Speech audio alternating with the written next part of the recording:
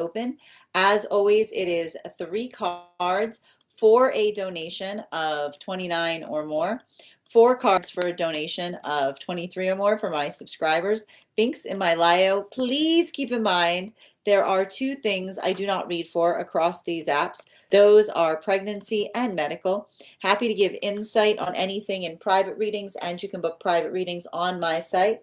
We're also doing 2 giveaways today. Our first reading giveaway is going to be a reading giveaway when we get to 50K likes, so make sure you're tapping that screen.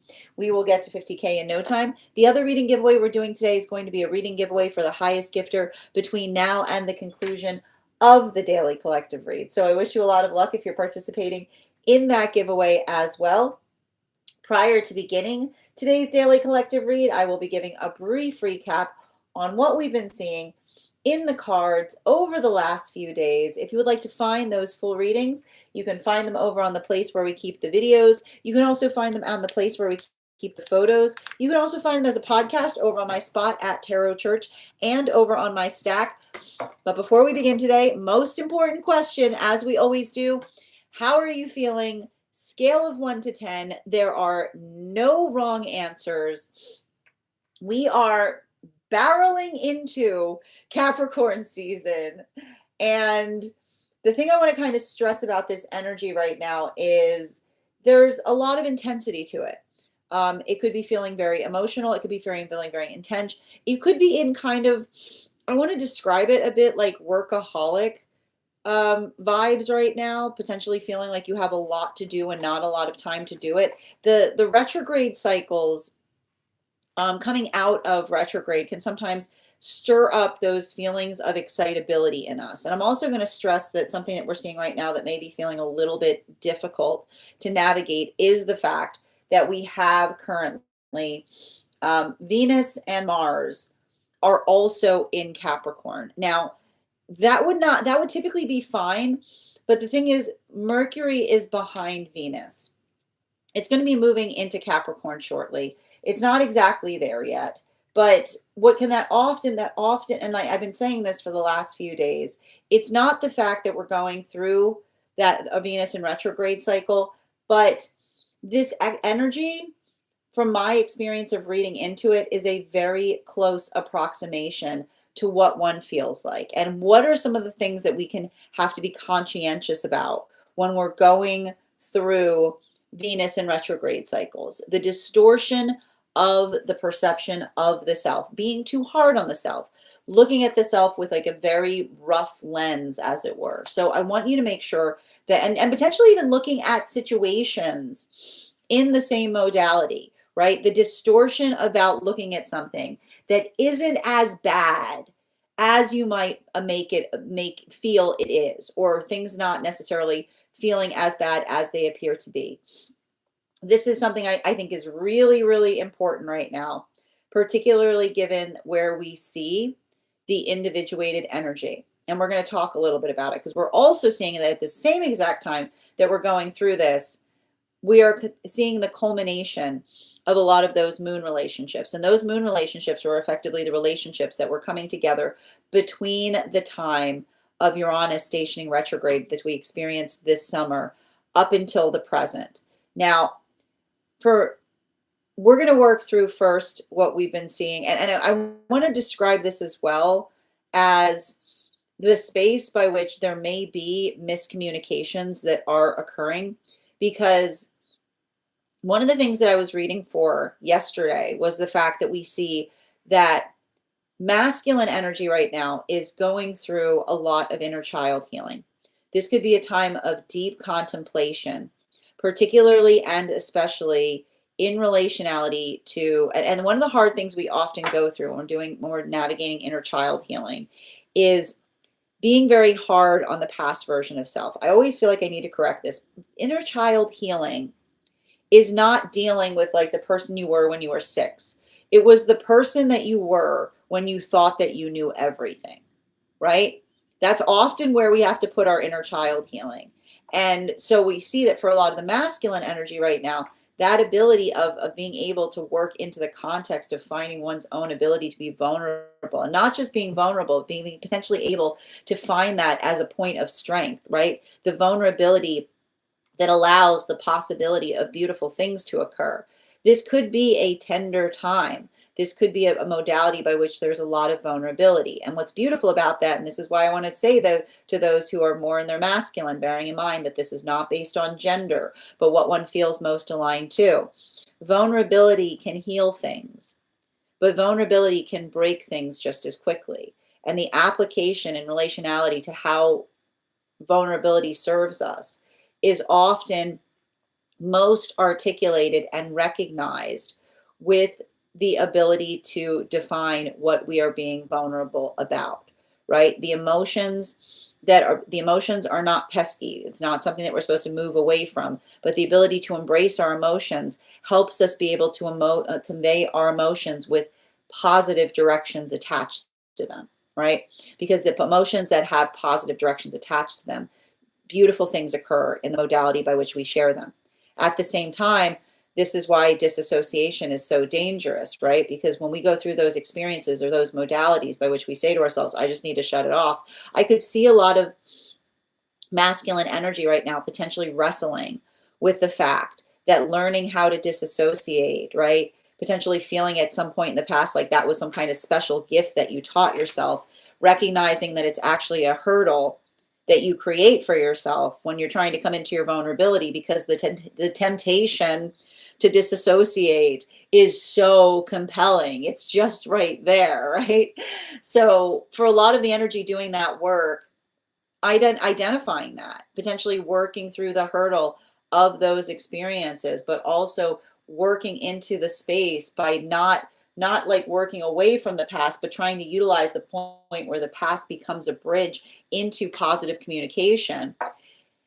It's giving a lot of tenderness, but tenderness that leads to something energetically better. Now, moving towards feminine energy, again, bearing in mind this is not based on gender, but what one feels most aligned to. The reason I was articulating that there may be communication issues that are happening right now is masculine is very much in that Jupiter in retrograde energy. Feminine seems more to be in Uranus in retrograde. And that is working into the context of being able to facilitate and recognize the changes within the self, right? The beauty of existing is the fact that we're perpetually changing. And the space by which we feel energetically sentimental is often fortified by how comfortable we are with the changes that we're currently experiencing. And so I see that for a lot of the feminine energy, that's a lot of the frustration that we see that they are potentially working through, trying to shed the illusion of comparison. It's a continuation of the lesson that understands that one of the worst things we can ever come into in the space of our own sense of the self is comparing ourselves to others. Because when you're too busy comparing yourself to others, you aren't in the business of finding your exquisite, right? It's the observation of working into that context that can sometimes create those feelings of energetic frustration within the self. I would also not be surprised right now if there's feminine energy that's feeling the weight of others' projections, right? Like working through those experiences or those modalities by which another person navigates the fact that they're energetically disappointed at us, right? But when we're moving into the path work, when one is moving into the path work of the self, one strives to disappoint in the best way possible, right? It's the observation of not just feeling the weight of comparison in relationality to another's emotions, but being able to energetically or assess or identify why one is experiencing disappointment. And so we see that for a lot of the energy doing that work, there's potentially frustration there. There's potentially anger that may even come up at times, but I keep on hearing the frustration or anger that comes through is the modality of effectively being able to move that frustration into something that feels like it's energetically transformative, right? It's like it's the frustration that fortifies because it allows for the context of transformation. So I feel like a lot of the energy working into that, we see that this is more of the continuation of the feminine being very much in a pragmatic state right now. And there's something important about that space that we see, right?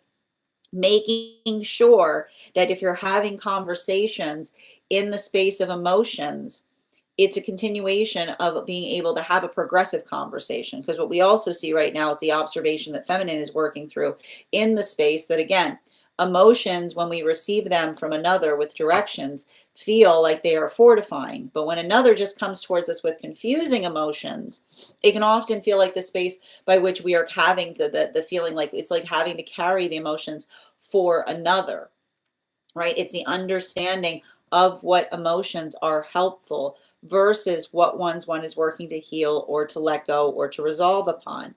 Now, this brings us to non-binary energy. And one of the things that we were seeing that was coming through in a big way in yesterday's reading, and you can find that full reading over on the place where we keep the videos and photos and over on my stack, is, the observation.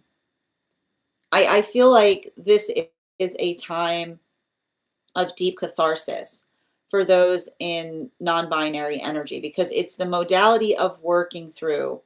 I feel like a lot of this energy is in the modality by which they aspire to build healthy connection, but they're also working through the path work that they often have felt in the past, that those who have not done their shadow work effectively often come towards them with the articulation that they want to build into a manifestation goal. And all they experience in the context of the relationship is another person taking their shadow work out upon another, right? This is often what happens. And this is why it's important. Like, we identify the fact that one of the greatest gifts that we can bring to relationship is the observation of knowing the self, because the observation of energetically knowing the self allows for the context by which those around the self feel safe, seen, and protected.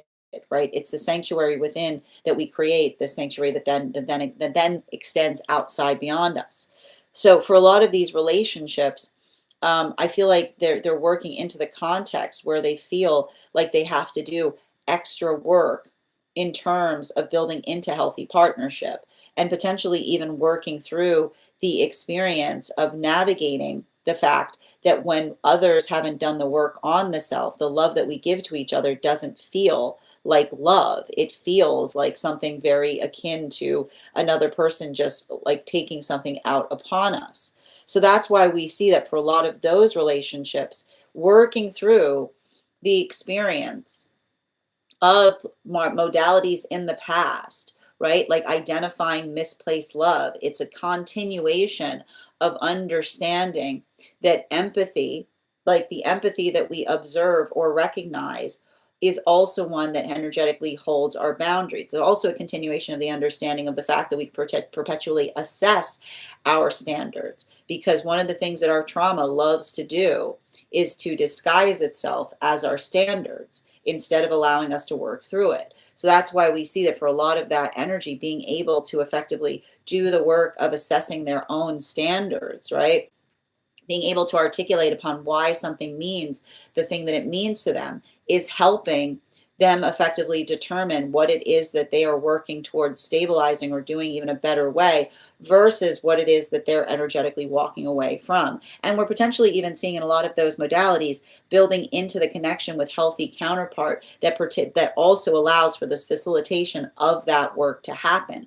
But it's not easy. I feel like there's a lot, one of the things that we're seeing right now is there's a lot of granularity that is coming through, but that granularity is a result of the culmination of a lot of these a lot of these moon relationships, because you'll recall that these moon relationships have been coming together between the time of Uranus stationing retrograde over the fall up until the present. It's the refinement, basically, it's the refinement of what's not working that allows for something to become energetically exceptional. So we see that there's a lot of that work that's happening here. But this is just a reminder, if you're feeling a lot of this weight right now, make sure that you're moving it into spaces or places that feel like they are most productive. Don't this is not the time, it's not the energetic time. If you're going to leave, if you're going to have an emotional conversation, make sure that you've done the work to understand the direction that you want those emotions to guide you towards. Now that is where we find all of the energy prior to beginning today's daily collective read. But if you'd like to find that full reading, you can find it over on the place where we keep the videos. You can also find it over on the place where we keep the photos. You can also find it as a podcast over on my spot at Tarot Church and over on my Stack.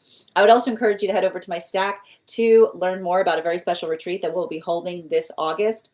I'd like to invite you to journey with me to the location by which the tarot was first discovered. We'll be sharpening our tarot skills while understanding the locationality and the significance of the culture that allowed the tarot to be able to grow and thrive.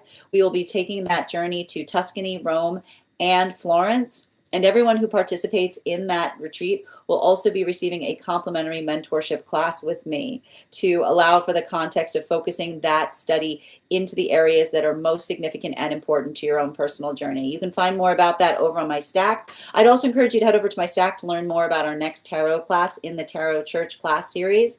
We will be continuing our studies into the tarot with a focus on the World card, the final card in the major arcana. If you'd like to learn more about that class, you can also head over to my Stack. Your monthly subscription to my Stack is your ticket of entry into our live classes each and every month.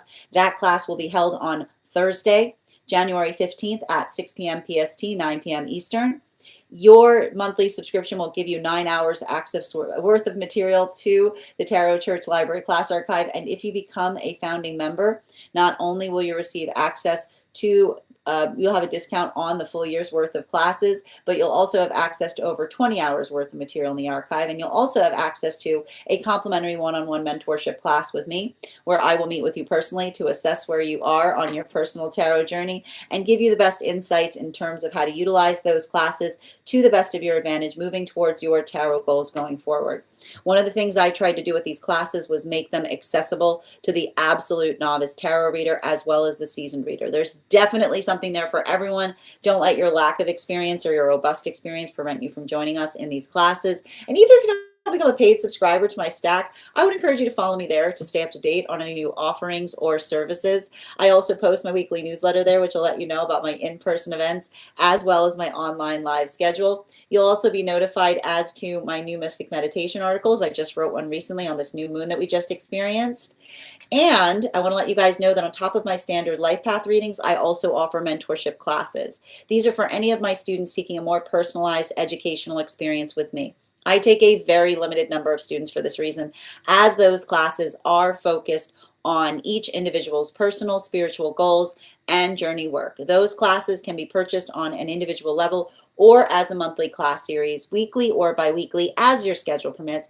Also, for my students seeking more consistent weekly tarot support, I'm very happy to offer weekly tarot insight packages. That is a package of 4 30-minute readings, again, weekly or bi-weekly, as your schedule permits, so that you can stay more consistent on your personal journey. And I'm also very happy to offer dream interpretation readings, which you can purchase per dream or as a series. If you purchase the series, I would encourage you to start to keep a dream journal, as we will meet weekly or bi-weekly with that journal and utilize the tarot to understand the key themes and messages coming towards you on the dream space.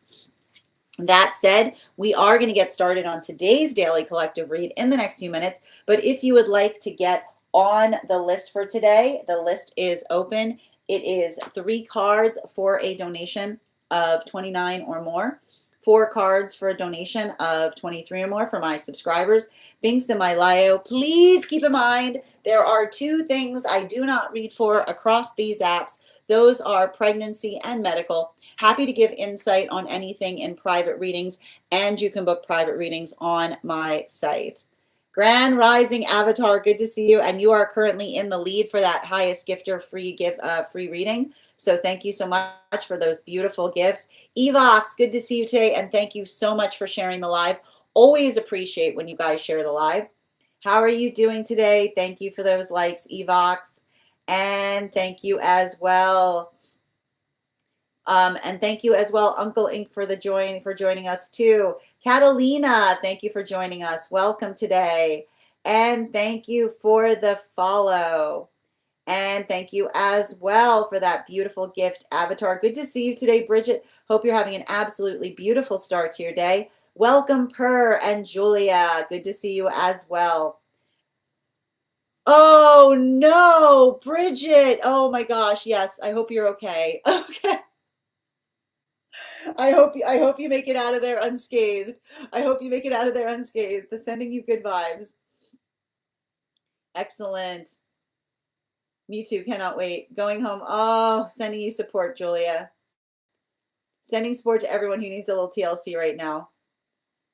Oh my goodness. Good Lord. I just see them right through. Sending you so much support, dear. How are you doing today, sweet? The list right now, if you'd like to get on the list, it's a great time to get on the list. You'll be the first person read for. Thank you for the help, Per. I appreciate you. Excellent. One moment, please. Oh, I know. And thank you guys for supporting each other. Thank you guys for supporting each other in the comments. Per, I've got you. You know, this is what we talk about with the difficulty of the holidays, you know? And I like to point out, you know, one of the things that we often recognize that we see during these cycles is the observation of how much we ourselves have changed. So if you've been going through these periods right now, like this, remember what I said? Remember when I was articulating on the recap? We see a lot of the feminine energy working through that Uranus and Taurus cycle, right? It's not the fact that it's like, what is Uranus retrograding in Taurus, right? It's the observation, right? Sometimes it's the observation of looking at something and saying, what's changed? And realizing the self has been the one that's changed, right? It's the observation of the positive changes within the self that sometimes create the ability to see things with more clarity. It's hard, right? So if you're experiencing that, make sure that you're holding yourself in a space of catharsis. Thank you so much, Sweet and Sassy, for letting me know. Make sure, this is just a reminder, if you send a donation, please don't put the full name of the location where you sent it. The apps are very jealous. They are jealous apps. They don't like to hear the name of other apps. We always just put the initial. But thank you so much for confirming, dear. Speaking of which, the list is open today. If you would like to get on it, you will be the third person read for right now. 3 cards for a donation of $29 or more. 4 cards for a donation of $23 or more for my subscribers, being semi-lio. Please keep in mind there are 2 things I don't read for across these apps, pregnancy and medical. Happy to give insight on anything in private readings, and you can book private readings on my site. The list we have right now, Per, I've got you first. You'll also have an additional card in your reading. Thank you for being the first one on the list. And I've got you, Sweet. You are after Per. We're also doing a giveaway today. When we get to 50K likes, we will be gifting a reading back to the collective. We're already at 7.4K likes, friends, so make sure you're tapping that screen. We will get to 50K in no time. The other giveaway we're doing right now is a reading giveaway for the highest gifter. Avatar, you are currently in the highest running for that with 702, so sending you support on that as well. And before we get started on today's daily collective read, why don't we warm up those intuition muscles with an intuition check? I've got the animal spirit guide cards here. We're going to count back from 10, and when we get to 1, I will reveal the card. 10, 9, 8, 7, 6, 5, 4, 3, 2, 1. The cat. Thank you guys for participating. We'll do that again after the next reading. Also, if you are on the hold list and would like to be added back to the list, all you need to do right now is also just let me know the date that you were put on hold, and I'll be happy to add you to the list as well. Oh, the one time you didn't guess the cat. No problem, Selena. It happens. It happens all the time. No problem. Good to see you, dear. Hope you're having a beautiful start to your day. Excellent. And thank you, Favorite, for the follow. Grand Rising Evox. Good to see you today. Selena, I was planning to go out during New Year's, but so many people are saying not to. Yeah, the thing with the thing with New Year's is, I got to tell you, like, the reason we're seeing this right now is there's a lot of it's Jupiter. Like, we can expect this with Jupiter in Cancer in retrograde, like, it's very, I like to just, it's very cozy energy, right? Like, Jupiter in Cancer, Uranus in Taurus is like staycation vibes, I'm not saying that's why they all got it, but they didn't. But the shoe fits. Oh no. Oh dear. Sending you so much support, Bridget. You're welcome. Hi, Avatar. Good to see you. I love how you start the day with a giggle. Welcome. Oh my gosh, exactly. All right, friends, as I mentioned, we are going to get started on today's daily collective read. If you would like to get on the list right now, it's a great time to get on the list. You'll be the third person read for. Ooh, how are you doing, user 183? Oh, I'm honored. You're calling me an auntie. I'll take it. Why do you not align with Cancer traits? I mean, I need more information. You can't ask a question like, do you have Cancer traits? Or you're saying they have a hard time matching the alignment points that you often see with Cancer energy? Is that what we're effectively seeing? You gotta give me more information. It's a very, very ambiguous way we put that. I will say that they don't like align. Are you a Cancer is what I'm asking. Are you saying that you're having why you have a hard time with those with Cancerian placements? I mean, there are certain signs that have hard time with Cancerian placements. Interestingly, you know, I'll tell you right now, Sag and Cancer, those with Sag placements and Cancer can sometimes have a lot of issues because there's actually very similar tendencies. I said what I said. I said what I said. And for those, and for those with Aries placements too, Scorpio and Cancer can be, when it's good, it's very, very good. But when it's bad, it's terrifying. It's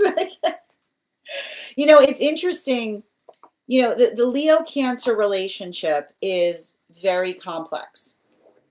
Leo Cancer relationship can be very, very complex. Leo Cancer relationship can often have the same challenges as a Leo Taurus relationship, because it has to do with the gravitational force by which energy is attracted to Leo energy.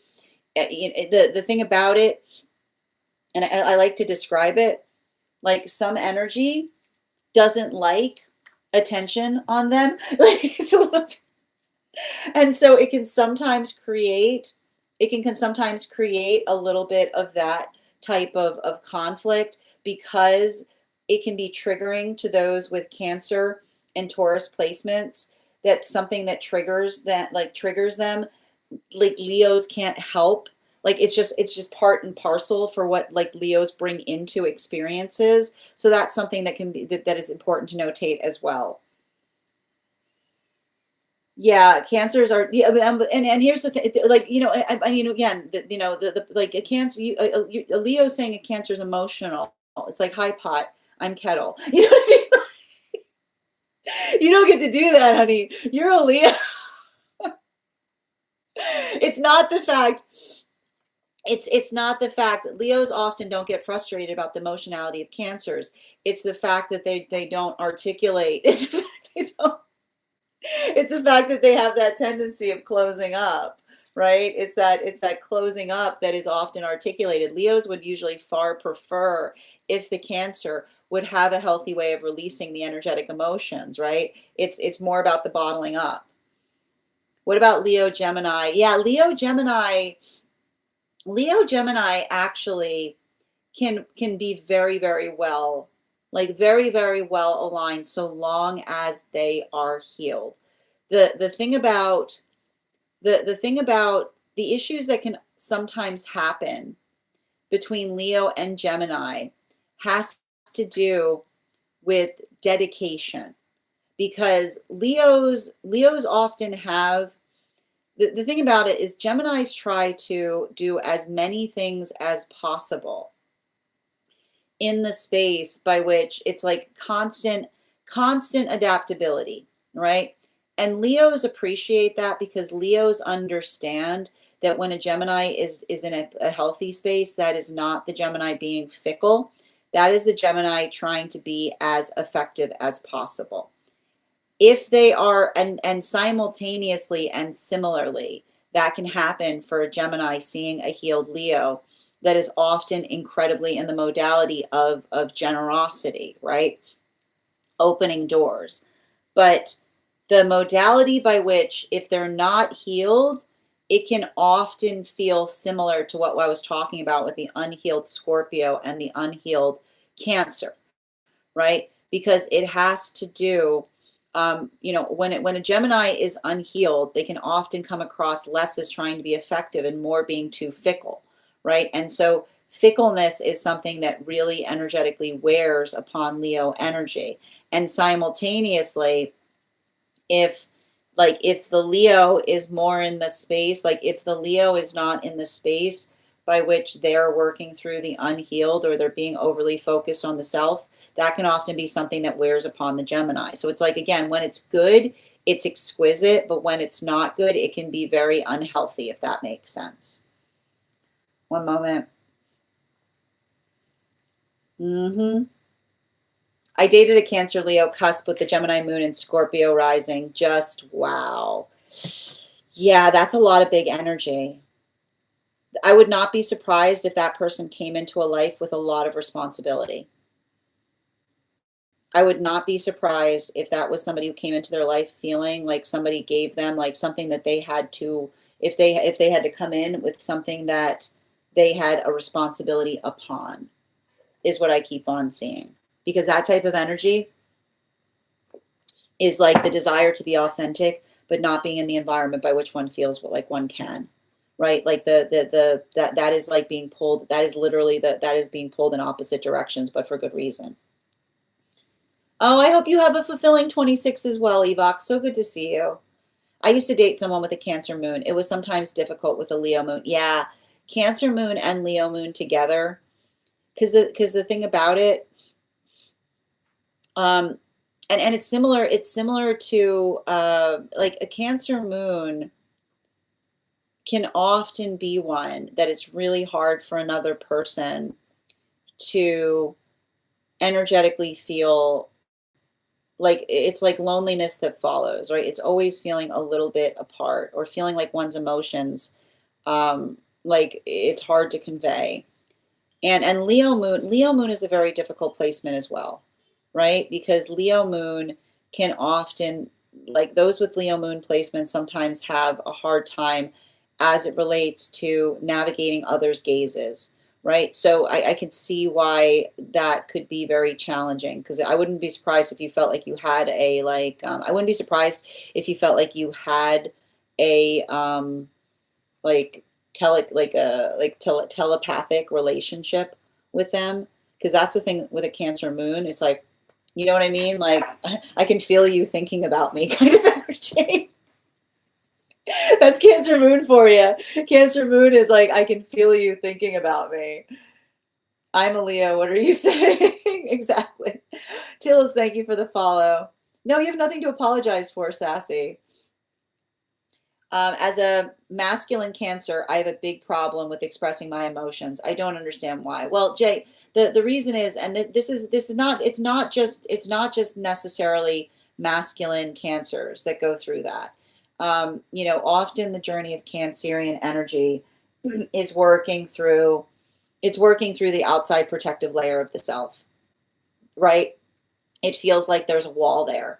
It's like literally hard to talk, like Cancers understand it. Like a lot of the burden that Cancers often experience is there. Like when I say these words, if they trigger you, you're probably a Cancer. There were a lot of things running through my head that at that moment. And I'll always hold myself, heavy because I didn't say them, right? Like the modality or the experience by which we've got so many things, but like the anxiety and relationality to being able to convey them. This is something that Cancers come here to work upon. Also not shutting down, right? Like Cancers, like not shutting down when you feel vulnerable, because that's the thing. Like that's why we utilize the symbol of the crab to represent Cancerian energy, right? It's the fact that it's hard to be vulnerable, but we build ourselves in such a way that our ego carries the shape of our vulnerability, not feeling like not feeling like it's a wall, but something that is very akin to what we feel within. Selena, the healing part is exactly what I'm dealing with right now, sending you support on that journey. Interesting, great point. Evox, hold on a moment. What do we got here? Cap Sun, Pisces Moon, Sag Rising. Oh, you're very efficient. You're conflicted, but you're really good at getting things done in the midst of conflict. You know, I think it's interesting. Like the thing is, you say you're conflicted, but nobody else around you would ever have an inkling of it. Like Cap Sun, Pisces Moon, Sag Rising is learning, like is potentially working on finding ways to convey the emotions in a way that feel like they're energetically practical, not feeling like you have to energetically bottle them up. Yep, they did a lot. Thank you for confirming what I was seeing there, Avatar. Jay, I'm a Cancer married to a Virgo. We operate totally different. Oh, you will. Yeah. But here's the thing. Cancers and Virgos, they get each other. You know? Like as long as they're like especially as it relates to like living together, because I love it because like Cancer and Virgos are like just don't touch my stuff and everything will be fine. Like you know what I mean? Like Cancers and Virgos are like, just don't touch my stuff. No, don't touch it. No, I'll know if you did. Like, just don't touch my stuff. So I feel like they're like that's often what we see in the modality of that type of energy, right? The observation or the understanding, like there's a refinement point between Cancers and Virgos that you can be very harmonic in relationality to cohabitation. In terms of what you like to do with your free time, like that can sometimes be a different story, right? Because it could like Virgos and Cancers can often it's like having to find time to build connection with each other, right? It's very easy for you both to go into hermit mode. I was with a Cancer moon, very confused about how they felt. Yeah, that's the thing about it. I mean, a lot of Cancer moons can sometimes feel confused about how they feel, right? Like it's like, Cancer moon is like, it's a well in there. You know what I mean? Like it keeps going. The energy's like, I don't know how deep it goes. There's been times I'm afraid. I don't like, it's like, I don't know. I'm a little bit afraid to find out. You know what I mean? Like Cancer, like Cancer moons, when Cancer moons go, I don't go there. When Cancer moon says, I don't go there, like you listen, like much like a Scorpio, when a Scorpio says, stop talking about, I can't talk about it right now. You leave it be. And when a Cancer goes, I'm not ready to like deal, like they're like, it's deep, right? Like Cancers aren't kidding. Like there's a lot of I would argue like, like a Pisces, like a Pisces to a Cancer moon, like Cancer moon is like that's the thing about it. It's like it's a lot of like working through the intensity of the emotions and the ability that the deeper you go, the more there are in them. You know, how do you figure out your moons? You have to know you need to know the place you're born. You have to know the time you're born, and you have to know the day you're born. So that's usually I can pull your big three. Yunzio, I'm happy to read for you on that. If you'd like to get on the list, list is open. Speaking of which, if you get on the list right now, you'll be the third person read for. When I sleep next to people, I cause them to dream a lot and sometimes we'll hop into their dreams. Oh, you're a dream walker. I've known someone like that. It's I've known some. I know. Yeah. Cancer moon. I told you. Telepathic connection. Yeah. You can't help it. You can't help it. It's always wild when it happens. Got a dream walker on our hands. Yeah. Look up astrology chart. Absolutely. Thanks, Evox. Hold on a minute. Yeah. No, I've slept next to someone and we had the same dream. It was wild. I wouldn't be surprised if they were a Cancer moon. Yep. Hold on a minute. Just reading over. Oh, I got a new, do I sound okay? I got a new mic cover. You guys let me know if I sound okay. I was going to ask. He's a Gemini. I'm a Libra. Yes. Gemini. Here's the thing. Geminis and Libras, again, it's similar. There is a lot of harmony between those two signs, so long as you're doing the work of having empathy for each other. Libras, the only thing about it, Libras are incredibly empathetic.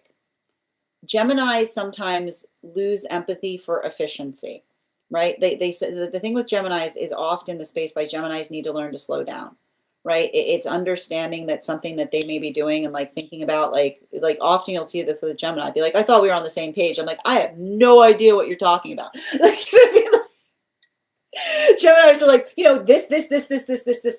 It's very clear. It's just like that. And so I'm being like, I need you to take everything you just said and say it 10 times slower, like I'm not in your brain. Like, you know what I mean? Like, there's often, that's a hard part with Geminis, is something that is obvious to a Gemini.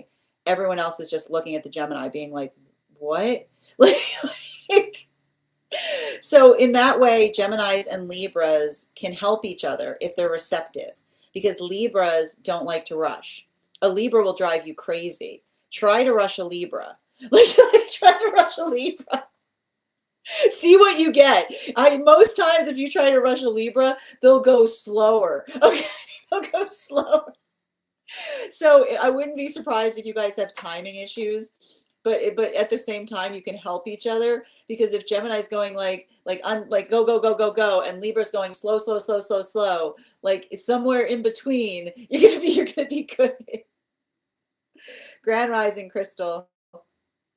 Yeah, now we've started the Astro. We'll never reach a collective. This is what happens, but I like talking about it. We'll get there. Is it just me, or do Cancers change their mind like every other day? No, it's just because they're different people. They shed a lot. It's a Cancer. Who am I today? It can do. There's a lot of shedding that often happens in Cancerian journeys. Reinvention, right? And it can be an issue, right? There can be issues with Cancerians that cycle through egoic journeys too quickly, right? Like the modality, like what do we talk about? Like the observation of the ego that matches the internal space. So it's not all Cancers are like that. They typically, as they get older, they recognize their own tendency of being too, like sometimes being too much through that. But sometimes the Cancerian, like there are some Cancerians that I call it like it's a shedding issue, right? They shed their shells too much. So the modality by which they come to know the self, that's why it's so important for a Cancer to go through the journey of understanding the self, because that way when the Cancerian understands themselves and they shed, it's more of the same, right? It's just, it's like, it just gets better. You know, it's like a Cancer will have like two of the same color of something and be like, that's the same thing. Be like, no, this is that, right? Like they're very good. And like you'll see this, like Cancerians as they get older, they'll have a lot of the same thing, but it'll be very different. They'll see complete differences in like something that they have and be like, no, those are the same, being like, they are not the same, right? Like they understand the niche. Like they get into the niche of exquisiteness, you know? Yeah, it might be a mess, but I know. No problem. It's not, but it's not a mess, right? It often, things that we feel are a mess don't look like a mess to others, right? Like that's what's sometimes difficult there. To help those that want help and to be hands off with those that don't, right? That is difficult to learn. He's a Gemini, I'm a Libra. Yep. So I hope that helps clarify you in what I said. I feel like Cancers are the nicest, but more prone to depression. No, they are. Right? Like it Cancerians, and that's the hard part. Like when a Cancerian is upset, they don't make it their business to really reach out to others, right? That's what's hard with like going into their shell. Scorpios have the same issue, right? Right. Often those modalities by which, it's a lot of that journey of going into something, right? Retreating. So that's something that Cancerians also kind of have to work through. Yep. One moment. Hold on, just reading back up. I lost my spot. Hi, Deb. How you doing today? One moment. Oh, I do. It sounds good. Oh, good. I'm glad, because I have to. You want to see why I had to switch my mic? Do you want to see my little? You want to know my psycho cat? Do you want to see what Strega's been doing? Do you want to see what Strega's been doing to my mic? I've been hiding this from you because Strega needs help. Look what she did. Look what she did. Look what she did. Look what she's been doing to my microphone. Okay. I love her. Hold on a minute. I feel like, yeah, you do. Okay, thank you. I appreciate that, Nikki. Thank you, Evox. Yeah, Dreamwalker, thank you for adding some clarity to that. Yeah, I've seen it. I told you Cancer moons, right? Like dream space, very, very deep connection to it. And I wouldn't be surprised if you find that ability to potentially move into other dream spaces with ease, or people telling you they dream about you a lot. My ex had a Cancer moon and was often in my dreams. I don't think you should be concerned. A lot of Cancers can't help it, right? It's not intentional. It's not intentional, but they're a Cancer moon. They're just deeply connected. It's like, I told you, they don't know what's back there is often what happens, you know? Can you teach my triple Libra mother to be more empathetic, please? No, the problem is they're too empathetic. They have to understand that their empathy needs to be met with standards. It's not about pleasing everybody, right? That's the issue you probably have with that person. I just want everyone to be happy. You can't. Not everybody, like often those with heavy Libra placements understand sometimes it's not about making everybody happy, because when you please, you condone, right? What you please, you condone. So if someone's being ridiculous and you're working to make them happy, you're condoning their ridiculous, right? It's not the fact that they don't have empathy. Trust me, Libras have empathy to a fault. It's working towards the understanding of what it means to have empathy, but also hold boundaries in relationality to having empathy. But you can empathize with someone and they can still be wrong, right? You can have a complete understanding of the pain that another person is in and be like, that is pain that they need to fix within themselves, not outside the self. That's what's often hard about it. Yeah. Like Leos and Libras, like empathy is never the issue.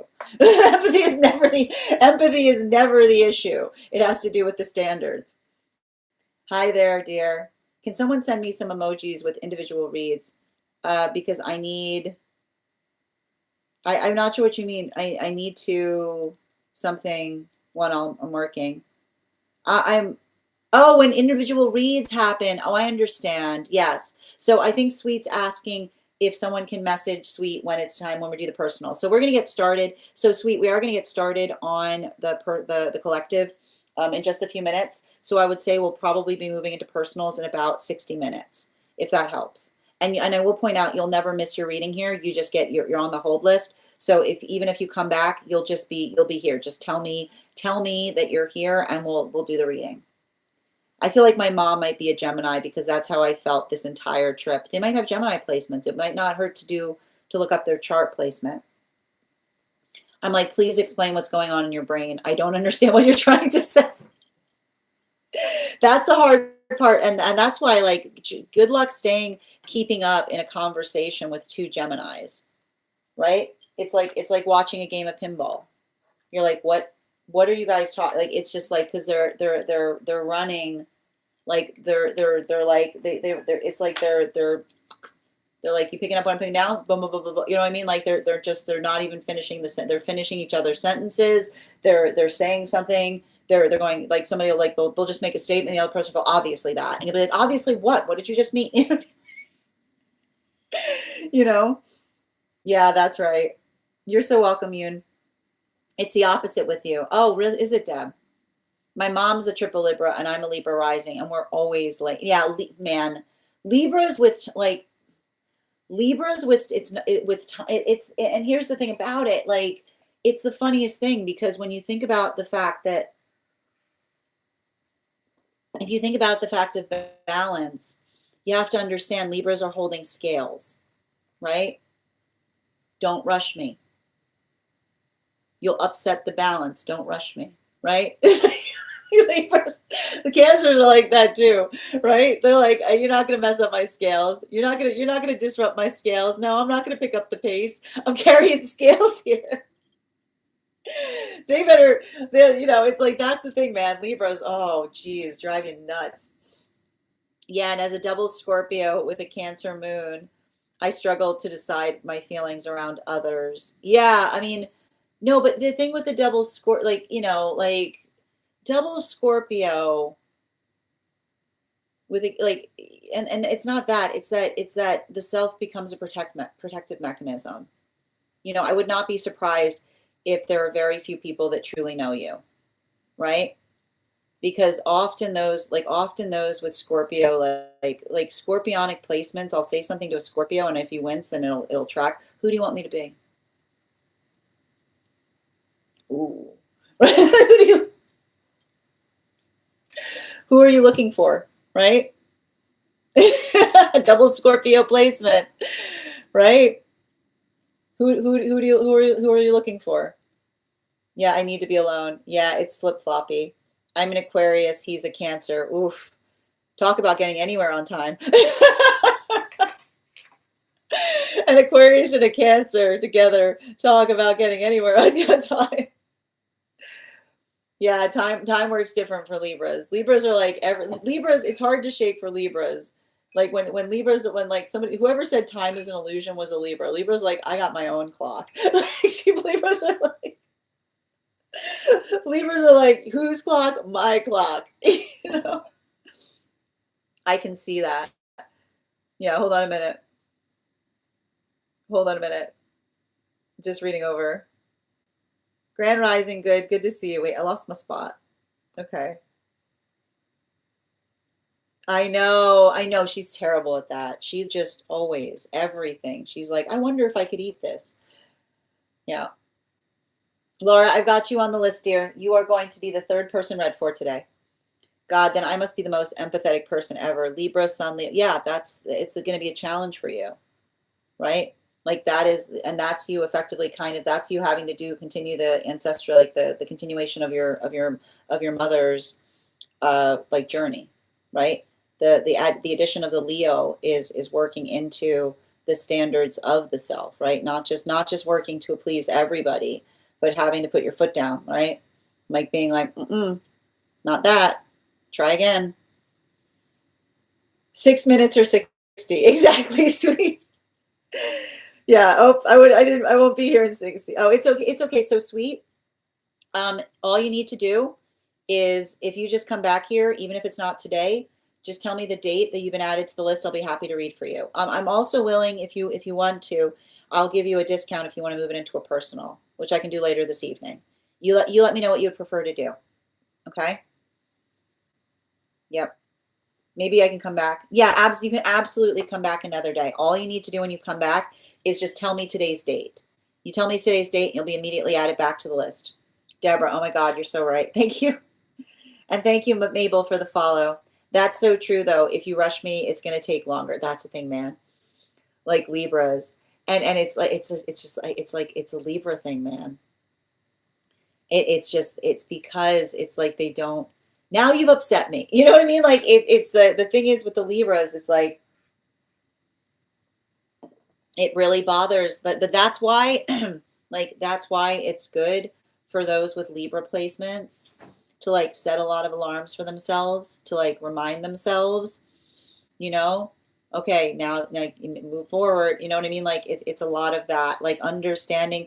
I keep on hearing like the way you help a Libra with that is you explain to them that leaving is a journey of multiple arrivals, right? Like the way you leave is that you pace your arrival into things, and that allows you to be able to leave with more expediency. Now I do this, like these are all the steps that I need to do to leave, right? Not feeling rushed in the process of taking those steps. Yep, because then you'll mess up. Exactly. Yeah, my mom and sister are Libras and will lay everywhere. Yeah, that's the way. If you want to fix this as a Libra, right? You understand that leaving is a journey of arrivals. It'll change everything. Okay. Now we do this. This is the ritual of leaving, right? This is how you get the Libra to get more on time. You make it an energetic. This is the ritual of leaving. We do this, and then we do this, and then we do this, and then we do this. I'm telling you. Okay. You're welcome. You're welcome. Yep. Absolutely. Hold on a moment. Never on time. No, it's impossible. Yeah. I'm cracking up. Thank you, Avatar. Grand Rising, rise up. Good to see you. Okay, and thank you again. Yes. Yeah, you got a clock. That's interesting. Exactly. My mom's a Libra and is a stickler for time. It's, but here's the thing about it. Often those, if Libras become sticklers for it, it's potentially because they've had wounds around it, right? Often when we almost like a complex about it. Yeah, that can also happen with the Libras. Yep. You're welcome. Hi there, Rise Up. I'm cracking up. Yep. Yeah, you see, there you go. That's a very Libra thing, being a stickler for time because it's a challenge, right? Like being a stickler for something often articulates the fact that you have a complex around it. Yeah. And that's why they're uptight about it. No problem, dear. Yep, never on time. Virgo, Libra. Yeah, Virgo, Libra cusp, though, it's easier because here's the thing, the Virgo looks at that's the thing. Virgos and Libras have a hard time with that because Virgos don't like being late to things. Like Virgos are mortified by being late to things.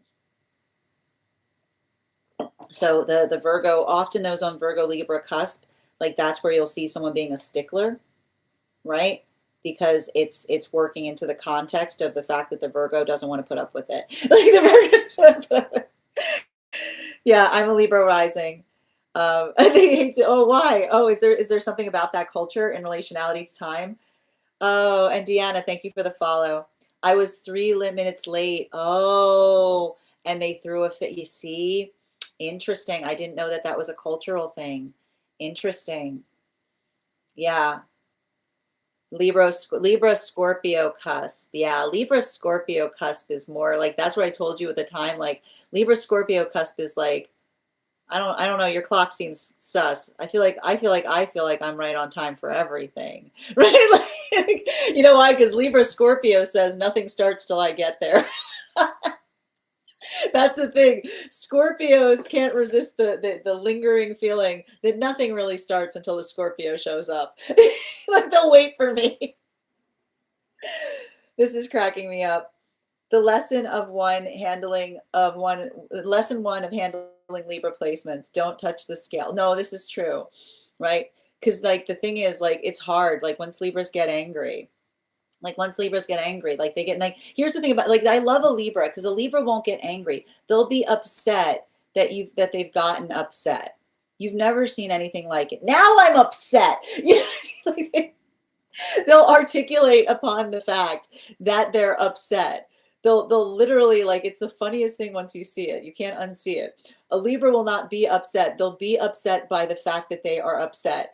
Right? And you're like, oh, now I'm upset. It's gonna take me so much time to get back into my vibe. Like that's often what happens. I was perfectly fine, and now you've gone ahead and ruined my vibe. I'm really upset now because you've upset me by upsetting me. Like it's so funny. Like it's hard not to hold. You're very right. 1 minute. Yeah, the multiple alarms. It's not a bad idea. Makes sense now. 11:11. Yes, I used to never be on time. That's how my son is. He's a Libra. I definitely have trauma around being on time. Family was always late. Oh, that is frustrating. Yeah, it's rude. No, I'm the same way. I think I want to do a reading on being a dream walker. I'm always something. Oh, I'd be happy to do it. So, Julia. Yeah, where'd your clock come from? Exactly. That's Libra. That's Libra Scorpio cusp. Whose clock is that? It's not mine. Where'd you get that thing? Yeah, how you doing, Rise Up? Oh my God, you're so right. That's so my mom. Now you've upset. Yeah, exactly. Once you see it, you can't unsee it. Libras will go, like, now I'm upset. Nobody says now I'm upset like a Libra because they're like, like maybe Taurus sometimes will do that too, right? Because they'll be like, because the thing with Taurus is like, and Taurus and Libra are similar like this, which is like, it's hard for Tauruses to get comfortable, and once they get cozy, like God help, like once you get cozy, like God, like help God save anything or anyone that tries to move the Taurus out of their comfort zone. You know how long it took me to get comfortable? All right, my friends, we are going to get started.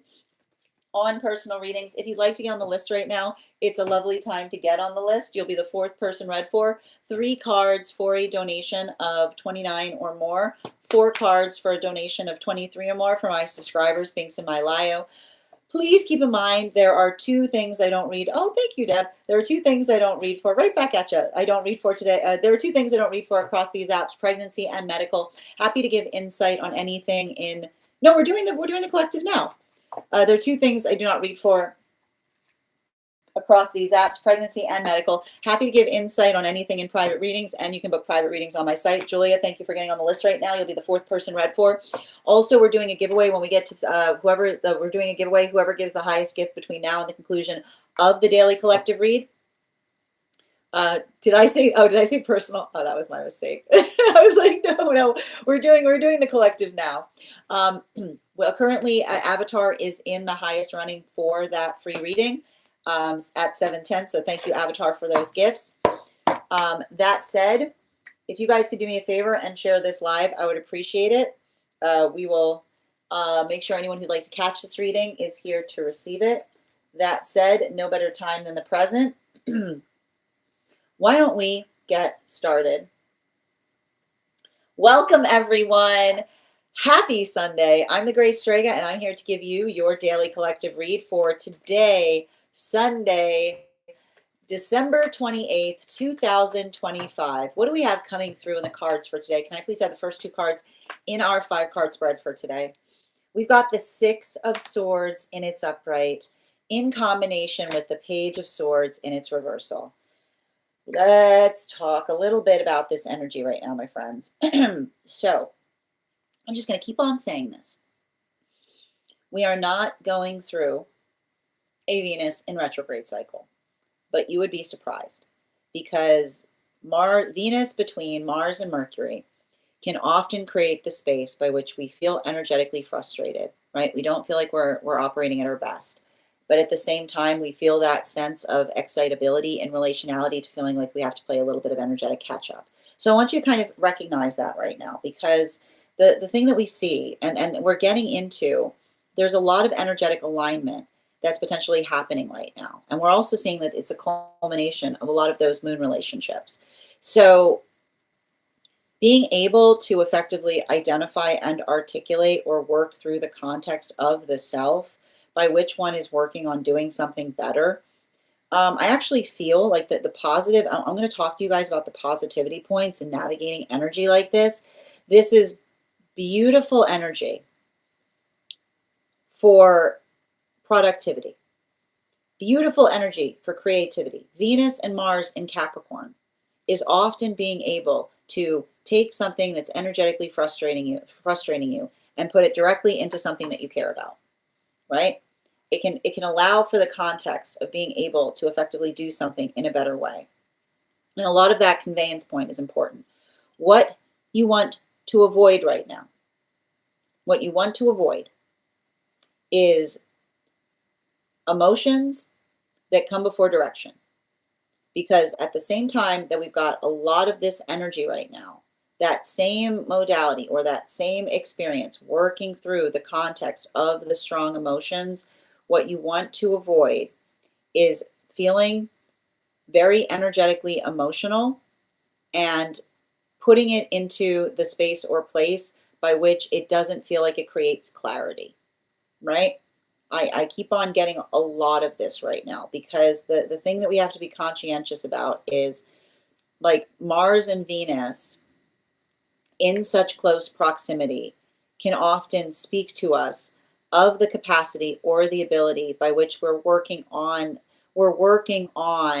how we energetically feel about things. And what I keep on getting in relationality to a lot of this work is a further continuation in the conversation, in being able to effectively have healthy direction towards things. We're also seeing that this is the culmination of a lot of those moon relationships. And for a lot of those moon relationships, and I'm going to kind of go through it because I've been seeing that there's been a bit of energetic splitting that's happening. For energy in solitude right now, the moon lessons often speak to us upon the beauty of energetically refining upon something, right? The work that we do to energetically refine upon things is often something that takes a lot of time, right? Refinement takes time. And the ability by which we are patient with ourselves allow us the ability to effectively do something better, right? It allows us the context of being able to work through something. And what we see in a lot of these relationships that have been coming together during this period is working into the context of that refinement. That these are relationships, and I just want to show you, these are relationships, right? That, and again, what we said, these started around September, October, November. Like, yeah, this has almost been like 5 months of relationship. It hasn't been easy. There's been hurdles, right? There's potentially been a lot of external hurdles, like ridiculous situations, things that feel like they energetically vex the self. But the observation, like this is the gift of these relationships. They don't internalize external problems. They don't externalize external problems. They observe and recognize what it is that they're working upon doing in a better way, right? They're observing and working towards that. And that ability of effectively working towards those capacities or working through those modalities, it's it's not perfect, but it's never perfect when we're energetically refining. Because when we're working towards that point of refinement, that ability of doing so allows for, I keep wondering, it allows for beautiful things to occur. Now, for a lot of these relationships, I either see relationships that are moving into deeper partnership, and the conversation that they're having in those modalities or in those experiences are specifically driven towards the difference. Like I keep wondering, the difference between something that is energetically impossible versus something that is energetically possible over time, right? The observation and being able to work through something that allows one to be able to get energetically better at it. And there's a lot of that energy that we see here. And those modalities, I feel like the space by which they're building into connection is the experience by which they appreciate the patience that they have for one another, right? It's literally, these are relationships that are built upon and based upon mutual easement. Because when we're working to refine the self, we work into the context of feeling the ease by which we bring towards things. So for a lot of those relationships, I feel like there's a lot of that modality by which they're moving deeper into partnership with the amplification and relationality to how easy they make things for one another. Now, this brings us to those relationships. I do see that there are some separations that are occurring at this time. And I keep on getting this. It's a conversation in relationality to the time we need to work things through as it relates to relationship, right? Remember that we articulated that these moon relationships have been going through a lot of things, but they've been holding fast to each other as they navigate them, right? It's the space by which they feel that sense of energetic harmony through the rockiness of the experience that's surrounding them. It's easy to articulate the desire for a manifestation goal. Very different to be able to come into the fortitude by which one needs to arrive towards it. So that's why we see that for a lot of these relationships, those modalities or those experiences by way and by means of the fact of another, potentially, I keep on hearing the space by which there may have been some separations that occurred earlier in the fall. Somebody effectively, again, we can see this with Saturn and Pisces coming out of retrograde, someone coming back to a situation that they left at a point of conflict, articulating upon the fact that they're ready to navigate the feelings that required them to move away from it. It's the observation that feelings, the articulation of feelings don't repair things unless feelings have healthy directions attached to them. And in fact, often the modality by which we articulate that we're ready to talk about our feelings is sometimes is sometimes conducive to the observation of the fact that we effectively, like, it's working into the space by while another person's ruminating upon whether they want to articulate their feelings, everyone else is experiencing them, right? Everyone else is feeling them, right? It's like, it's the misambiguation that the ability to talk about the feelings allows something to be able to get done. But often the difference between working through feelings that feel like they're helpful versus emotions that feel like they overcomplicate is the space by which we're able to stay energetically consistent in relationality to how we feel about things. And that's why I see that there may be some energetic separations that are occurring here. And the difficulty point isn't the fact of someone coming back towards another with the amplification of the fact that they have feelings, but the observation of the fact that when we have feelings that we're ready to navigate, right? we don't need to take we don't need to take time to resolve them. Relationships are the places, are like relationships are the playground of the emotions, right? It's a space by which we allow for the context by which the emotions find that place to be able to reside. So we keep on seeing that for a lot of the energy right now, there could be the modality of, there is a modality here of coming into like healing, but the healing has to do with the energetic readiness that another person brings to a relationship and whether they like whether they're energetically ready for it. Now, this brings us to, and some of these relationships that I'm seeing right now are potentially going through both of those modalities at the same time, right? The observation of working through the emotions in the space by which they're building into a healthy relationship that feels like it's productive. It's not perfect, but it's working. That's the sound of something that is refining versus the difference between some, like the capacity of a relationship that isn't in a sustainable place because it requires another person to go away from it in order to facilitate staying within it, right? And that can often be conducive of understanding the pathwork of the resiliency that's needed in order to maintain a healthy relationship. Now, center card for today's spread, moving to the temperance relationships. And for our purposes, the temperance relationships were the relationships that were coming together between the time of Uranus stationing retrograde this fall up until the solstice period that we had this summer.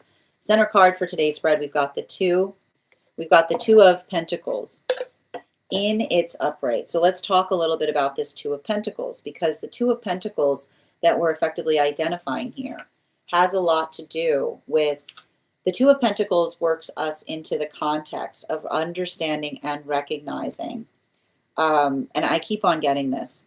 The beauty of those temperance relationships was everything is possible so long as the work is mutual. The ability to be energetically adaptable, but not just adaptable, to be able to recognize and identify what one is trying to work upon. The hard part about this energy right now is I keep on seeing that a lot of these temperance relationships are deep within. They're deep within these. They're deep within these. The space by which we find Venus is between Mars and Mercury right now, which is often the space by which it's not that we're going through a Venus in retrograde cycle, but it feels like one. Sometimes feeling the sense of being overly harsh or critical to the self. And what's effectively nice about those relationships is counterpart that acts as a clear mirror, being able to amplify or articulate upon something in a way that allows the observation of what can effectively become beautiful or better, right? And so that's a lot of the energy that is working in a reflective capacity by helping each other see the self with a deeper sense of clarity. It's the observation of effectively working through something, but in such a way that allows the energy to be able to keep perspective, even if they feel, right? Like even if they feel like they're going through an energetic funk, which can sometimes come through Venus being between those two planetary systems. Now, fourth and fifth card in our 5-card spread, moving towards those magician relationships. The magician relationships were effectively coming together between the solstice period up until the time of Mercury and Venus stationing direct behind Neptune, which is around March.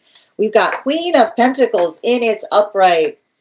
And King of Swords in its upright. Look at these energies. Nothing but business here. This is the energy going nothing but business. This is exactly what we can expect, because this is Mars. This is Mars and Venus in Capricorn, right? Mars and Venus in Capricorn is a conversation on what feels energetically productive. It's working into the context of feeling the energetic stabilization point of the self, right? And I feel like it's interesting because it's funny to see. It's funny to me to see the magician relationship standing on business, right? And why do we see those magician relationships that are standing on business? Because we saw that for a lot of those relationships, situations and circumstances that effectively articulate or define or work towards something in a capacity by which another person is able to articulate to another what feels energetically reasonable. I've got a lot of this energy here that works into the context of identifying and recognizing what feel like I just keep on hearing like completely logic based at this time, right? That's what's interesting about these magician relationships is they're observing and they're taking that analytical approach to things. But I keep on seeing it's the working through the understanding that not all two standards are alike, right? That somebody will often, like I just keep on seeing this with those magician relationships. Somebody will often articulate that we're not meeting their standards, but we can see the fact that their standards are trauma in disguise, right? And what does it look like? What does it look like when trauma is in disguise, right? What is a standard? What's trauma in disguise as a standard? Something that feels like it's energetically ridiculous and unreasonable and doesn't have any ground in I keep on hearing imaginary rules, right? Like that is a trauma. That is trauma in disguise. It's an imaginary rule that only feels like it energetically pleases the self. A standard is something that we can articulate the logic upon it, right? Something that is a true standard is something that one can speak around, right? You speak around the standard. It's the observation of being able to articulate on it. And so this is what we see. Like I feel like there's a lot of that energy that is working towards what feels productive. And I keep on hearing it's interesting because I feel like it's very welcoming energy, right? It's the energy that would delight in a conversation and the energy that can tell, like they can tell the fact that they're in a healthy space, because when we welcome healthy conversation, we know that we're like it's like the right. It's like the energy that like that, like I see that energy like working through that, and it feels stabilizing, like it feels empowering. But it also, like, I feel like there's a lot of resilience that we're also seeing in those modalities. Continuing to get clarification between our Six of Swords in its upright and our Page of Swords in its reversal. Can I get one card to clarify, please? King of Cups in its reversal, moving back into those moon relationships. What do we see? What do we see with those moon relationships? So, yeah, I feel like there's a lot of this energy right now. A lot of those relationships that are moving deeper, like moving deeper into partnership, and everything everything that we're energetically seeing there, like the one thing I'm recognizing or identifying in those modalities is, how do I describe this? There's something to be said in terms, like there's something to be said. This is a continuation of the lesson that we see in those relationships that have to do with healthy emotion, right? The healthy emotion that has direction, and the observation that our emotions, like the emotions that we feel, can often create the context by which we don't necessarily feel like the need to deal with them. But the ability to effectively work into the framework of the self, right? Our job is not to dissociate from our emotions. And actually, the ability to disassociate from emotions makes it harder to navigate emotions, right? Because the emotions don't go anywhere. right? What happens with the emotions that you don't deal with? They go into the unconscious, they run everything. So our own ability to effectively articulate or amplify or work through something in such a way that we're able to articulate to another upon how we feel about something. I just keep on seeing for a lot of those relationships, the the beauty of those moon relationships is there's like they've been going through all of these energetic frustrations. And even in the context by which they've been going through those frustrations, they're just getting better, is what I keep on hearing.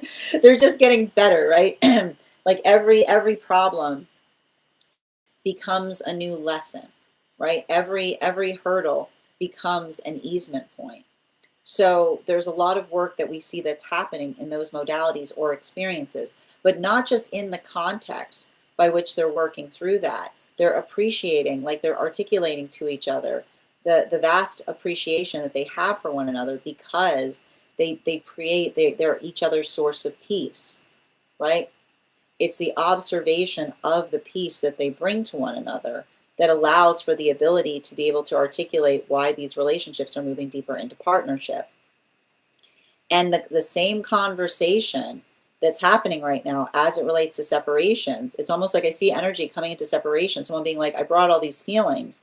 Another person being like, I know you brought feelings, but did you bring any peace? Right?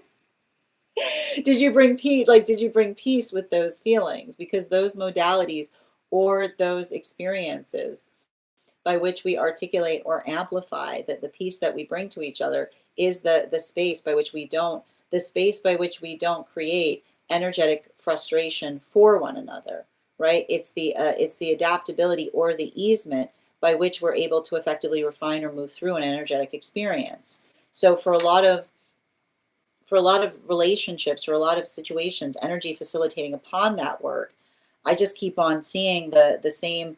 I keep on seeing like the same modality of experience there because it's the energy that effectively, like, even if there's those modalities by which there's energy moving into separation, there's conversations upon the what feels like. I keep on hearing the love that energetically feels like it nourishes because it's the work that we do within ourselves so that our love feels like peace to those who experience it from without. Now, continuing those temperance relationships, clarification between the Page of Swords in its reversal and the Two of Pentacles in its upright, we've got the King of Wands in its reversal. And so the King of Wands in its and I mean, it's upright. And it's interesting that I said reversal because the King of Wands that we see in its upright here is working through, like, the energy feels, I need to point this out, the energy feels right now like they're in a King of Wands in its reversal. It's the feeling of frustration that nothing is energetically happening, right? But this is often why I feel like the healthy counterpart connection is such that we give each other the gift of perspective, right? Because what are the counterparts saying? Like, I know you don't feel like anything is working, but you have to be energetically patient right now, right? It's a time of patience. We got Mercury behind Venus and Mars. So that observation of effectively feeling that point of frustration, but permitting and allowing the frustration to lead us into modalities or pathworks by which something becomes energetically resolved or healed. I just keep on seeing that for a lot of those relationships, like, the perspective that they're giving to each other is the energetic blessing that they're providing to one another. Continuing to get clarity between our Two of Pentacles in its upright and our Queen of Pentacles in its upright. One card to clarify. Clarification coming through with the Ace of Wands in its reversal. And I have to describe, like, the thing with the thing with an Ace of Wands, the thing with an Ace of Wands in its reversal has to do, and I like to point this out, I've been talking about this. Wands in any context are always positive, right? The modality or the experience by which we're able to articulate or define or refine upon something, but not just in the space by which we're able to refine upon it. This is a lot of energy right now. Like the magicians, like the ability, the ability to understand what is productive is often amplified and articulated upon pathwork of purpose.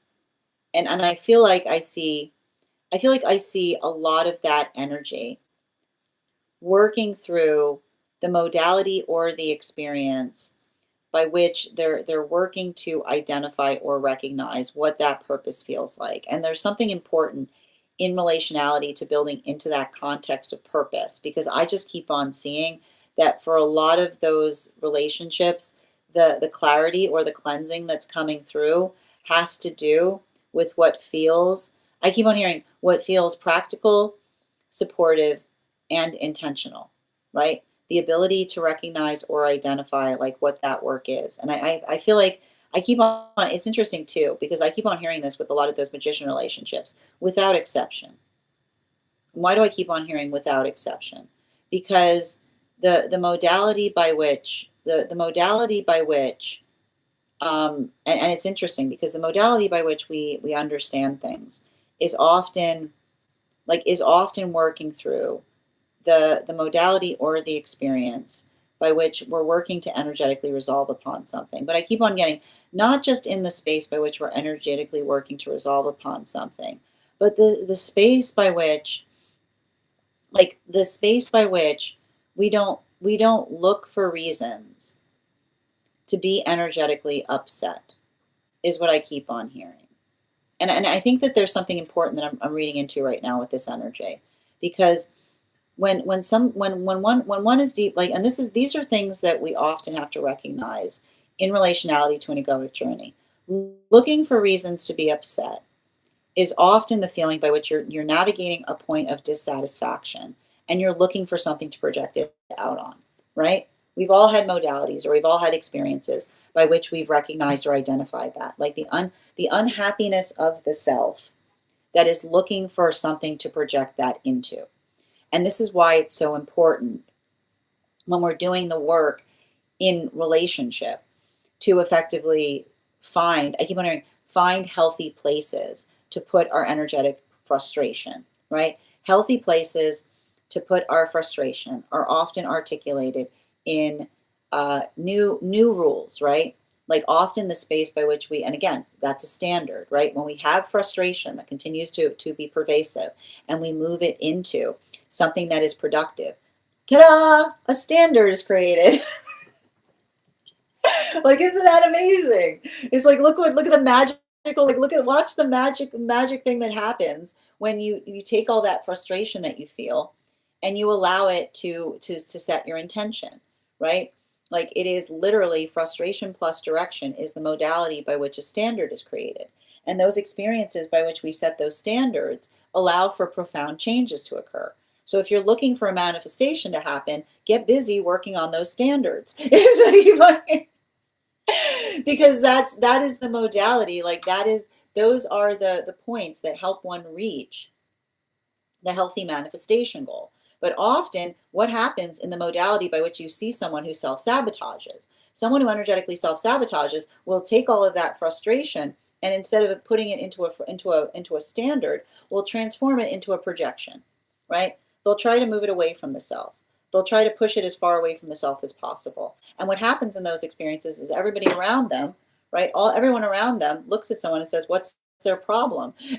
It's like what's their energetic problem? And the problem is, instead of building standards, they're building into projection. So the modality and experience, I feel like these are the conversations that are happening a lot right now, with some of that energy that is deeply invested. Like these magician relationships are effectively, I feel like this is energy that's literally trying to articulate to someone why they are, like, I literally see, and I feel like it's painful because I can see this energy being like, what happened to you and them?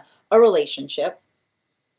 And then being like, why did the relationship affect it? Because it was healthy, right? Like, because it was like the energy that articulates upon the fact that they're grieving the fact that they're losing, if they're feeling like they're energetically losing something unhealthy because they're moving towards a healthy relationship. This is the conversation that they're effectively having. And this is a lot of the work that they're doing to help articulate and identify the space by which they're working upon doing something better. And it's like, I can see the energy feeling frustrated, right? Because that's the problem when you're experiencing trauma. It's ridiculous. It's not necessary. It feels excessive. Continuing to get clarification between our Queen of Pentacles and our King of Swords. One card to clarify. Yeah, eight of wands and it's upright. So let's talk a little bit about that eight of wands and it's upright, because this is exactly what we're seeing right now.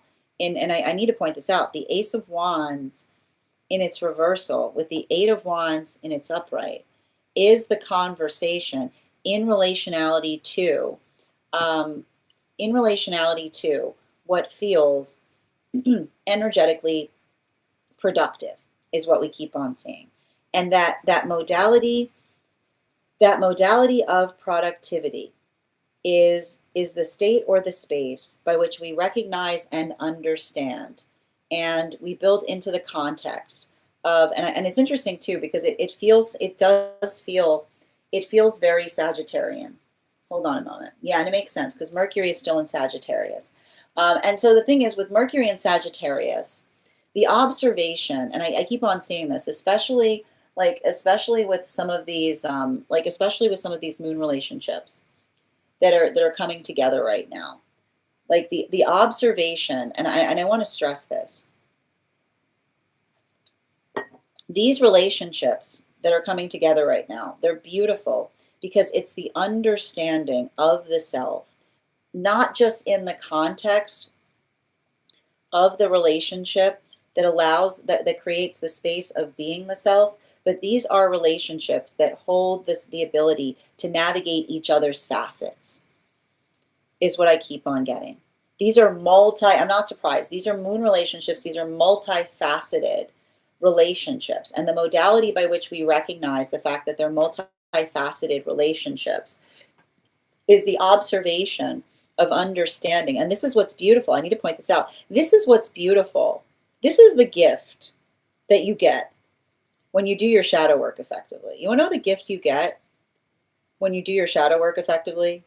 Even when you're your worst, you're your best. That is the goal. Even when you're your worst, you're your best, right? The modality of understanding that the work that we do upon the self is never the understanding that we're energetically perfect. It is the understanding that even when we feel like we are the energetic worst, we are still our energetic best, right? It doesn't bring out things in us that we do not know are there. It doesn't bring out some kind of like abysmal thing from like the depths of the abyss. It brings out something that articulates and puts their energetic foot down, that speaks from a point of stability, that holds into something in a way that we energetically remember who we are, right? The observation of going through experiences, but not letting it change us, but helping us see ourselves with more clarity and being able to embrace what we energetically find there. It's often those modalities, and I feel like that's what's beautiful about some of these relationships that are coming through right now, right? It's going through that retrograde. It was going through that retrograde cycle, like boom, boom, boom, boom, like all of that awful energy that we were experiencing in relationality to frustrations and anger and fury and working through all of that. But then even in the context by which we feel that, right? Even in the context by which we navigate those modalities or experiences, even in those contexts, we still hold into, right? We still energetically hold into the space by which we feel energetically stabilized or supported, right? The modality by which we effectively see. And I feel like that's what's beautiful about a lot of those relationships that are coming together right now. It's the observation, right? It's the energetic observation of feeling that energetic capacity in relationality to what it is that they're effectively building upon with one another, and not just the modality by which they're building into the context of what it is that they feel or build upon with one another, but the observation of effectively identifying and recognizing and working through the capacity of being able to articulate and amplify and reach into the space by which they see, like they hold each other with that sense of energetic clarity. So for a lot of that energy, like even working through those rough parts, like that is the energy that effectively articulates, because they see, right? They can perpetually see that ability of effectively moving towards things in a positive direction. continuing to get clarification between our King of Cups in its reversal and the King of Wands in its upright. Can I get one card to clarify? Clarification coming through right now with the Moon card in its reversal. So what do we see right now with the Moon card in its reversal? The Moon card in its reversal speaks to us upon modalities and experiences. And this is what I meant about the culmination of a lot of those energetic cycles, because this is what we effectively see.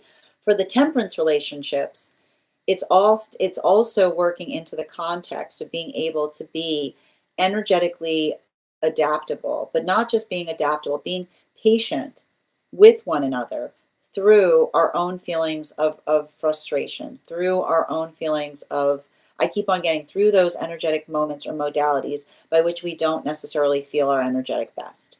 I keep on seeing that for a lot of those relationships, that ability of effectively working through the capacity of being hard on the self and the counterpart that effectively delivers clarity, right? There's a lot of those modalities or experiences that I see or recognize that the energy is going through, because I can see that energy articulating and saying, like, if you are trying to be exceptional, be easy, like be easy even in the space by which you're doing that, right? Like that modality or that experience by which another person articulates or amplifies, right? Like it's the energy that says like be patient as you're effectively working towards that higher version of self, because I keep on getting like the hard part, like the hard part with a lot of these energies right now is working into the context of feeling those frustrations. But I keep on getting the frustration that feels like it's energetically fortified because the clarity of counterpart is helping another person see themselves with clarity. Continuing to get clarification between our King of Wands and the Ace of Wands in its reversal.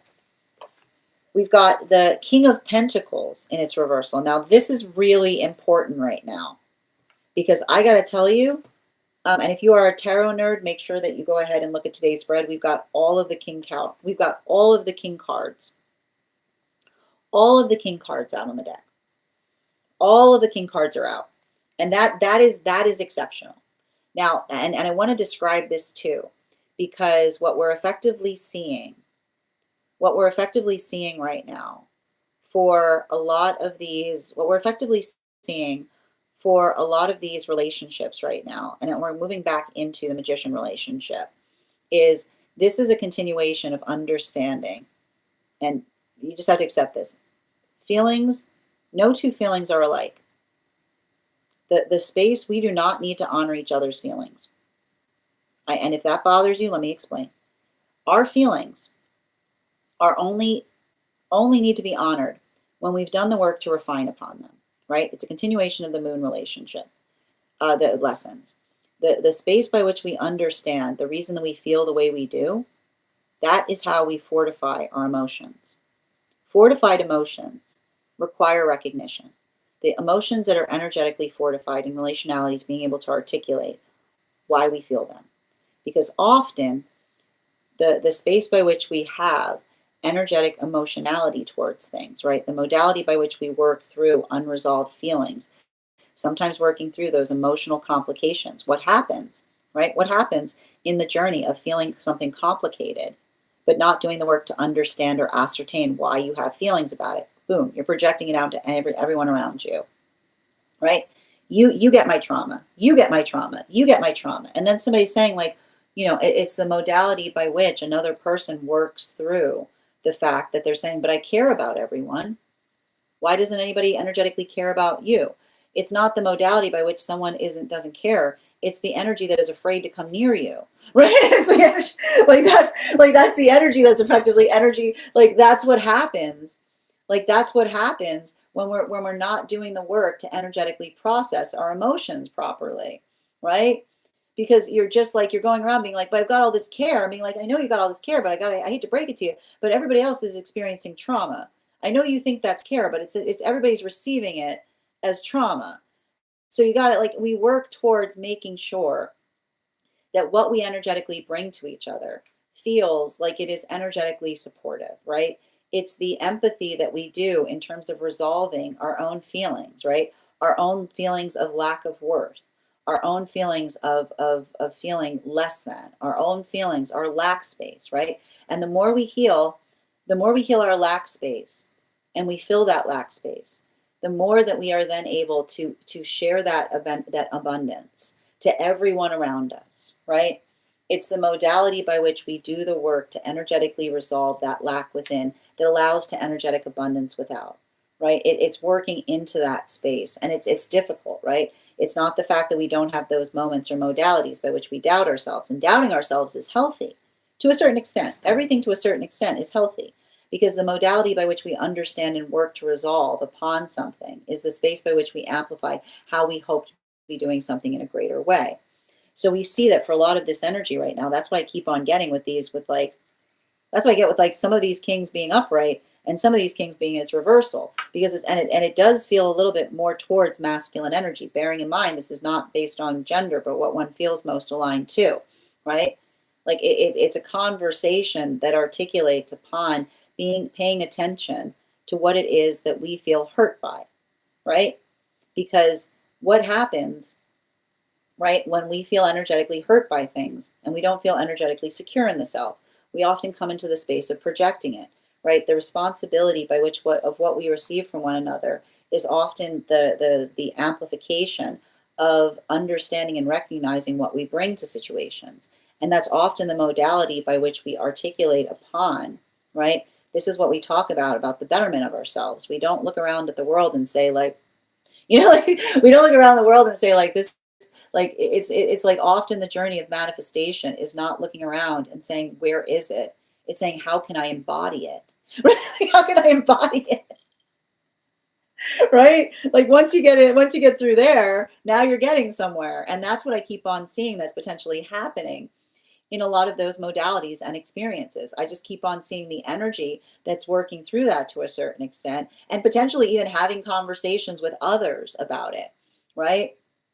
Now, continuing to get clarification between the Ace of Wands and its reversal and that Eight of Wands and its upright. I like these two cards together because I got to tell you, an Ace of Wands with an Ace of Wands in its upright with an Ace of Wands in its reversal is a 9. One card to clarify. Hierophant, the Hierophant. And I think that what's important about that too is the observation of what we effectively identify and work through.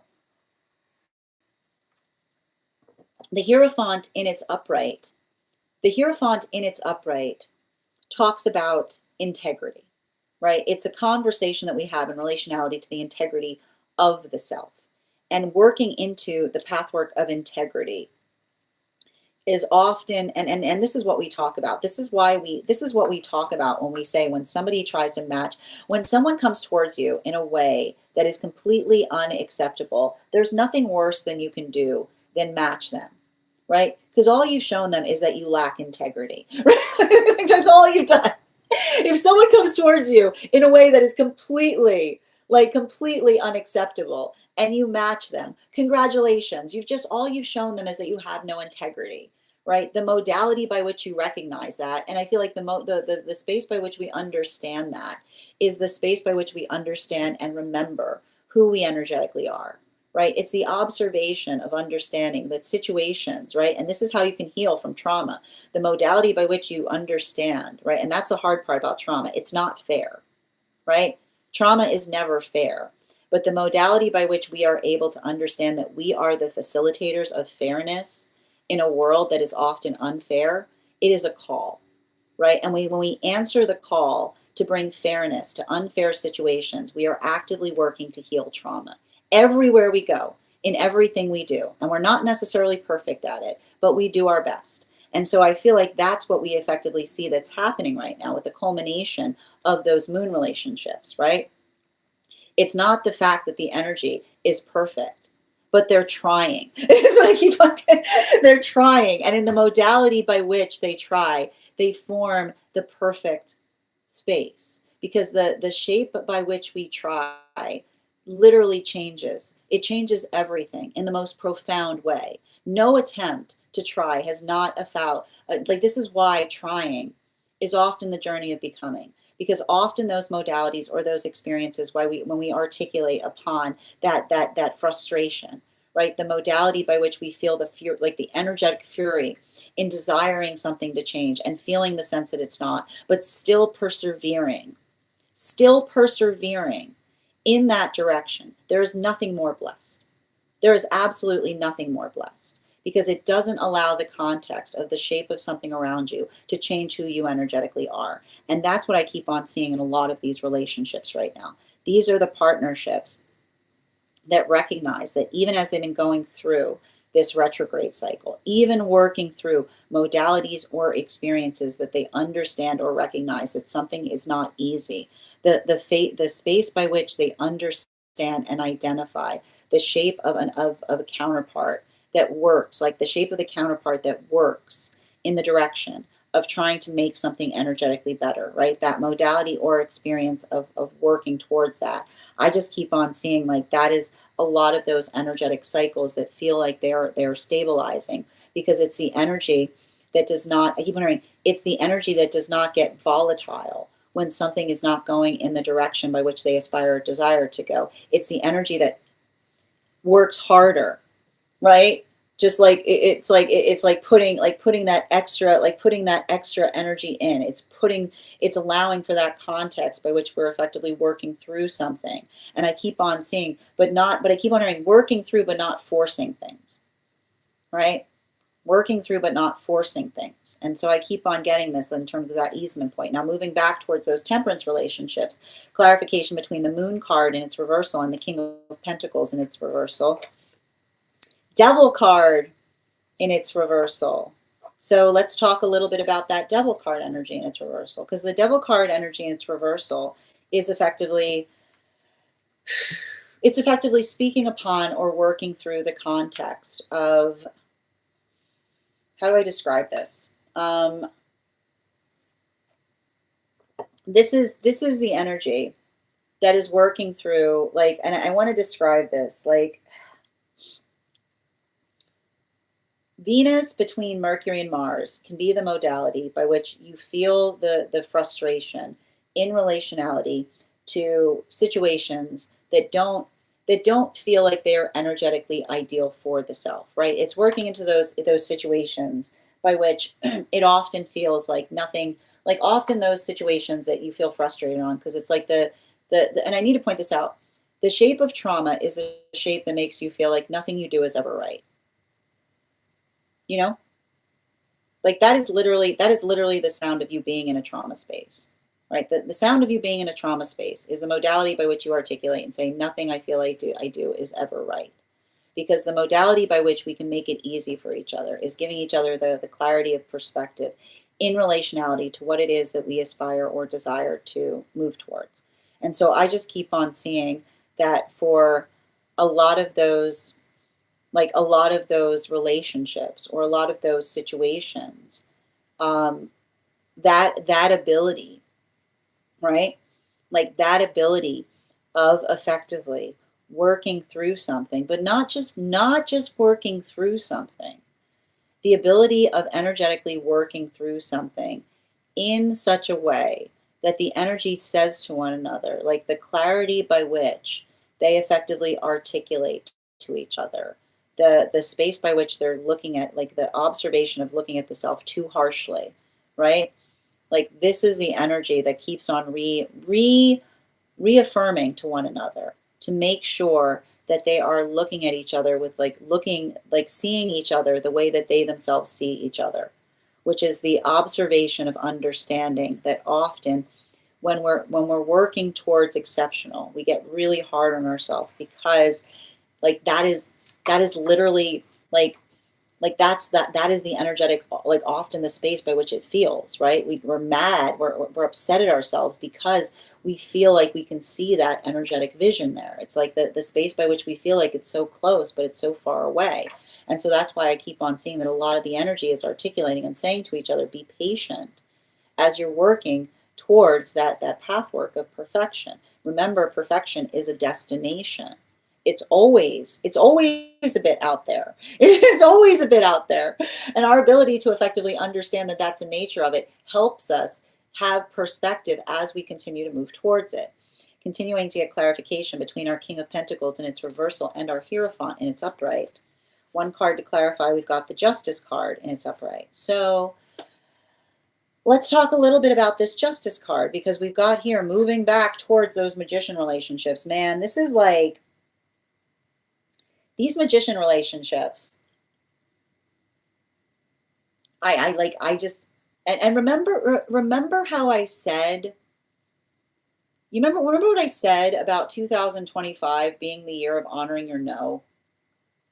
Which is just like, that's what you do. Like, that's what you do in the space of like something that feels like it's energetically absurd, right? It's like, it's working through refraining. Like, it's literally like, it's like, meh. Like, it's working through. And I know it's frustrating because like, and I need to describe this. Like, I would not be surprised. Like, the thing is, and I got to point this out, the type of energy that we're experiencing right now, like the type of energy that we are experiencing is often, I keep on getting, it's often the space by which we see, you know, when, and I need to point this out, Jupiter in Cancer in retrograde, it was easier. Okay. It was easier when all of the planets, it was easier when all of the planets were in retrograde. Why? Because when all of the planets were in retrograde, we didn't feel like it was like the modality by which we felt like that sense of heaviness. But Jupiter in retrograde with Uranus in retrograde is working into the context of feeling the modality of feeling heightened sensitivity of the self, right? Feeling everything like deep in your feels, feeling extra sensitive about something. But even in the modality of working through extra sensitivity, even still, finding a sense of balance. And this is what's hard about it, right? Because the modality by which we recognize, you're not like, if you're feeling this energy, we're all feeling it, right? This energy itself is isolating. This energy is created to make one feel energetically isolated, right? The modality Cancer, Jupiter in Cancer is often the space by which it's like it's working through the loneliness of the self. But even, I keep on hearing, even when we're feeling energetically lonely, we don't project that loneliness in damaging directions, right? It's the modality by which we articulate or amplify upon it that allows for energetically profound things to happen. And so I just keep on seeing that for a lot of that energy, working through those modalities and experiences, I feel like what's beautiful is, and I feel like this is what's so hard, I feel like a lot of those magician relationships are literally having conversations with someone and they're talking about the fact that they've never been in a healthier relationship and they've never felt more isolated, because the modality by which you experience a healthy relationship, it should not change. It should not change the energy surrounding the self, but often it will, because those modalities or experiences that understand that feeling of energetic stabilization, right, is one that builds into the space of others who prioritize in the same way. I keep on getting, it's the understanding that often health and moving into healthy partnership feels like a maturation process. And when we start to give it respect in that way, right? When we almost energetically prepare each other for the changes, we don't talk about it enough. We don't prepare each other for the changes that occur when we're in healthy partnership. We spend all of our time energetically seeking it. We obsess upon the chase for it. But the arrival point into the manner or the degree by which things begin to change around us is not something that we put enough condition into. So I feel like this is almost the conversation that a lot of the energy is having, in terms of them saying nothing could have prepared me for a relationship. But the irony being, when they say nothing could prepare me for a relationship, they're not talking about what's happening inside the relationship. They're talking about what's happening outside of the relationship. Final card for today's spread, between the Devil card in its reversal and the Justice card in its upright. Two cards coming out. Boom. We've got here the 10 of Swords in its upright with the Queen of Swords in its upright. And so what do we effectively see here? We've got, again, and it's interesting too, because the Queen of Swords does not come out a lot when I'm doing my readings. The Queen of Swords does not come out a lot when I'm doing my readings. But when it does, and this is the thing about it, when we're in a good place, our Queen of Swords shouldn't come out a lot. So keep on like the space or the place by which we navigate or recognize or work towards something in such a way that one is able to identify or build towards something, but not just, I keep on getting, not just the space by which we build towards something. And I feel like it's beautiful too, because I need to point out, we've got King of Swords, and I need to stress this, and if you are a tarot nerd, go head over to today's spread and take a peek at it, because even here with all of these, we've got a ridiculous amount of court cards out. But what do we have here? We got a Queen of Swords and it's upright, and we've got a King of Swords and it's upright, right? And that is working through the modality or experience by which we feel energetically stabilized upon something. Like the modality or the experience by which we are able to build into the pathwork of energetic resolution, but not just the pathwork of resolution, is what I keep on seeing. The state or the space by which we are amplified and articulated in relationality to how we feel about things. And moving back through this, we're going to come back towards those moon relationships that I feel are reaching their culmination point. For a lot of those relationships, I just keep on seeing, and this is what it's felt like.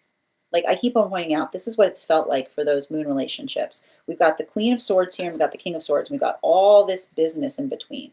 All of these external responsibilities, all of these previous commitments, all of this work that they do to balance. And what's beautiful about these relationships that I see that are coming together during this time is I keep on hearing the significant point of these relationships is the ability not to over-internalize an external problem. These are the relationships that do not internalize an external problem. They understand the difference between a problem that's happening in relationality to the connection that they have with a person versus all of the minor inconveniences, all of the minutia, all of the external factors that feel like they get in the way of a perfectly good connection. Like, there you go. It's literally like looking at the universe in the connection, being like, there you go again, trying to break a perfectly good connection. Look what you did. You're trying to add anxiety, that perfectly good connection. There you go. You're trying to create all those energetic hurdles to a perfectly good connection, right? And this is the energy that just doesn't let it affect them. Doesn't allow it to change their energetic direction. I just keep on seeing it's the energy. It's the eye on the prize energy is what I keep on seeing. It's like, you know what I mean? And so for those energies, like that's the gift, because I keep on seeing and that's what's beautiful. And if you take a look at today's spread, you'll see it, that what do? They keep their swords pointed outwards, right? They keep their swords pointed outwards, not inwards, right? They understand and identify and move away all the energetic detritus to be able to come towards each other. So I feel like that's a lot of the space. And for a lot of the energy right now that's healing in solitude, this is the energy that understands that when we're in healthy connection, nothing stands in the way of it, right? When we're in healthy connection, healthy connection is not about, when you build that healthy connection, it's not about what the energetic issue is, right? It's working through the understanding that everything is possible so long as the manifestation goal is mutual, right? It's the observation of what it's going to take to get there, right? That's the conversation that we often have in relationality to a healthy connection. And that does not require us to depart from our standards, right? This is why we talk about the fact that we don't say we'll do anything.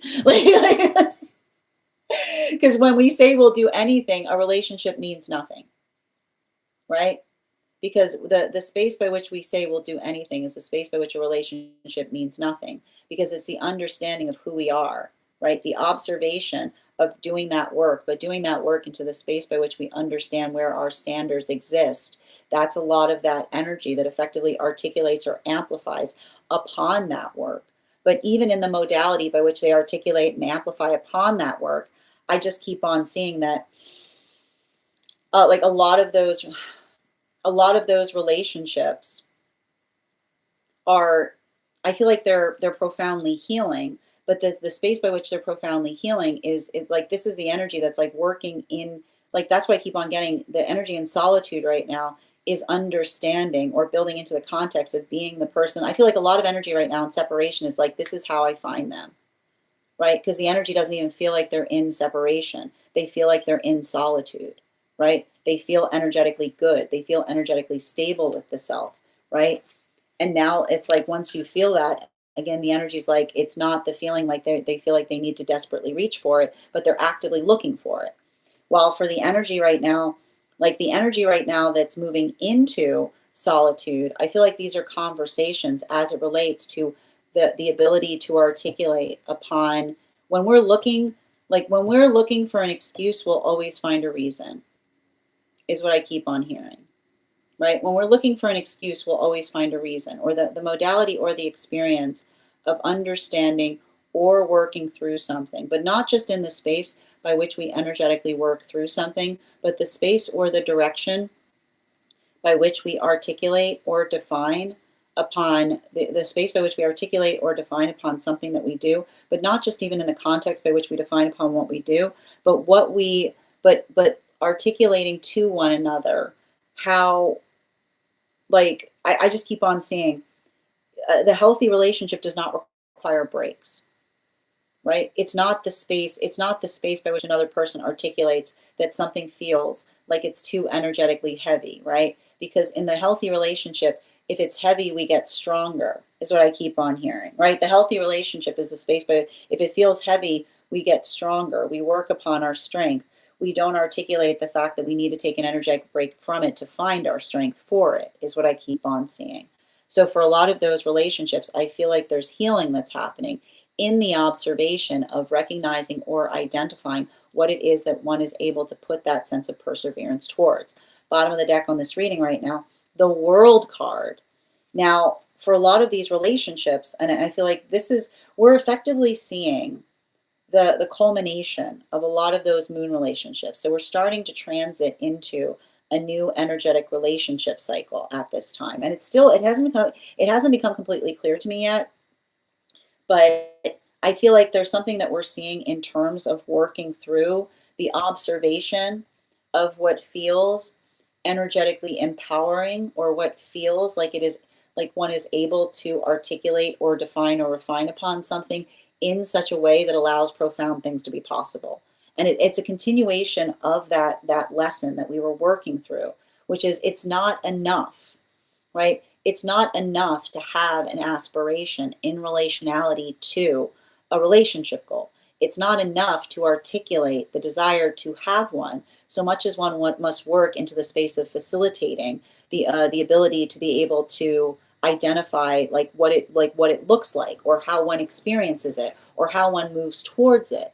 So I keep on seeing that for a lot of the relationships, doing that work, being able to effectively articulate, I keep on seeing there's a lot of energy right now that is moving into, I keep on hearing, moving into new uncharted territory. But even in the space by which they're moving into new uncharted territory, they're letting go, right? They're letting go of unhealthy energetic cycles. And what do we often articulate? The thing about an unhealthy energetic cycle is the space by which another person is potentially repeating something that they did in the past that was not necessarily beneficial towards them, right? We often have these modalities by which we find ourselves. So those experiences or those modalities by which we feel that sense of moving backwards, like that's what we always have to be conscientious about with Jupiter in Cancer, right? It often talks towards that how enticing it is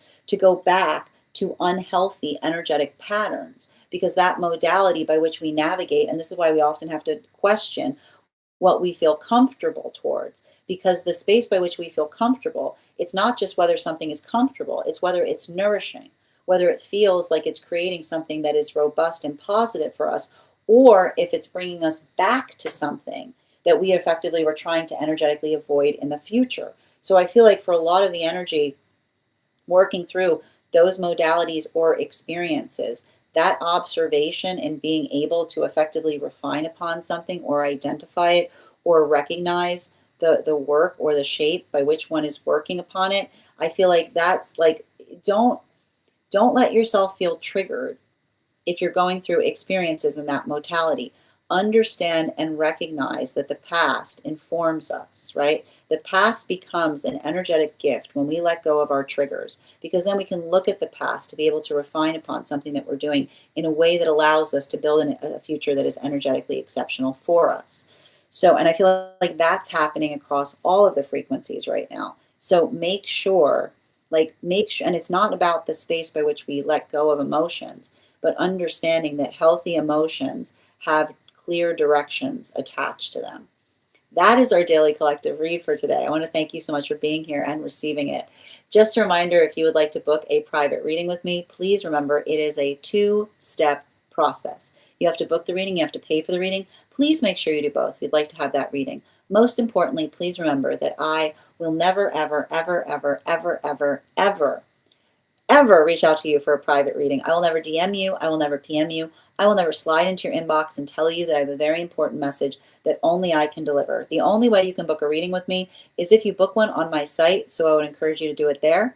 A couple of updates before we move into personal readings today. First and foremost, thank you to everyone who participated in our recent class on the judgment card. Our next class will be held on Thursday, January 15th at 6 p.m. PST, 9 p.m. Eastern. We will be continuing our studies into the tarot with a focus on the World card. If you'd like to become a part of that tarot class program, all you need to do is head on over to my Stack and become a paid subscriber. Your paid subscription to my Stack is your ticket of entry into our live classes each and every month. You will also, as a paid subscriber, have access to over 9 hours worth of material in the Tarot Church Library class archive. Now, it's not necessary to catch up. I'll be doing my best to give you an update on everything we've studied prior to beginning that next class. But if you would like to catch up, now is a great time to join. You've got a bit of time before our next class, and you'll also have access to a one-on-one chat with me and the other students to ask any questions that you may have in relation to anything we've learned and studied thus far. And if you become a founding member, not only will you receive a discount on the whole year's worth of readings, but you'll also receive a complimentary, you'll also have access to over 20 hours worth of material in the archive, and you'll also have access to a complimentary one-on-one mentorship class with me, where I will meet with you personally to assess where you are on your personal tarot journey and give you the best insights in terms of how to utilize those classes to the best of your advantage, moving towards your tarot goals going forward. One of the things I tried to do in these classes was make them accessible to the absolute novice tarot reader as well as the seasoned reader. There's definitely something there for everyone. Don't let your lack of experience or your robust experience prevent you from joining us in these classes. And even if you don't become a paid subscriber to my Stack, I would encourage you to follow me there to stay up to date on any new offerings or services. I also post my weekly newsletter there, which will let you know about my in-person events as well as my online live schedule. And you'll also have access to my Mystic Meditation articles, which give you updates on everything we've been experiencing energetically in the cards in article form. I also would like to take this time to invite you to head over to my Stack to learn more about a very special retreat program that I'll be offering this August. We will be traveling to Italy to study and to sharpen our tarot skills while also understanding the deeper context of the culture by which we found the tarot was first written and discovered and documented, to be able to understand and unlearn the history and that allowed for the tarot to be able to flourish and thrive. We will be traveling to Tuscany, Rome, and Florence, and I would love for you to be a part of that journey. And additionally, anyone who becomes a part of that retreat will also be receiving a complimentary mentorship class with me to be included in that program. All you need to do if you'd like to learn more about that is head over to my Stack as well. Finally, I want to let you guys know that on top of my standard life path readings, I also offer mentorship classes. These are for any of my students seeking a more personalized educational experience with me. I take a very limited number of students for this reason, as those classes are focused on each individual's personal spiritual goals and journey work. Those classes can be purchased on an individual level or as a monthly class series, weekly or bi-weekly, as your schedule permits, so that you can stay more consistent on your personal journey. Also, I want to let you guys know that you can also purchase weekly tarot insight packages from me, which is 4 30-minute readings, weekly or bi-weekly, as your schedule permits, so that you can stay more consistent on your personal journey, but at a discounted rate if you want to have more of those consistent reads. And I also want to let you guys know that I now offer dream interpretation readings, which can be purchased for per dream or as a series. If you purchase a series, I would encourage you to start to keep a dream journal, as we will meet weekly or bi-weekly with that journal and utilize the tarot to understand the key themes and messages coming towards you in the dream space. I want to thank you guys so much for being here today and sharing in these messages, and we will do this again tomorrow. That is our daily collective read. We are going to get started on personal readings. Congratulations to Avatar. You got our highest gifter for today. And Drew, you came in second, so you'll have an additional card in your reading. If anybody else would like to get on the list for today, the list is open. It is 3 cards for a donation of $29 or more, 4 cards for a donation of $23 or more for my subscribers. Links in my bio. Please keep in mind there are 2 things I do not read for across these apps: pregnancy and medical. Happy to give insight on anything in private readings, and you can book private readings on my site. Just taking a moment to read over some of the comments that came through as I was reading. Also, friends, we are at 42.6K likes. When we get to 50K, I will be gifting a reading back to the collective, so make sure you're tapping that screen and we'll get to 50K in no time. Thank you for confirmation. How are you doing? And thank you so much for confirmation as well. Rise Up. Thank you as well, Nikki. Olga, thank you for the follow. I appreciate you. And thank you as well. And thank you so much for those gifts, Laura. I appreciate you as well. Thank you to, hi there, Riz. Can you ask a question? Why do I get headaches after I do the reading? Oh, interesting. Are you reading or are you getting readings done? We can definitely draw cards around it. What? No way, Bridget. Your evil eye bracelet broke while you were at home and you lost it. Well, often, I feel like often when those break, it's like they're doing their work. So I feel like that's like you being like, it's like done, service worked. Easier said than done, Deborah. And Curious, thank you for the follow. Cheek, you can always ask something here, but if you'd like cards pulled to get on the list, all you need to do is send a donation. I'll be happy to do a reading for you. Thank you for the help, Avatar. I appreciate it. Let's go. Absolutely. Thank you. I think the 10 of Wands would beg to differ. But I like this too, because I have to stress this is a different 9 of Wands that we're seeing here, right? Like this is not the typical, I like this. This is not the typical 9 of Wands. The Ace of Wands with the 8 of Wands, the Ace of Wands in its reversal with the 8 of Wands in its upright is talking about like putting like that little, like the little effort that goes a long way. Yep. And thank you for those gifts, Adam. Thank you for confirmation, Deborah. It does drain, yeah. And David, thank you for the follow. It's so hard to regulate my emotions the last couple of days. I mean, this is what we can, I know, because, and we've been talking a lot about this here, right? It's working through a lot of energetic sensitivity, you know? It's working through the energetic inclination of emotions, but finding the space, like finding the space of feeling energetically fortified in relationality to how you're able to convey upon them. So it's not the fact that you can't have an emotional conversation right now, but make sure it's one that has healthy direction attached to it. Sharing is caring. Trauma. I love that, Nikki. That makes sense. And thank you, Regina, for sharing the live. Always appreciate when you guys share the live. It's hard when it's hard when you don't live close to each other. I felt like the odd one out. Sending you support on that journey, Deborah. It's always hard. Distance always makes relationships more difficult. Thank you as well, Rise Up and BB. I do my best, Adam. Thank you for being here and receiving these messages and being a part of this collective. Oh, be gifted right back to you as well, Nonbinary. That makes so much sense. And today I just couldn't bite my tongue. Well, I need to point this out. It's not always about biting our tongue. It's making sure that what we're saying is coming from a place of intention, right? Like something that feels like it's true, not that feels good to say, you know? And 1010 Cedar tap to claim.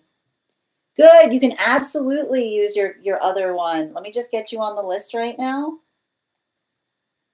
Perfect. Yep. All right. I've added you back to the list.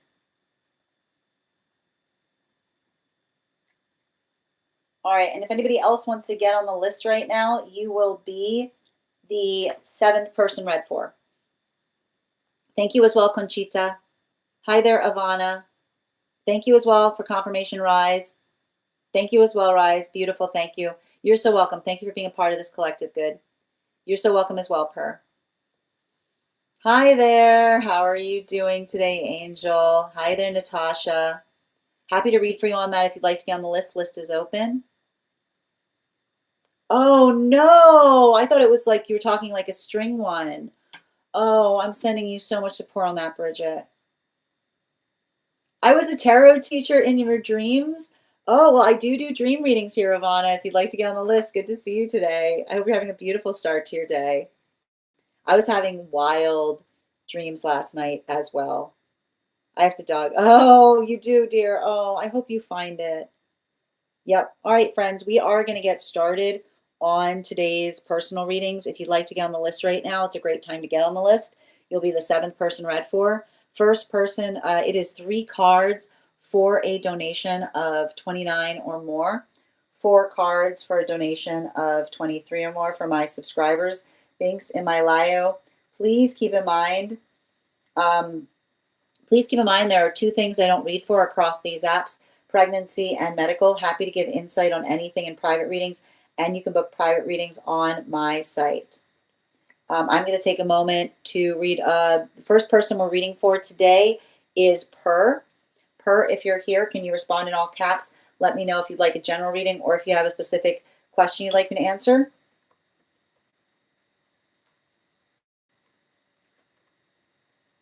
All right. Ooh, hold on a minute. Ooh, what's happening? Also, just a reminder, if you become a superfan, hold on, we will be offering 1 card readings to superfans. If you become a superfan and you would like access to our superfan only disco channel, you can go ahead and send me a disco gift. I'll be happy to send you the invite to the disco. If you are interested in learning more about the trip that I discussed, message me the word trip. And if you become a superfan, there is a perk for you in the disco, in the perk section, that will give you a discount to that tarot class program. But if you are not a subscriber and would like a small, if you would like a small coupon, I also have one that is available is specifically only in this live. So just message me the word class. Per, if you could let me know if we're doing a general or if you have a specific question you'd like me to answer. All right, it's on the disco. Thank you for letting me know, dear. Hi there, Angel. Excellent. And before we continue, though, my dreams right now are so vivid and wild. I forget them when I'm awake. Understood. But again, one of the things that can help with that right now, make sure you sleep with like a pen and paper by your bed so you can just write them down as they come. And before we continue right now, let's warm up those intuition muscles with an intuition check. I've got the animal spirit guide card here. We're going to count back from 10, and when we get to 1, I'll reveal the card.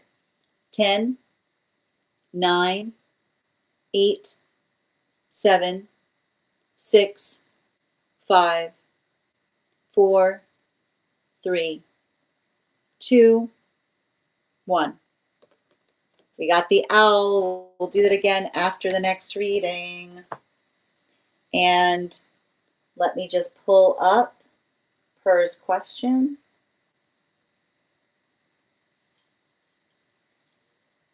And just a reminder to anybody, if you have information that you feel is relevant for our readings, for instance, if you have a dream that you would like interpreted or a past life you would like more information on, you can include that information in the notes when you send the donation, or you can post it in our subscriber-only Disco channel in the appropriate channels. I've got Per's question up here. Is this inside tea or outside tea?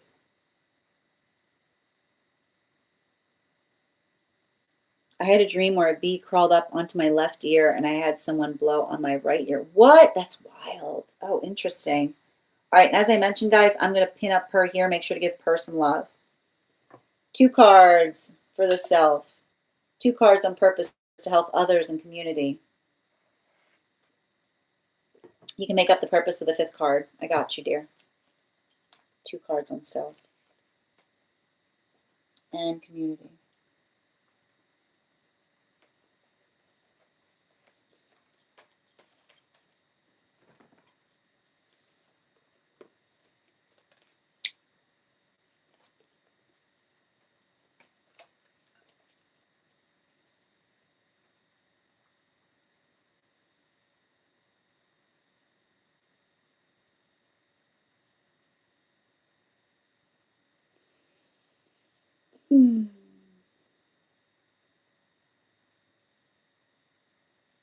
So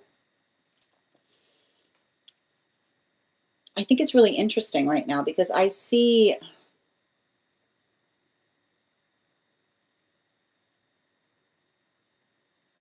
feel like I see some kind of situation or circumstance by which, and it's interesting too because there are many different reasons that we energetically arrive here, and I keep on getting and it's interesting too because I feel like you're in the process of fulfilling one of your energetic purposes here, which is why I feel like I see you asking about purpose. Because one of the things I keep on getting in relationality to like I keep wondering, there's the purpose that you arrived with and the purpose that you're finding here. And one of the things that I see that you're working through in relationality to the purpose that you're finding has a lot to do with the observation of effectively, I need to kind of like, I'm going to be pulling into your past life to give you indications of what I'm seeing here. There was and we've spoken about this before. There was an energetic connection that you had with someone by which the wound, and it's interesting too, because you see how as soon as I read for it, like my throat chakra started getting jammed up.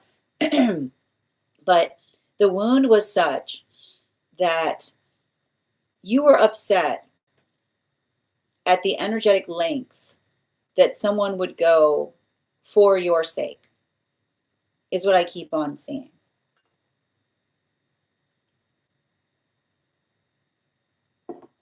The energetic lengths that someone would go to for your sake, some kind of observation there in relationality to like how another person was working through something.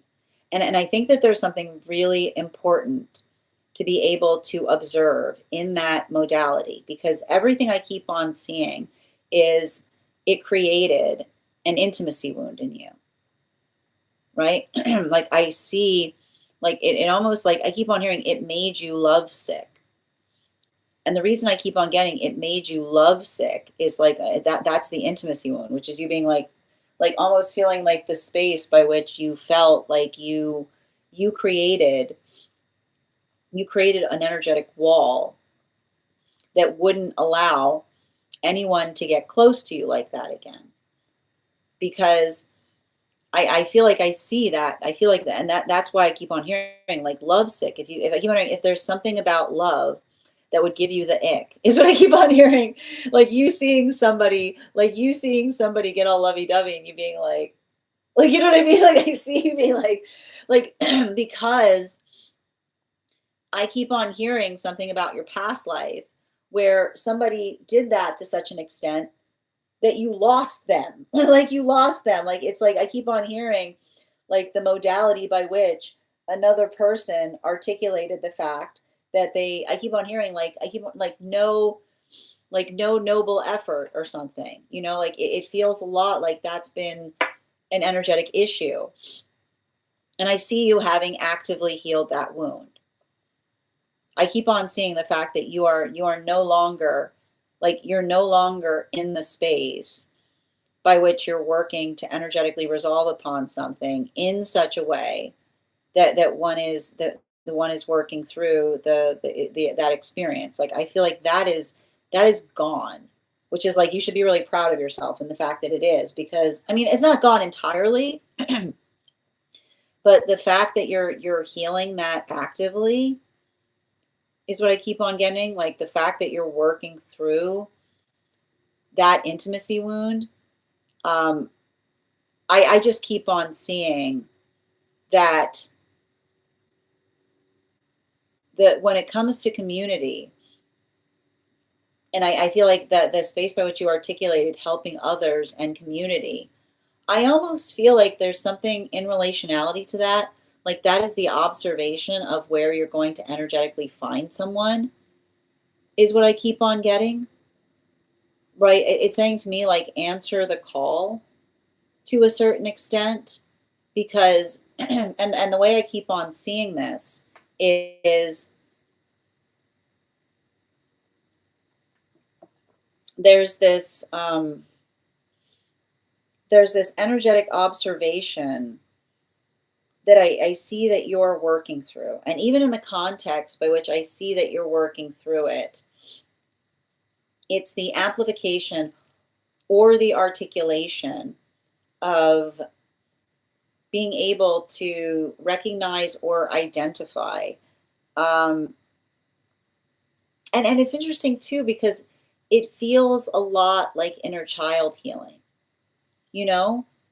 Like it feels to me like there's something about you doing something that feels like it's energetically supportive to a previous version of the self. So I don't know if you've been thinking about doing something in the space of empowerment or helping others like sort through their own energetic complications. Um, because like the one thing I see that like the thing about this, and I need to describe this because this is coming through from the past life. Your standards on love are exceptionally high, right? But what's interesting about this, and I just need to catch you on this, did you resign yourself to some relationships here? You know, I feel like I see some kind of experience where like there was a past version of self that was like working through a relationship in the modality of looking at something and being like, this'll do. Like, you know what I mean? Like the space by which I keep on like it, like when I said lovesick, like you arriving energetically lovesick, I feel like that was some kind of space by which like I feel like I almost hear you talking about some kind of relationship in the shape of being like, well, there's nothing wrong with it. But like that, and that's not a healthy way of coming into a relationship. It's not, you shouldn't look at a healthy relationship and go, there's nothing wrong with it, instead of saying what's right about it, right? The observation of being able to effectively articulate or understand like how energetically exceptional that should be. And I feel like that is what I see you potentially doing in relationality or regard to something based upon community, right? I feel like I see you doing or working through some kind of outreach that's helping. I feel like it's you doing some kind of outreach to help others understand the possibilities, right? The energetic possibilities. Whoop, come back here.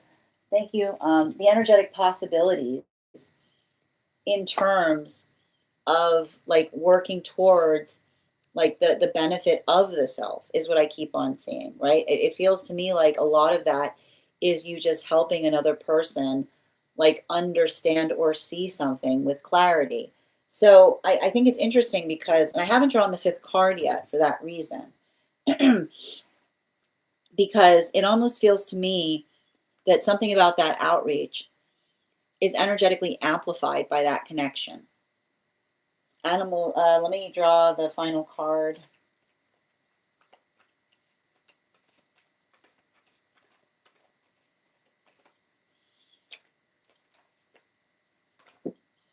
Yeah, fifth card here. Yeah, there's that. Here's the thing, like, and it's interesting too, because I'm almost getting the fact like there's some bridge energy here, right? Um, I see it feels to me like if you're feeling that call to do something to help others, I would definitely energetically answer that call because I keep on getting that. Remember how I said that your energetic counterpart is incredibly chivalrous? Is what I keep on seeing. Like I keep on getting like there's something about that counterpart that works into the space of deep energetic chivalry.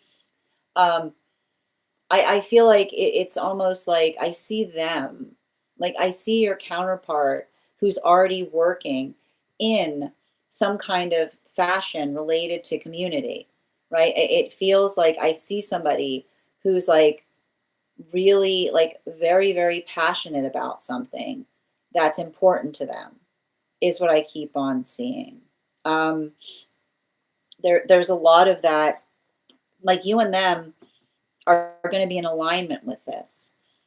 And and I keep on, and it's interesting too because when I'm looking at the shape of that, I just keep on seeing the queen, like the queen of, it's the queen of cups in its reversal with the tower card in its upright. So it almost feels like some kind of work in helping someone who feels like they have no option beyond navigating something, right? Like it feels like something that helps another person's heart space because it's helping them see, like it's helping them find clarity out of a difficult situation. Bottom of the deck on this reading. Yeah, especially with the Hermit card. It's interesting that the Hermit card came up here in relationality to this because um, the Hermit, like, it's so funny. I feel like your counterpart is resigned to the fact that they don't want connection, is what I keep on seeing. I've got some kind of energy here, and it's funny because I see, like, what's interesting about it is I see a pathwork in the past by which you were resigned to something. You know, I see some kind of situation by which you are resigned, and now I see you in the space of finding, and I see them in the space of energetic resignment. So the resignment, like, you know what I mean, like the resignment that you used to previously feel around something, they are energetically feeling, you know, like I feel like this is some type of energy that and it's interesting too because do you see how much like I've been clearing my throat?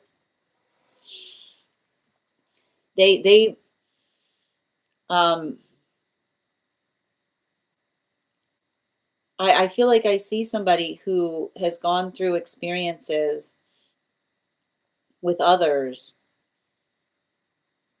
and has had to contend with the fact that they feel like energetically disconnected. Like I almost see somebody with a tremendous capacity to self-sabotage is what I keep on hearing. You know? Like there's some kind of there's some kind of energy here. And I feel like there's something about that that almost articulates or amplifies to me an observation in relationality to, and I feel like I feel like it's almost you and another person. Um, and it's interesting because I feel like I see you, and it's interesting because it just keeps on coming back to love. Like I see you in the space by which you are articulating that you haven't been loved right, right? And I feel like they are in the modality by which they often articulate or feel that others misperceive them, or that nobody has a sense. I keep wondering, like somebody almost articulating that nobody has a sense of romance anymore. So like it's interesting because I feel like, you know, I almost feel like you're going to find this person like in a place by which they've like I feel like they're giving me like workaholic energy. You know, like I almost see somebody who just like works all the time because they've kind of come into the space by which they've just articulated the fact that they don't think that like they don't think that a relationship is in the cards for them. But that's what I meant in terms of like if you're feeling that sense of building into community right now, or helping others, I think that it's saying to me like the reason that's coming towards you is because you've already cleared one of your purposes. Like your purpose to heal, like that sense is there. And that's why I almost see like in that space of being like very, very energetically committed in relationality to what you're trying to do, but not just what you're trying to do, helping some kind of previous version of the self in the process, given your given your new perspective on things. Thank you so much for having that reading. These are fascinating cards, by the way. Um, Thank you so much for having that reading with me, Per. And if this message connected to you as well, it's very common for those who need these messages to be here to experience them. We are doing personal readings right now. If you would like to get on the list is open. I've got 4 spots left today before the list will be closed. 3 cards for a donation of 29 or more. 4 cards for a donation of 23 or more for my subscribers. Links in my bio. Please keep in mind there are 2 things I don't read for across these apps, pregnancy and medical. Happy to give insight on anything in private readings, and you can book private readings on my site. Next person on the list for today is Sweet. Sweet, if you're here, can you respond in all caps? Let me know if you'd like a general reading or if you have a specific question you'd like me to answer. And I'm going to take a moment to read over the comments that came through. We got to 50. Wait, Sweet, hold on your question. We got to 50K, so we'll be doing that giveaway.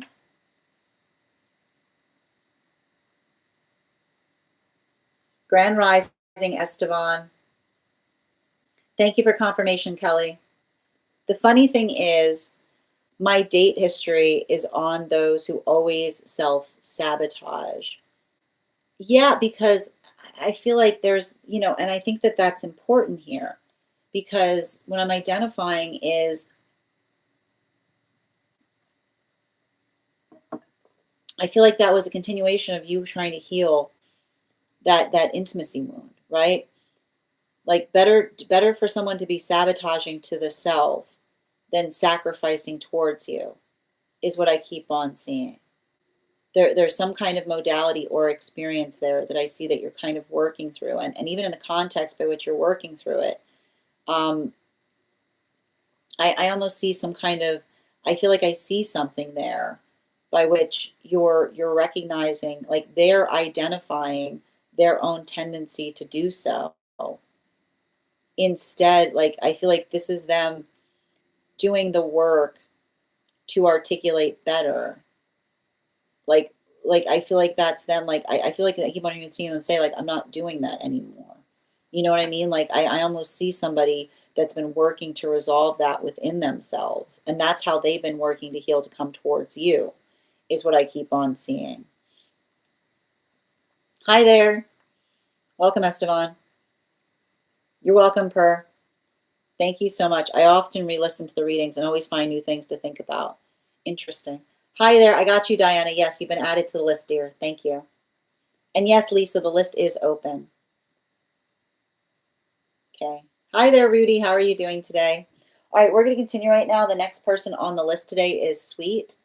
Sweet, if you're here, can you respond in all caps? Let me know if you'd like a general reading or if you have a specific question you'd like me to answer.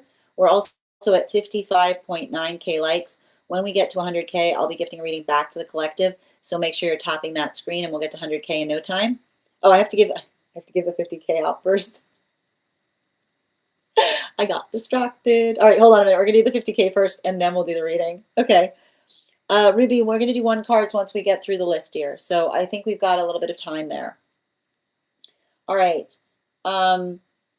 So I am going to think of a number right now. I'm thinking of a number right now between 1 and 53. First person I see that posts the number will get the reading. First person I see, not the first person that posts it. Sometimes I see things in a different order than you guys post them. Ruby, congratulations, you got the reading. Haha, well done. Look at that. That was awesome. Congratulations, dear. All right, we'll do that again when we get to 100K. Ruby, that reading will be available to you tomorrow. And in the meantime, the next person on the list for today is Sweet. Sweet, if you're here, can you respond in all caps? Let me know if you'd like a general reading or if you have a specific question you'd like me to answer. And while we wait for Sweet's question, hi there, Alyssa. How are you doing today? Well, what do you mean it wasn't fair?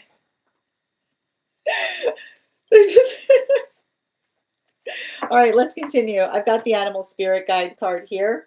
Good to see you, dear. We're going to count back from 10, and when we get to 1, I'll reveal the card. 10, 9, 8, 7, 6, 5, 4, 3, 2, 1. We got the rabbit. Thank you guys for participating. We'll do that again after the next reading. Right. And I am going to, I'm pinning up Sweet here. Let me find Sweet.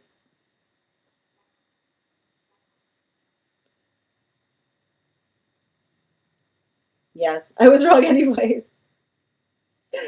Did you say, I mean, if you said hair, oh yeah, it's hair. I know it's hair. It's not rabbit. I don't know what I said. Yes. Oh, you're right. Sweet had to go to another day. Thank you, Avatar. I appreciate that. If Sweet has to step away, the next person on the list for today is Laura. Laura, if you're here, can you respond in all caps? Let me know if there would be a general reading or if you have a specific question you'd like me to answer.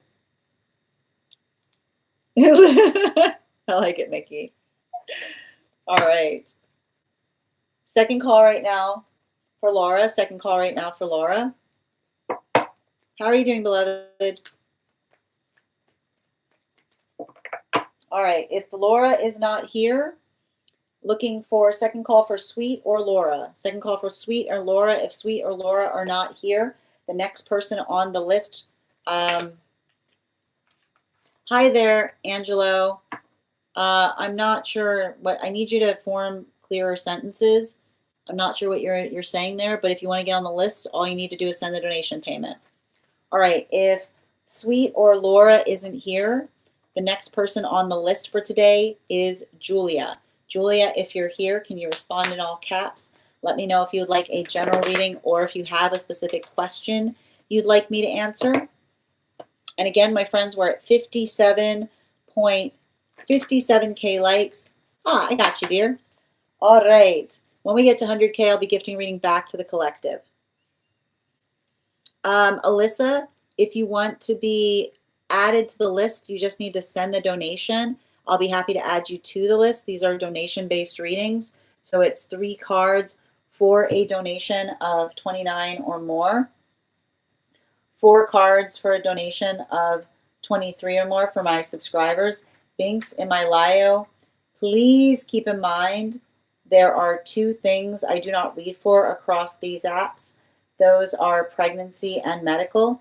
Happy to give insight on anything in private readings, and you can book private readings on my site. If you get on the list right now, you'll be the 5th person read for. Okay. Great time to get on the list. And Hi there. Dream walking and past lives I developed and how to control this. I got you guys. Okay, so, and before we continue, let me pin up Julia. And guys, make sure to give Julia some love.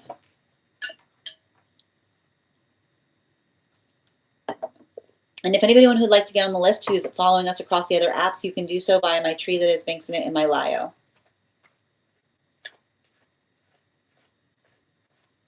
Two cards, please.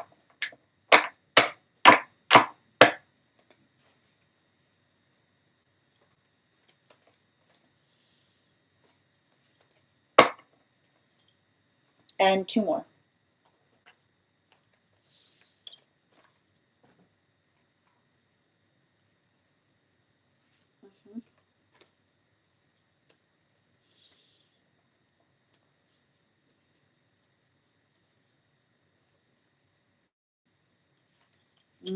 Wow.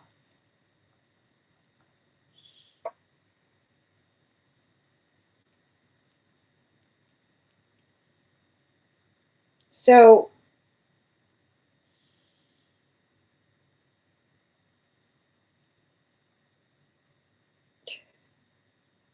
I almost see you, like, I see you in like the dream space, almost like stumbling into others' dreams. The best way, like, I gotta articulate the best way to the hard part about this, when you're able to have, like, when you're able to do something like this, is it's the observation of another person energetically looking for you is like the hard part about it. So I keep on seeing that you're recognizing it. You're recognizing it when you're in proximity to someone, because I just keep on seeing like the space by which you identify and another person articulates to you their dream, and then in the space by which you say like, oh, that's funny. Like, I keep on hearing like the observation. I keep wondering if you've observed, like, if you have the evidence by which another person has articulated the fact that you've energetically shared the dream space with them, you can usually it's not it's there there's always going to be an element of it that you can't control, given the fact that you're navigating the unconscious space. The ability to effectively facilitate or to learn more about the more, I feel like the most important thing, if you want to be able to kind of recognize when it's happening, like building into the context of learning how to lucid dream is going to effectively help with that, because the lucidity point is not the fact by which you recognize that you're within it, but being able to energetically observe at the moment that you are is what effectively allows you to energetically control it, is what I keep on saying. So it depends on what. There are two different things. There are two different things that you need to do. And I keep on seeing one thing that sometimes can help with this is having a dream companion.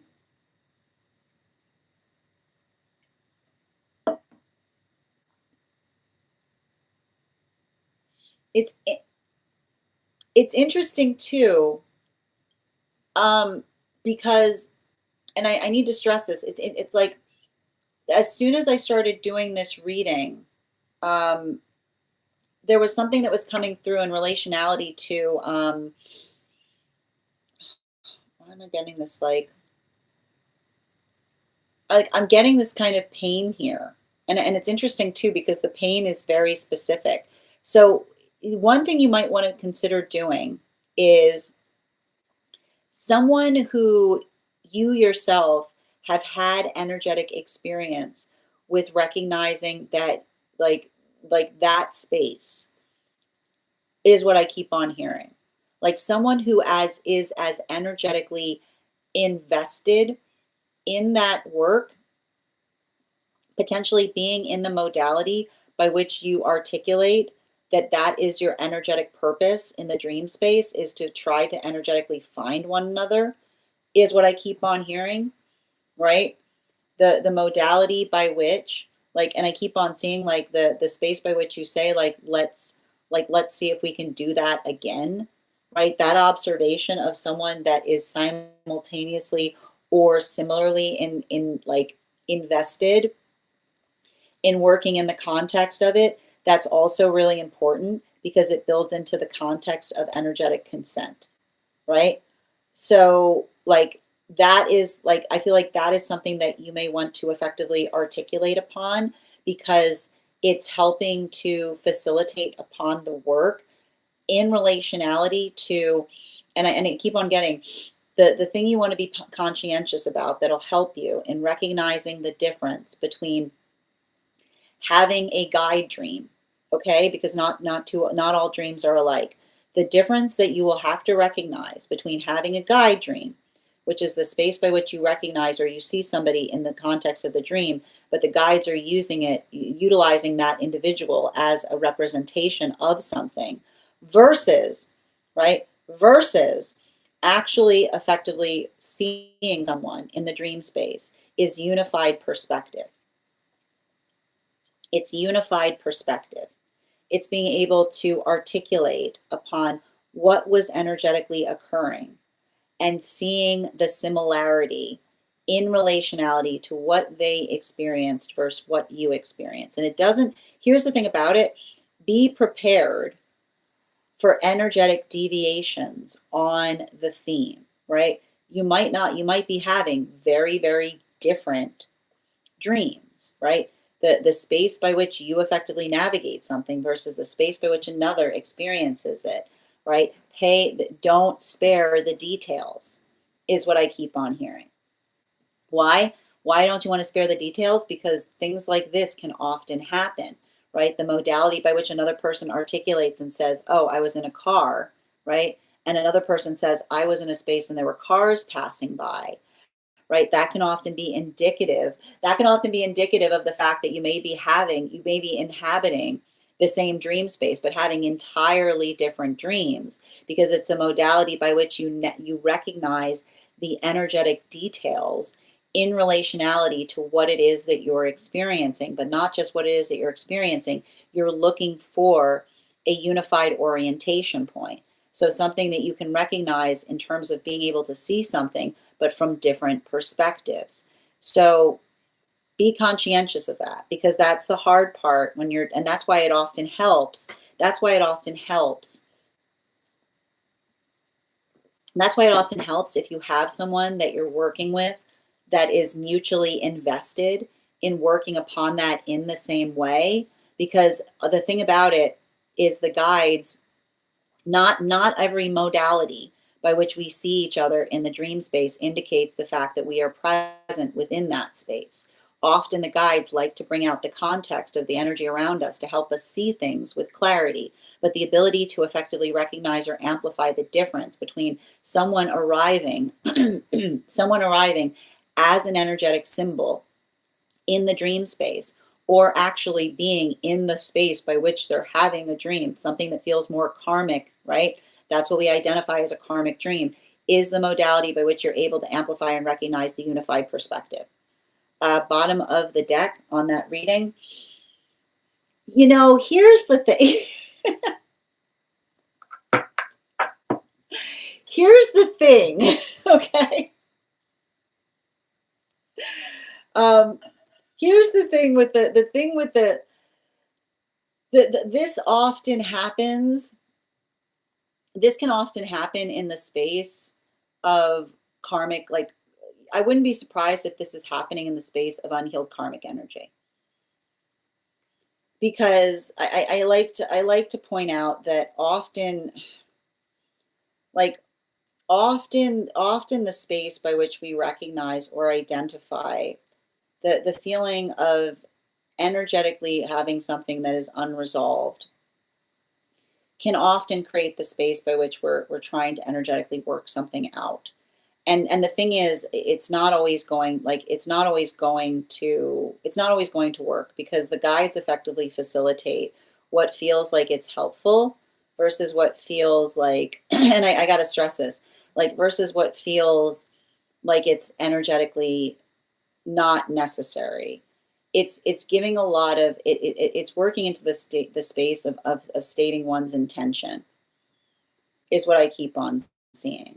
Like the modality, like the modality by which one arrives to the desire to do something in that capacity is incredibly integral and important in relationality to whether it feels like it works as the betterment upon that. Because even in this space, like, and that's the thing about it, like the guides often, because I've done dream interpretations where someone will try to come towards another person in the dream space, and the guides are just like, no, like you can't, you're not like denied, because the modality by which something feels like it's energetically supportive to us is often the space by which we can understand how it helps us on our journey. So I think that there's something important in relationality to that, because and I think it's interesting too, because I know that you're asking a lot of questions in relationality to a past life. I feel like the observation that I'm seeing, and I feel like what's interesting about that is I feel like I feel like you've had some modalities by which the guides have allowed you to do that, to give you the context of what's actually was going on between you and another person. Right? Like I've got some energy there where the guides were like, "Hey, I got to show you something." Is what I keep on seeing, right? Like the guides being like I can see the guys being like what's going, like I see you being like, what's going on with them, and the guys being like, let's take you on it, like let's go on a little trip, like let me show you something. So I almost feel like there's been some kind of experience that you've recognized with the guides helping you, and that's what I mean in terms of the guides helping to facilitate something like that in relationality to helping you resolve, like showing you something to be like, no, they've always been like this. Like this has been this has been a big issue between you guys for a minute. Like, it's not you, it's them. And I feel like it's them kind of helping you try to get a perspective on something. Because I almost see the guides, like, I feel like I see these modalities by the guides effectively like showing you something and being like, you see what we're working with here. Like, in order like to help you understand what is within your power to change versus what is outside of your power to accept in relationality to what another person needs to effectively resolve or heal from is what I keep on seeing. So make sure, like, and I feel like here's the best thing about it, like you have to state your intentions. Make sure that you're not like, make sure that I keep on hearing like the guides don't like it, like guides don't like this, which is like guides don't like someone being like, I would just want to know because I'm a nosy little, you know what I mean? Like, make sure that you're not doing it. Like, make sure you're not doing it from the nose. Make sure you're doing it from the heart is what I keep on saying. So being able to articulate to your own guides, like why, like what your intentions are in relationality to setting yourself on the pathwork by which you want to effectively like work upon something in a better way is what I keep on hearing, right? Because I see even there, like I feel like I keep on hearing like I feel even there like it's because I keep on saying it's complicated, right? It's complicated, and I keep on hearing consent is key, right? And that's what we effectively identify. Thank you so much for having that reading with me, Julia. And if this message connected to you as well, it's very common for those who need these messages to be here to experience them. We are doing personal readings right now. If you'd like to get on the list, I've got 4 spots left before the list.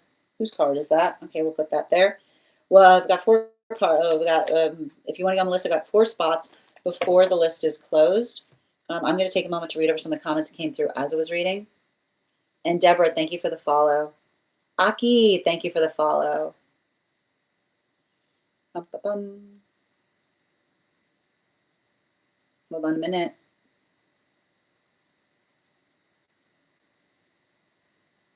And again, Angelo, I'm happy to read for you. If you'd like to get on the list is open. How Cancerian is very Cancerian. Thank you, Rika, for the follow. My North Node is conjunct my Cancer moon in the 8th house. Yeah.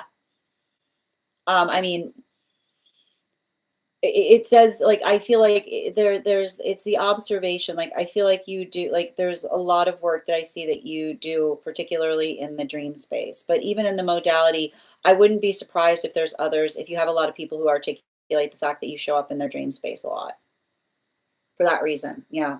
This is wild. No, like, I do every time whenever they sleep next to me. I'm like, fair warning. Oh, that's wild. So you do articulate to them about that. That's cool. They don't believe me at first, and then they're like, "Oh my goodness, that's so wild." Wow. Yeah, you can't control it.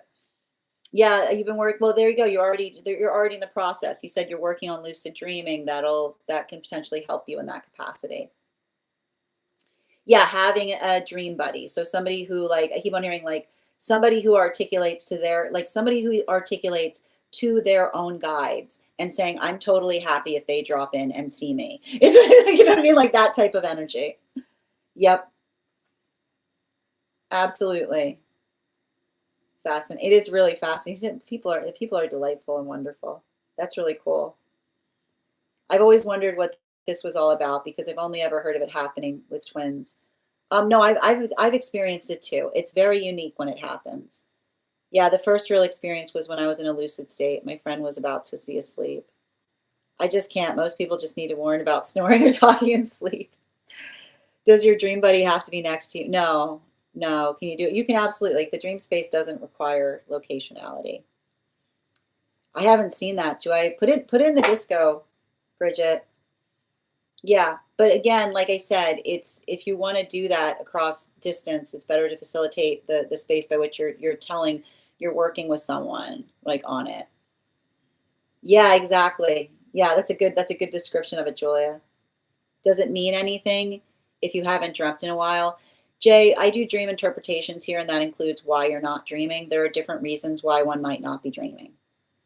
And usually when I do a dream interpretation on why one's not dreaming, we're trying to get to the bottom of what is happening that's creating the energetic blockage point. There are different reasons by which you might not be able to recall. Like, it's not the fact that you're not dreaming.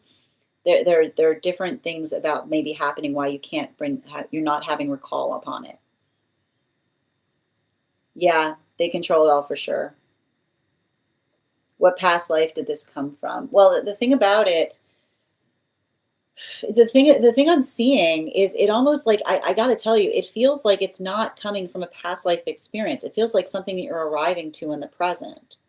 Like, that's the thing that's wild about it. I don't think that this is a carryover from the past life. I think that this is something that you're arriving to in the present context, but it's giving you the reason the guides were articulate, like, they're giving it to you to help you to understand the past life connection in some like, on some karmic spaces. Hi there, Alexandra. Welcome. And Deborah, thank you for the follow. How are you doing today, Charlton? Grand Rising Minnie. Hi there, Charlton. Sending you support on that journey. But please, I ask you not to repeat the same statement in the chat. It's not polite to those trying to communicate across it. Yeah, they reveal truth. Yeah, I feel like it was them trying to show something. Charlton, this will be your last request to please stop spamming the live. Thank you. I always know a breakup is incoming when the guides give me a dream about them. Oh, Julia. But I want to stress this, like, and I feel like I need to point this out. I don't know, I wouldn't articulate the fact that you're seeing something there in terms of a breakup. I feel like it's working through, what you're seeing is the karmic issue rising back up, right? Like, I wouldn't be surprised if somebody has, like, a tendency to self-sabotage, and they're allowing those tendencies to rise up when the guides start bringing you those dreams, is what I keep on seeing, right? Like, somebody being like, they're doing it again, like that type of energy, you know? Yeah. And Cosmic, thank you for the follow. Hold on a moment.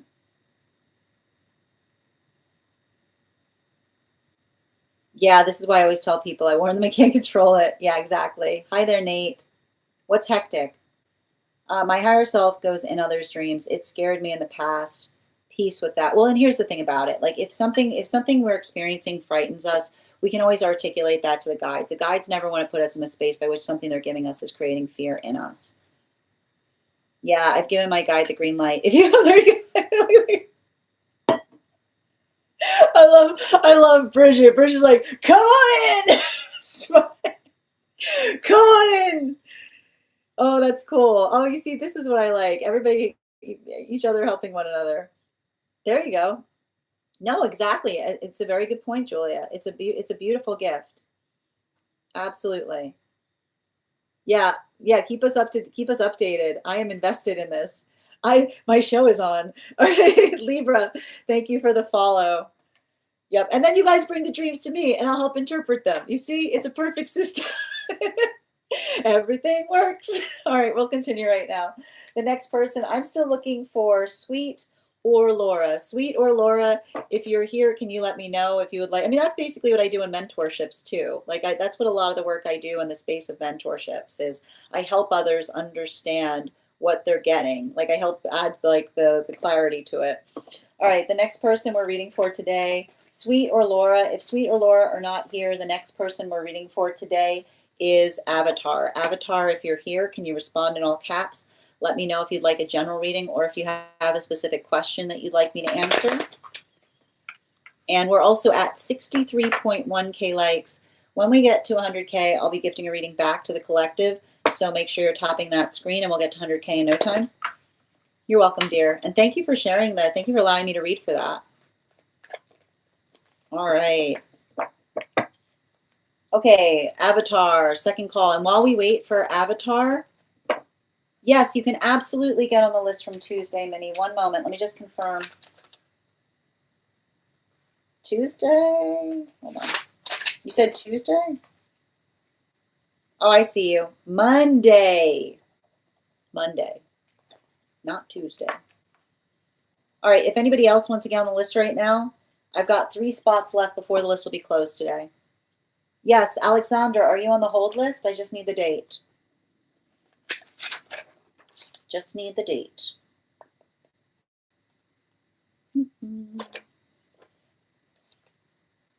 Yep. Hi there, morning. All right, where are we looking? Alexandra. Is there a date? I'm just waiting for you to confirm, dear, before we continue. Yeah. Oh, Bridget, happy travels. Oh, okay, you're gonna send out. I got you, dear. Okay. All right. I'm like sitting here, I'm like, where?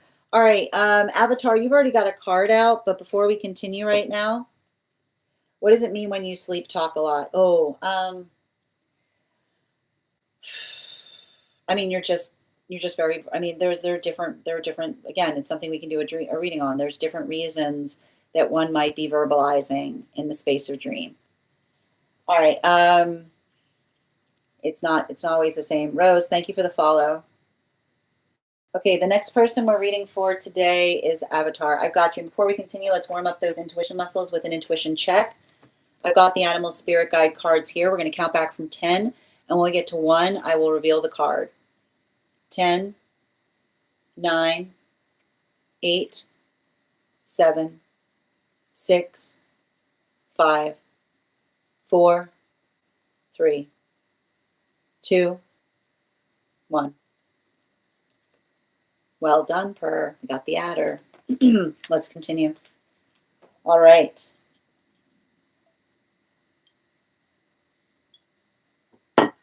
We are reading right now for...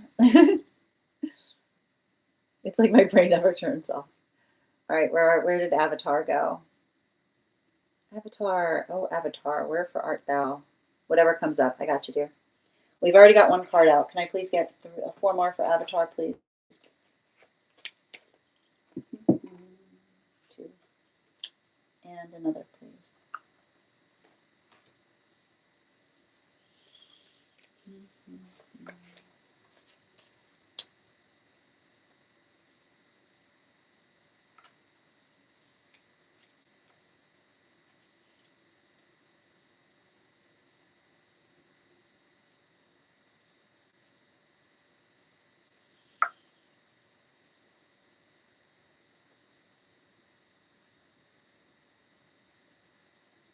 Oh, wow. You got, sorry, you got double 5 of swords.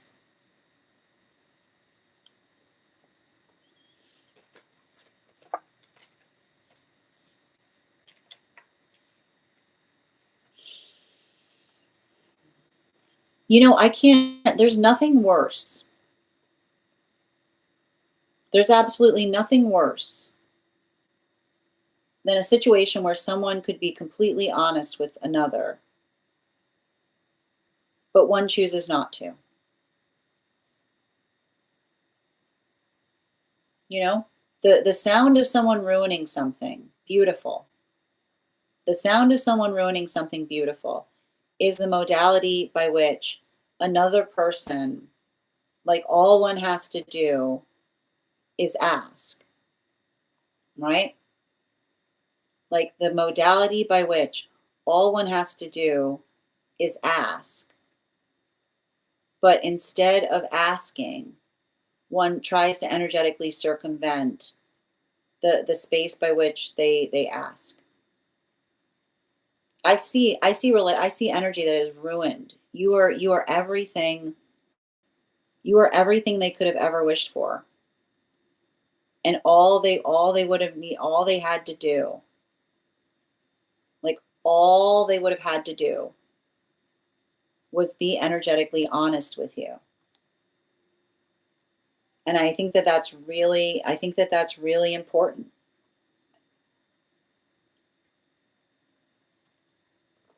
because the space, like honesty is energetically unified. It's like I keep on getting like you've got a guide that says together or not at all, you know, like together or not at all. And I just keep on, and I feel like it's like I keep on hearing together or not at all, they drop the ball, right? That's not on you to contend with. Together or not at all, they drop the ball. Is all I keep on hearing. The modality by which another person understands the energetic gift that you are in relationality to like what becomes like you open, like I feel like I see you like you're in the person, you are the person who wants to open doors for others, right? Like the modality by which I see you like radiating or amplifying on the joy that you want to build in healthy relationship. Do you understand? I feel like there's some energy here.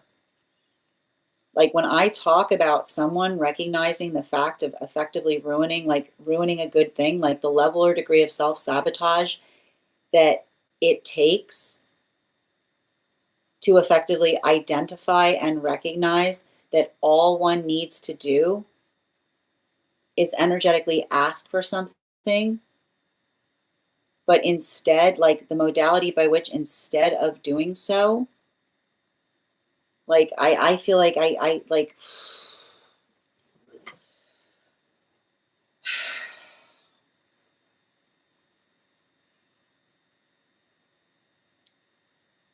it's hard too because whoever this is, they've got someone in spirit.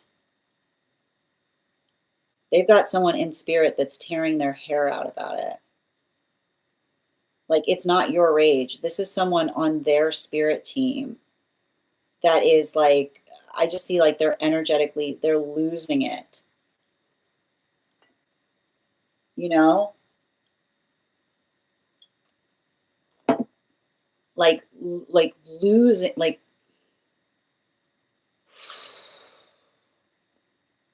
I wouldn't want to be this person. I mean, I mean, like again, you know, the thing the you know the thing I keep on seeing. I have to stress this.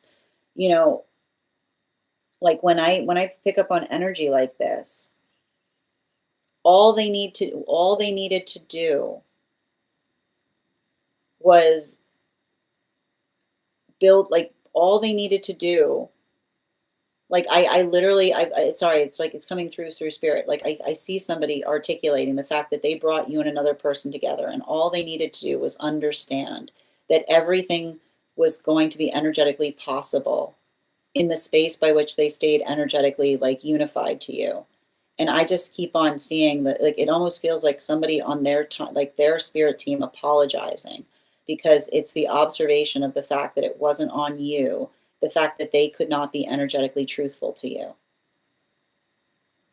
Like when I when I see a situation like this, it's so frustrating because it's the observation. Like it's not the observation of when like it's not the observation of the fact that there's something that you could have done differently. You can't force someone. Like you can't force someone to be honest. But the honesty that we build in the expression of having a relationship is the space by which we do something. And that's the thing about relationship. It's together or not at all. Right? It's together or not at all, or the relationship falls.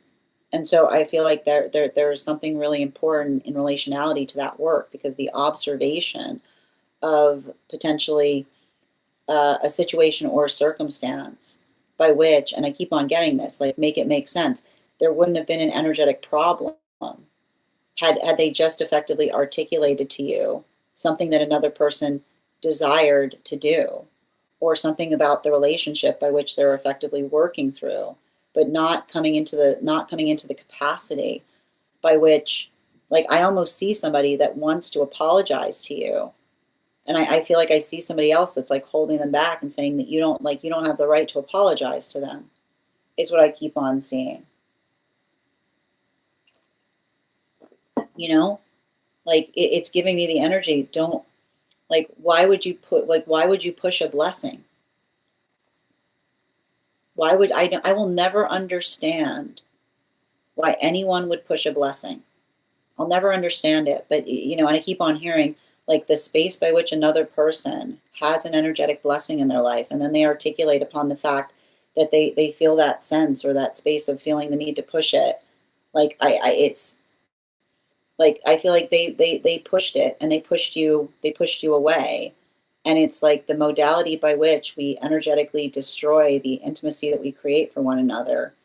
And I feel like you know, I want you to understand that is like, that's not on, like, if you were in that space by which you facilitated that to someone, if you articulated that and another person did not believe, like another energy did not believe, like that is on them. It's not on you. Bottom of the deck on this reading. I can't even find, yeah, here it is. They're never going to find,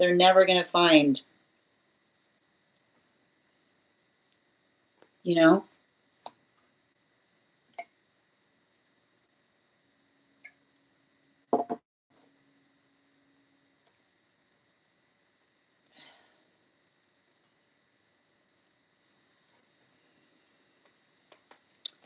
Wheel of Fortune, it's reversal.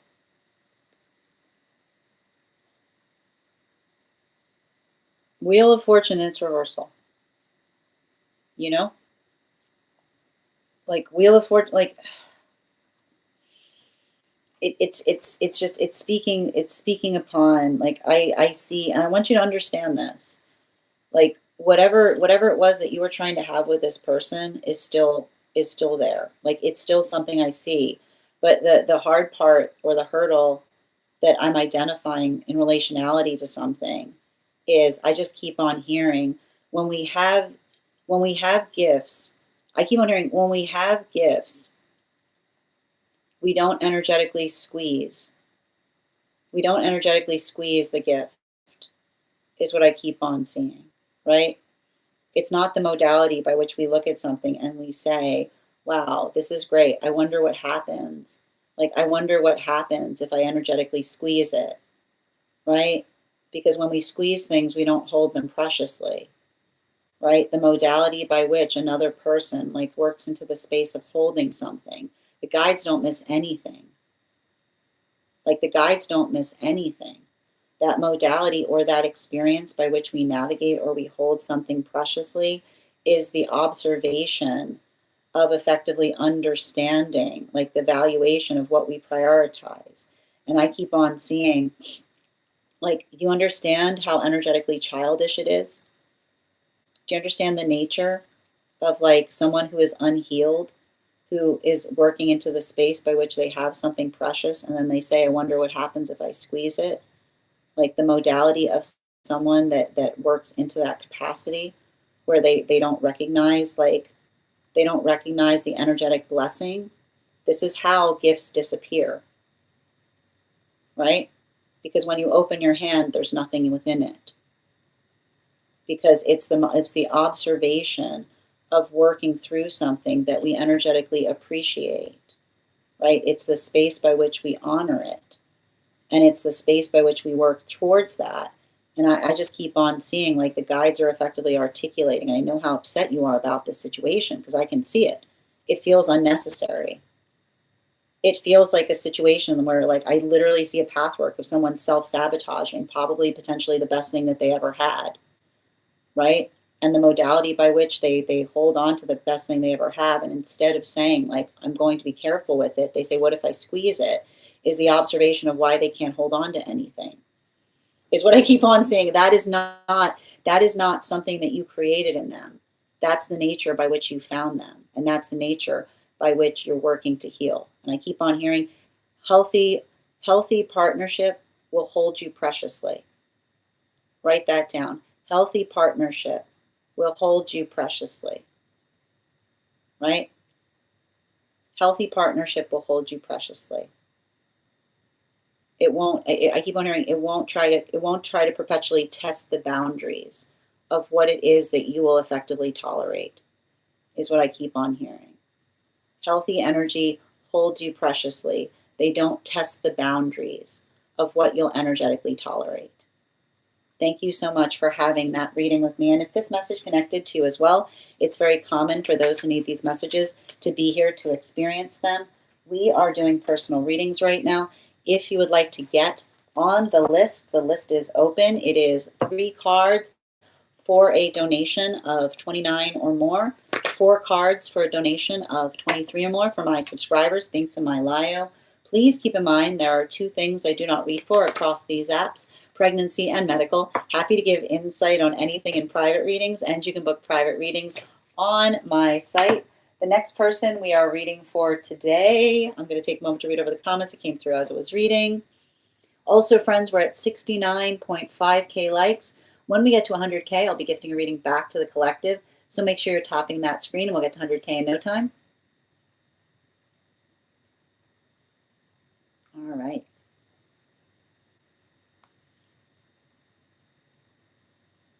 And Conduct, thank you for the follow.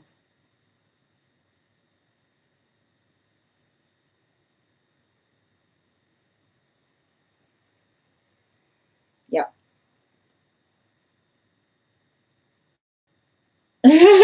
Over. That's the way it goes, yes. Thank you for the, oh, was somebody asking about getting on the list? Let me just confirm. And thank you, Rose, for the follow. Pardon me. And thank you as well. Hi there, Avatar. GH sending you support. It's like my brain never turns off. Okay. Thank you as well. Hi there, Julia. Yep.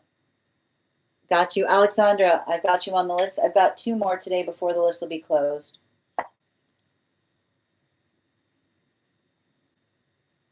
That's the way it goes, yep. Sagittarius, I need to ask you, Conduct, I had to mute you because the way we get questions answered here is not repeating the same statement over and over in the space of the chat. It's not polite or courteous to those trying to communicate. So if you want to have a reading, all you do is send the donation payment, and that's how you get added to the list for a reading. Thank you for respecting the rules of the live. I feel like they know.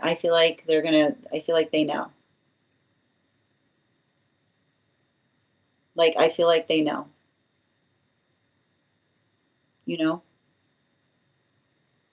It's like I feel like the reason I'm having this reading, like the reason we're having this reading is that understanding has arrived to them. Kamoy, thank you for getting on the list. We've got 1 more spot before the list is closed. Hi there, Sub. I do, yeah. Blessed rising, Billy.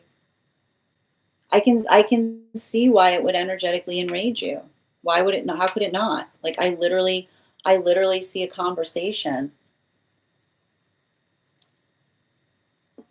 I keep on hearing it could have been a conversation. Could have been a profound conversation.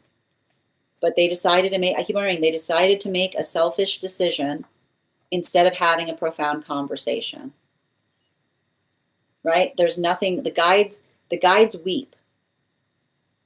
Right? The guides weep when there, it could have been a profound conversation, but instead they decided to make a selfish decision. And then the guides weep. Because it's the observation of how transformative it could have been in the space by which you had that conversation. Sending you support on that journey.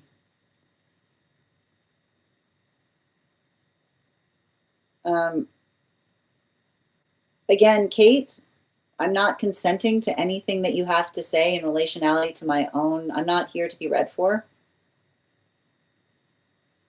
Thank you. And again, I will also take this time to remind you guys that a true reader will never reach out to you articulating the fact that they have a reading for you. That's not how readers work. If you would like a reading with a good reader, you ask the reader for the reader. You ask the reader for the reading, not vice versa.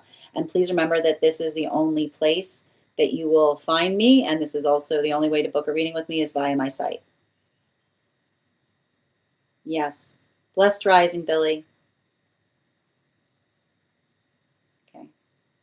All I ever ask anyone for is honesty and meet them where they are. Absolutely. It still will be, just not with them. Like that was the message I was getting through on it with Avatar. It still will be, just not with them. And thank you so much, Vivian, for the follow. Yep. Thank you, Cheryl. Sending you support, Avatar. And thank you, Jeff, for the follow. All right, let's continue right now. Hi there, Bobby. All right, didn't have to be. And it's always hard when that happens. And Ice, thank you for the follow. Next person we're reading for today. I've got one more spot today before the list will be closed. And the next person, I'm still looking for Sweet or Laura. The next person on the list today is Good Vibes. Good Vibes, if you're here, can you respond in all caps? Let me know if you'd like a general reading or if you have a specific question you'd like me to answer. Thank you, dear. I'll look for it there. We're also at 72K likes. When we get to 100K, I'll be gifting a reading back to the collective. So make sure you're tapping that screen and we'll get to 100K in no time.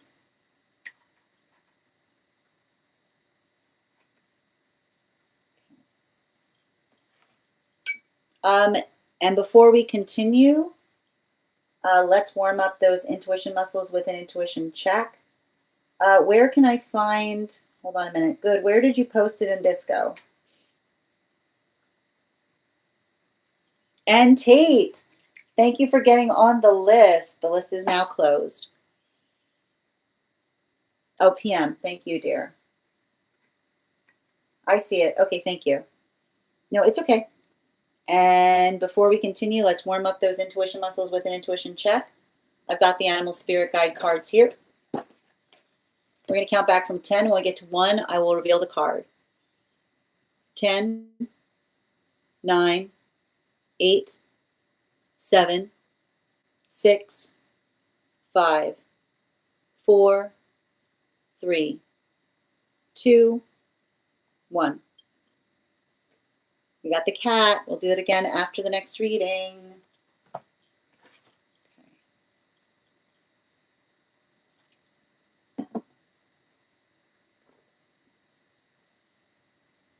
And hold on a moment.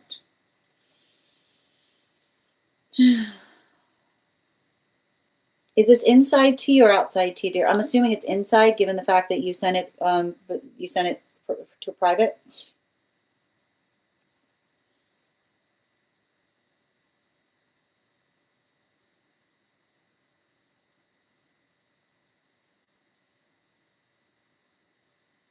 Mm, got it.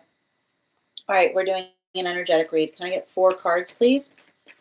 Woo!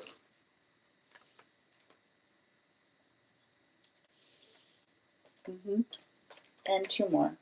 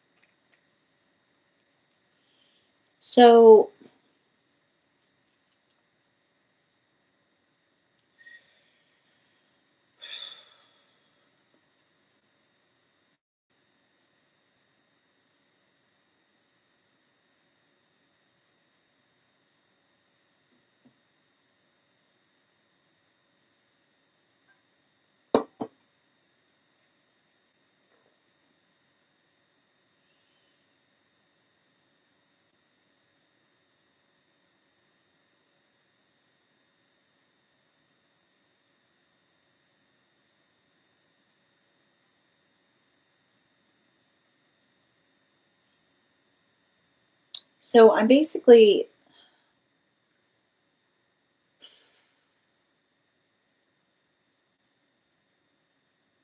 I mean, from an emotional capacity, I feel like the space, like I see somebody, it's not like the Hermit card is not here, but it feels very much like the Hermit card energy because I don't know why. I feel like this is some kind of experience by which,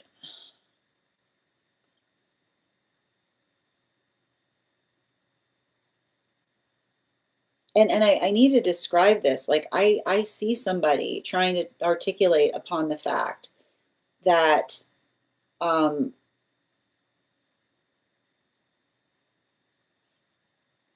like I feel like I see somebody recovering from some kind of deep, deep betrayal is what I keep on getting, you know? And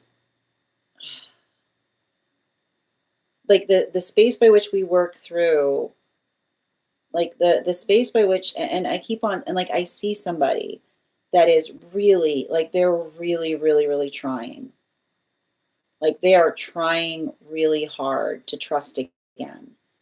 But it's very like this is what happens when we've gone through the context of deep betrayal. Because I feel like there's often this person that struggles with whether or not they're being betrayed again, right? And that's what I keep on like, and I feel like that's what I keep on seeing in relationality to what's happening between you and them. Because I see the space by which they feel like they have no reason to energetically doubt you, right? But it's like I feel like that's them like working. I feel like that's them working through like those experiences. Like I see them, like I see them kind of working into the space by which they're identifying and trying to facilitate upon it. And even in the context by which they're doing so, I feel like a lot of that energy, like a lot of that energy is working upon something in such a way that I almost see these like modalities by which when they feel triggered, they withdraw. You know, like when they feel triggered, they withdraw. Like I see somebody being like, you know, um, and I think that it's like that's where I effectively see somebody. And I don't know if there's, I think you articulated the fact that the hard part with long distance, like particularly the hard part with long distance, is it creates a vacuum space, right? It creates a vacuum space by which it's hard for another person to feel that sense of energetic stability in relationality to what you guys are articulating is happening versus feeling the surrealness as to whether or not it exists, right? So I feel like there's something really, really, really important about that, because the observation that we're effectively recognizing that's happening there has everything, I keep wondering, it has everything to do with, it has everything to do with the convert, like, and I feel like you've probably talked about it with this person, you know? Like I can see somebody being like, "You'll forgive me if there's moments that I fear that this is not actually happening." Right? Like, or the modality by which another person feels like that anxiety, or those modalities by which they feel that insecurity. So I feel like the most important thing that you can do in nurturing, like in nurturing a relationship like this, is helping them know and identify that you also, right? You also have those experiences. You also are working through those trust wounds. You also share those same anxieties and fears, because I just keep on seeing that something about the space by which you and another articulate, not, I keep wanting to articulate, not just upon, like not just upon what it is that you're trying to, like what you mean to one another, but the fact that it's real is what I keep on hearing. You know, because that is like, that's the level of betrayal that I see that somebody is trying to navigate. Like the level of betrayal by which another person was hurt to such an extent. I keep on hearing somebody being like, everything they thought, like it's almost giving me like the space by which another person was hurt, recognizing that another person had like a double life is what I keep on seeing, right? The pain experienced in someone having a double life, which is the space by which they aren't unifying in relationality to the experience that they share, but somebody who like felt that modality or the experience of someone who, like I keep on hearing, like somebody who carefully, like I almost feel like someone who carefully worked to like not make them energetically aware of something. You know what I mean? Like that, like that's what I keep on seeing there. Like that type of experience. And I keep on hearing it can be like, and the guide's like talking through it, it's shattering, right? Because the shattering that happens after experiencing that is having the fear that it's happening again, right? Like the modality by which one feels the sense of questioning the reality that's happening between you and another. So I feel like there's something really, I feel like there's something really important about that in relationality to building into the context of the energetic significance that we share to one another, because and I think that that's the thing that you need to have a conversation with about, right? Like the modality by which you say to someone, not only do you understand, but acutely you are acutely aware of how painful that is. And not only, I keep on hearing, not only would you not do that, but you would never put someone through that, is what I keep on seeing, right? Not just that, I keep on hearing, not only would you not do that, but that you would never put someone through that, is what I keep on hearing, right? The space by which you articulate the preciousness by which, by which you would never, I keep on hearing, you would never have to make someone energetically endure that, is what I keep on hearing. Bottom of the deck on this reading.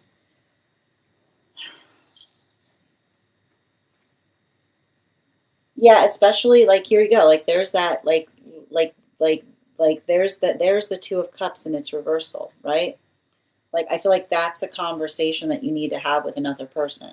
not only would I never do that, I would never put you through that, right? Like the modality by which you articulate the fact that like in the shape by which you say that the valuation in feeling, like the valuation in feeling like that level of energetic betrayal is such that you would not make someone have to energetically feel that sense of like you are effectively meeting someone who's already in the modality by which they question everything, right? And I feel like it's almost like the space by which you have to say to someone that you like honesty is the most important quality and characteristic, right? Having the hard conversation, not effectively not effectively not effectively dialing out of something in a moment, and I feel like I keep on seeing that's what I keep on seeing with somebody. Like I see somebody working through that level of betrayal to such an extent that, like when I say when I see an energy like that in terms of that much work, um, I keep on hearing constant reassurance, right? Constant reassurance, constant ability to help another person recognize or identify. Not I keep hearing not just what you have together, but being respective of the fact of navigating what another person's been through is I feel like that is you kind of I feel like it's you and them kind of working through the space of repairing the heart space and understanding that there are going to be moments that we feel triggered, but not allowing the trigger to overwhelm the reality of what is happening is what I keep on seeing, right? And I feel like it's hard because I can see somebody, I can almost see somebody that I don't know why it feels like again getting back to one another, or those modalities or experiences by which we those modalities and experiences by which we communicate, I almost feel like I feel like helping someone stay reaffirmed in relationality to building into that point of connection, because I see somebody who when I say it's not you, it's relationships. I almost feel like it's them kind of constantly working into that space by which they're trying to they're trying to believe it's true, but with a past that makes it hard, right? Not allowing not allowing that to affect, but almost like paying heed to it, right? Like being extra careful because you're paying heed to the fact that you and them have both experienced very deep betrayal in some capacity. So I feel like the space by which you're able to articulate to another that you understand it is also going to kind of help support the work that you're trying to do together. Thank you so much for having that reading with me, dear. And if this message connected to you as well, it's very common for those who need these messages to be here to experience them. We are doing personal readings right now. And you might have to I think you might have to facilitate potentially saying let's find a time every day to connect. Let's foster that energetic connection, right? Because I almost see somebody who has some kind of tendency to fall into despair instead of communicating through it. Thank you so much for having that reading with me, dear. And if this message connected to you as well, it's very common for those who need these messages to be here to experience them. We are doing personal readings right now. If you would like to get on the list is closed today, but you can get on the list tomorrow and you'll be the first person read for. 3 cards for a donation of $29 or more. 4 cards for a donation of $23 or more for my subscribers. Links in my bio. Please keep in mind there are 2 things I don't read for across these apps: pregnancy and medical. Happy to give insight on anything in private readings, and you can book private readings on my site. I'm going to take a moment to read over the comments that came through these. The comments came through as I was reading. And thank you for the follow, Jeff.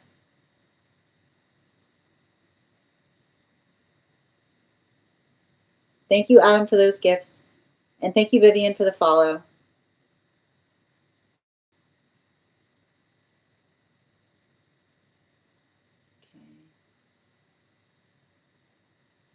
And thank you, Chu, for the follow.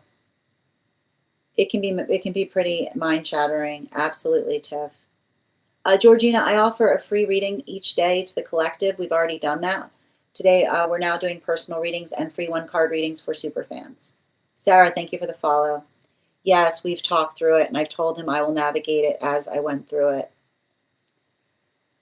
Living as authentically as I can be in the moment and healing through accountability, tap to claim. Yeah, thank you, good. His ex had a double life and she got pregnant by another man. Thank you for confirming. Like, that was the level of betrayal I was seeing. And thank you for sharing the live, Dada. I always appreciate when you guys share the live. Yeah, I've told him, but I think we need to have the discussion again. I feel like it's just somebody who needs perpetual reassurance. You know? Like, I feel like I see somebody who, like, moves into that space of despair very easily. Yes, and thank you, dear. Yeah, it keeps themselves busy. I can see why they keep themselves busy. Yeah. Oh my goodness, that's wild, dear. Wow, sending you so much support on that journey. Good Lord. All right, we're going to continue right now. The next person on the list for today is, what did I write here? Diana. Diana, if you're here, can you respond in all caps and let me know if you would like a general reading or if you have a specific question you'd like me to answer? And if anybody else would like to get on the list today, the list is closed, but you can get on tomorrow and you'll be the first person read for. Hi there, dear. And before we continue, let's warm up those intuition muscles with an intuition check. I've got the animal spirit guide cards here. We're going to count back from 10, and when we get to 1, I will reveal the card. 10, 9, 8, 7, 6, 5, 4, 3, 2, 1. We got the adder. We'll do it again after the next reading. All right.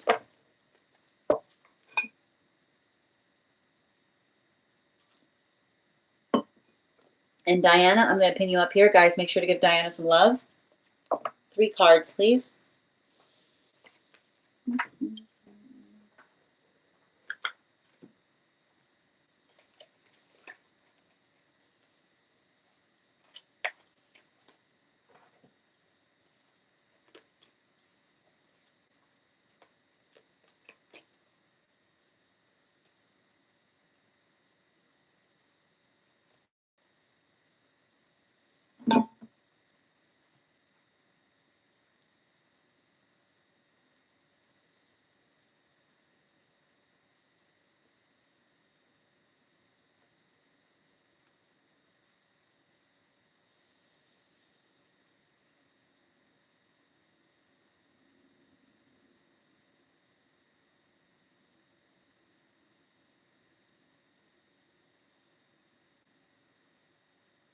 Wow, this is interesting. I feel like this is you, like, going back to something with a pair of fresh eyes. You know? I see you on, I feel like this is you having some kind of pathwork of reclamation on something. But, like, the thing about it is, you know,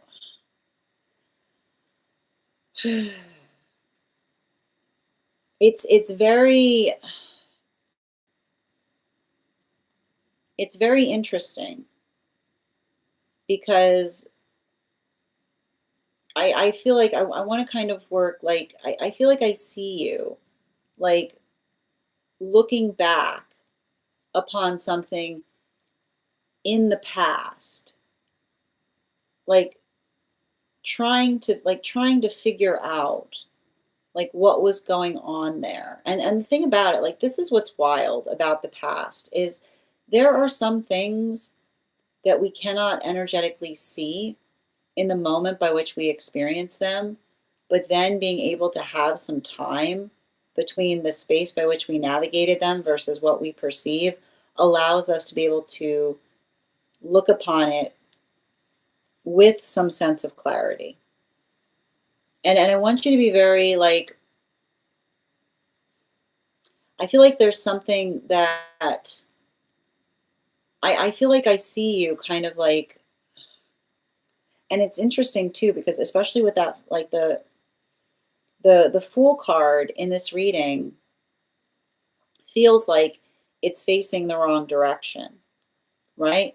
And so it's almost like the guides that are saying, don't, like the holding on to the past, and I'm going to kind of give you this, holding on to the past only serves us if it helps us figure out the direction that we're going forward, is what I keep on hearing, right? Like the space by which we dwell in the past has to be like, I feel like the past orients us in terms of like how we're trying to move, but not the space by which we feel energetically confounded by it. So if you're working in that capacity, make sure you're doing so in a way that feels like it's energetically supportive to the self, is what I keep on seeing. Because um, the one thing I keep on identifying, and I feel like I see, like, and I want to describe what I'm potentially seeing here. Like, if someone is being unreasonable to you right now, like it's effectively articulating that your observation of not being triggered by their unreasonableness, but literally identifying and recognizing the space by which they're doing something in a way that doesn't make any sense, like that is, like that is what is energetically supportive, is what I keep on seeing. Like that observation of being able to feel fortified, but not just fortified, but energetically stabilized in relationality to how you're trying to address a situation. Like I feel like there's something important about that, because I see, like I almost see I see a modality by which like I see something here by which you're navigating through like a positive breakthrough. And I keep on getting like don't get don't get frustrated and distracted by someone else holding on to something like in such a way by which, and I keep on hearing like hurt feelings are no space by which one can work to resolve something. The space by which we have hurt feelings is articulated or amplified by the observation of what it is that we could be doing energetically better, is what I keep on saying. It's the observation of working through something that allows something to be possible, because I almost feel like I see you going through a maturation cycle. And the hard part about a maturation cycle is often characterized by the fact that it starts feeling really surreal, right? Because what happens when we start energetically maturing? We start feeling a lot of that surrealness because it feels like others aren't operating by the logic that we ourselves are attempting to bring into situations. And it's a reminder that logic guides us forward towards healthy places, but the space by which another person is being illogical, right? Like sometimes the modality by which another person is being illogical or unreasonable, like that can often be like you typically won't find,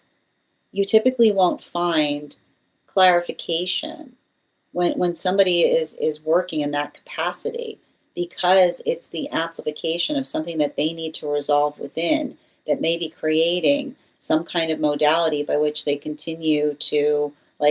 they continue to like hold that space of energetic reservation for the self. And I think that's really important right now, because everything I keep on seeing is saying to me, like, I see you like carving some kind of new path for yourself, and not just for yourself, but for the benefit of those around you.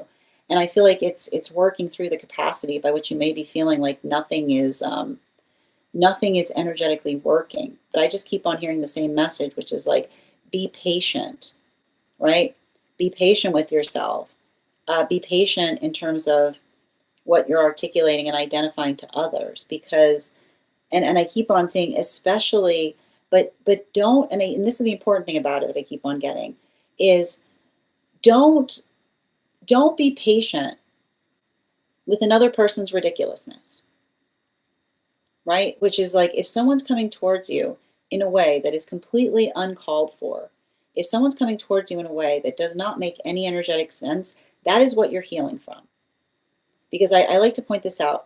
Energy that's in a place of deep unhealing will look for reasons to be upset, right? It's the modality by which we recognize or understand that when someone is working through, like you'll see this, when somebody is working through something, it's the problem with the self that's looking for a cause outside of the self, right?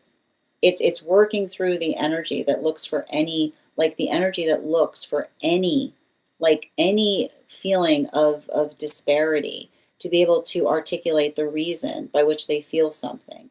So remember as well that a healthy standard is something that makes logical sense. Bottom of the deck. Yeah, especially, like I keep on saying, especially with this eight of wands, like I see you, like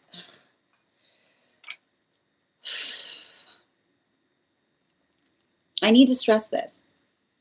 A rising tide raises all ships, right? A rising tide raises all ships. But when someone's deep in their ego, they miss the trip. Like that's what I keep on hearing in this reading. A rising tide raises all ships, but when you're deep in your ego, you miss the trip, right? It's the modality by which often these like, and this type of energy that we're picking up right now, like this is what I mean. A rising tide raises all ships, but when you're deep in your ego, you miss the trip, which is the modality and the experience by which we understand that when something positive is happening, right? Like when something beautiful is occurring, that feeling of energetic expansiveness is often one that expands upon all of us, or like everyone around the self, right? It's the energetic gift that feels like it's profound, but in the modality by which, this is often what happens when another person is so deep in their ego that something beautiful is happening, right? And instead of being able to be in the space by which they recognize something's beautiful is happening, they work into the space of the feeling of it, not like of working through the space of the self instead of the expansiveness, right? You can't, I keep wondering, you can't get anywhere with that type of energy. Like you can't you can't be in the space that allows for the expansiveness if another person, I keep wondering, if another person gets upset anytime something positive happens, right? Like you can't, like hooray, and like someone be like, when you say, when you say hooray, others say hooray with you. They don't come into the space by which they neigh, because it's the space by which it understands, like that in itself is often the articulation of going through a maturation cycle, because it's the feeling of profound excitement that we have that is proportional to what is energetically happening, right? It's the positivity that feels like it allows for great things to happen. So I want you to be very conscientious with yourself about that, because I feel like it's almost saying like, make sure that you're not in the modality by which, like, make sure you're not in like an environment that makes you feel like you want to apologize every time something nice happens to you, is what I keep on hearing, right? Like the modality by which you shouldn't feel like, don't allow yourself to feel thwarted by being in rooms by which you feel like you have to apologize every time you have some kind of positive thing that happens, is what I keep on seeing, because I feel like there's some kind of energy here that is working into the context of being able to recognize or identify what it means to be able to speak towards positivity. And that I keep wondering, like, that modality or that experience by which we amplify or articulate upon the positivity. Positivity is shared because positivity brings with it more opportunity, right? It's not something by which we ruminate upon, it's something that we energetically celebrate. Thank you so much for having that reading with me, Diana. And if this message connected to you as well, it's very common for those who need these messages to be here to experience them. We are doing personal readings right now. If you would like to get on the list for today, the list is closed, but you can get on the list for tomorrow and you'll have an additional card in your reading if you get on for tomorrow. I'm also going to take a moment to read over some of the comments that came through as it was reading. One moment, please. Hi there, Elon. And thank you as well. If you'd like to get on the list, all you need to do is send a donation. It'll be added to the list. Diana, yes. I was with a Gemini and their ego was nasty. I've been there. Toxic. Agree. Oh, exactly. Relish in the positive. Exactly. You're so welcome, dear. Yeah, let's celebrate. And that's what I keep on hearing. Like, I feel like it's like that's what I'm identifying there that feels really energetically difficult, right? It's like I feel like it's like, and it says to me, like I keep on hearing, like it's not the space, like if something positive is happening, like obviously not in the space by which you like, you throw it in front of somebody and be like, ooh, you know what I mean? Like not like that. You know what I mean? Like not like that. Like not the space by which you articulate it, but the space by which another person, like it's hard, it's like understanding the proportionality by which another person is able to share that joy, right? Like it's saying to me, like the good things don't hurt, like good things happening to you don't hurt another person, but sometimes it feels like it hurts when we're in environments where it feels like we can't share positive news because we're worried about how another person might energetically receive it, is what I keep on seeing. So hold yourself with compassion if you're going through journeys like that, and recognize, like recognize that that is not something, like that's not conditional, that's something that I feel like you're actively working to heal, is what I keep on getting. Thank you so much, dear. All right, we're going to continue right now. The next person on the list for today is Minnie. Minnie, if you're here, can you respond in all caps? Let me know if you'd like a general reading or if you have a specific question you'd like me to answer. And while we wait for Minnie's question, let's warm up those intuition muscles with an intuition check. I've got the animal spirit guide card here, and when we get to 1, I will reveal the card. 10, 9, 8, 7, 6, 5, 4, 3, 2, 1. We got the stag. Thank you guys for participating. We'll do it again after the next reading. All right. And I'm going to take a moment to read over Minnie's question. And thank you for sharing the live, Nikki. Always appreciate when you guys share the live. Got it. I got you. General question in the disc. Thank you. And just a reminder to anybody, if you have information that you feel is relevant for our reading, if you have a dream that you would like interpreted or a past life that you would like more information on, you can put that information in the notes when you send the donation. You can also post it in our subscriber-only disco channel in the appropriate channels. And I'm just going to take a moment to read over some of the comments. Hold on a moment.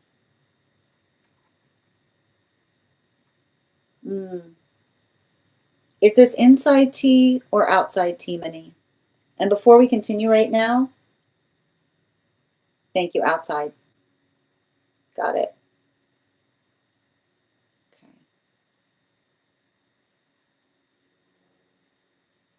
All right, let's continue. All right. I'm navigating, hold on a minute.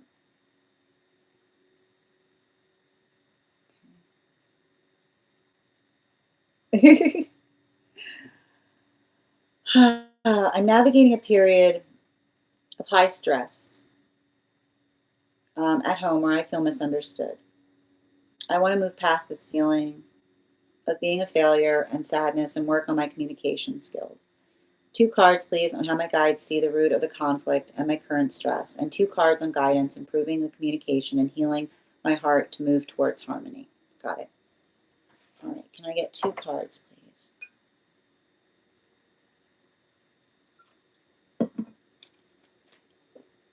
And I'm going to pin you up, Minnie. Guys, make sure to give Minnie some love.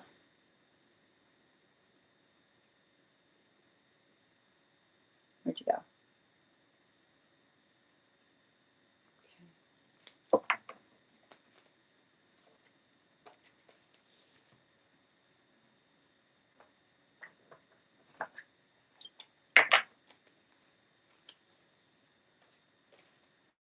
And one more, please.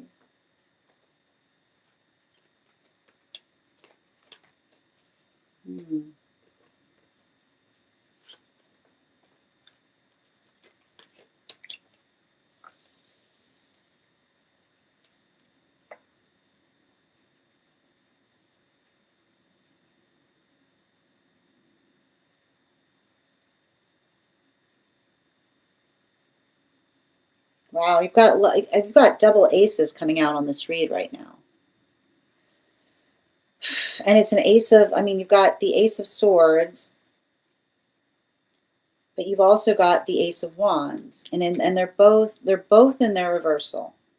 But I want to articulate, like, there's something really important.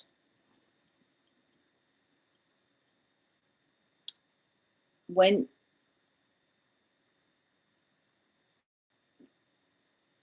you are innovating, you will feel misunderstood.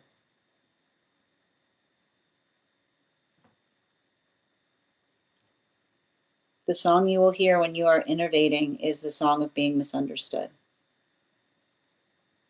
Right? The song you will hear as you're energetically innovating is often feeling misunderstood. It's the modality, answer the call, right?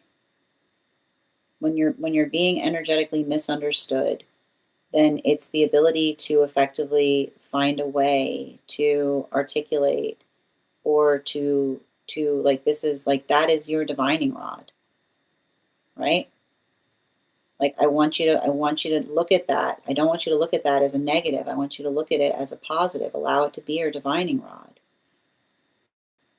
right? Help it, let it help to build direction in those that feel that they can understand, right?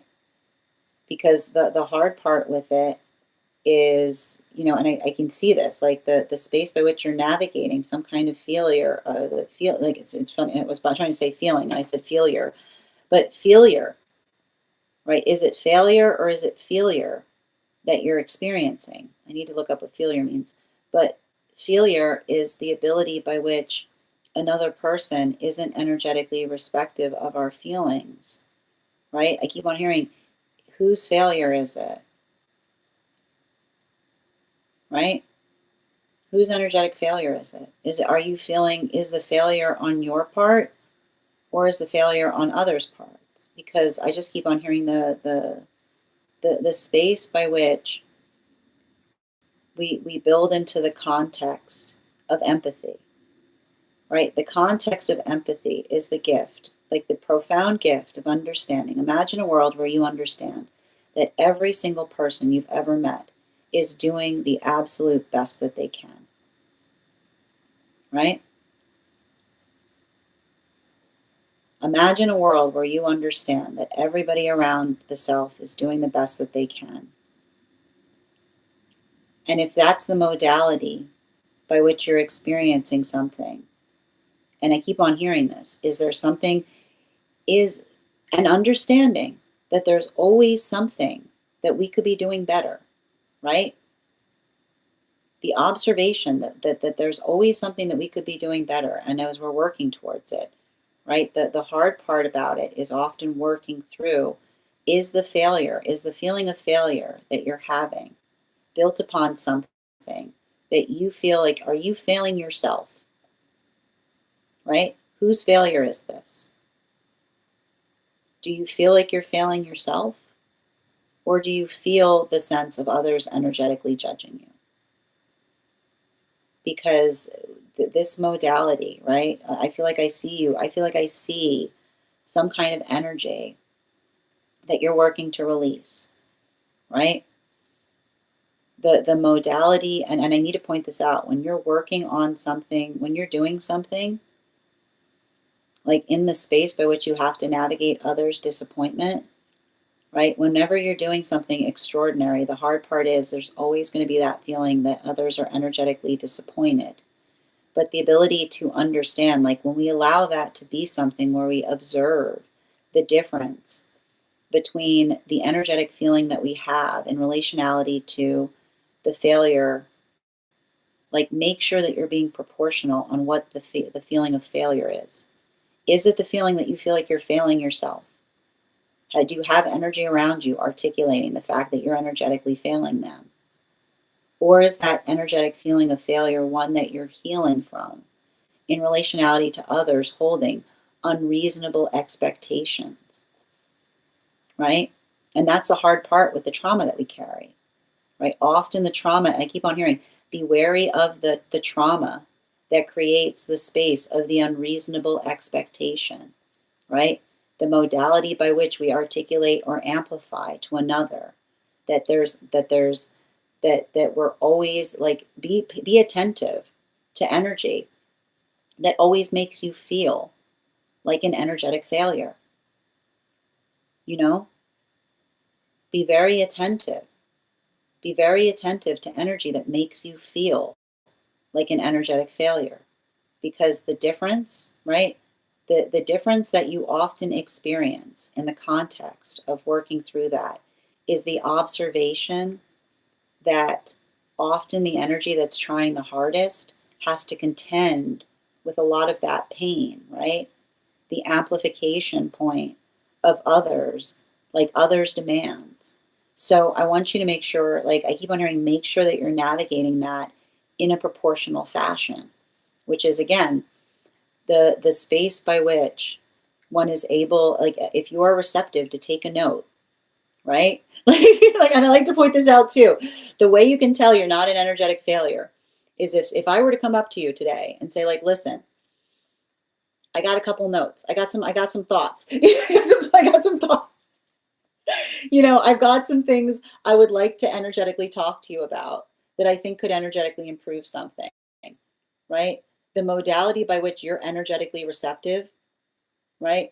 Your receptivity to navigating others like feel like directions or articulation points tells you everything as to whether that failure is something that you're experiencing within or without, right? Because if you're in the space by which you're always receptive to feedback, I guarantee you're probably not failing anyone around you who is reasonable, okay? And the most important thing that I need to circle with this failure point that you're experiencing is who is reasonable, right? Reasonable, right? So I want you to recognize that. And again, if you're recognizing the fact that the failure point is coming towards you in the context of something that feels like it's unreasonable, yes, that's unfortunately, that's trauma. Like the sound of trauma is experiencing the wake of another person articulating what a failure you are, but not going into detail as to why, right? You are a failure. What would you have me do? Don't let trauma talk to you like that. Right?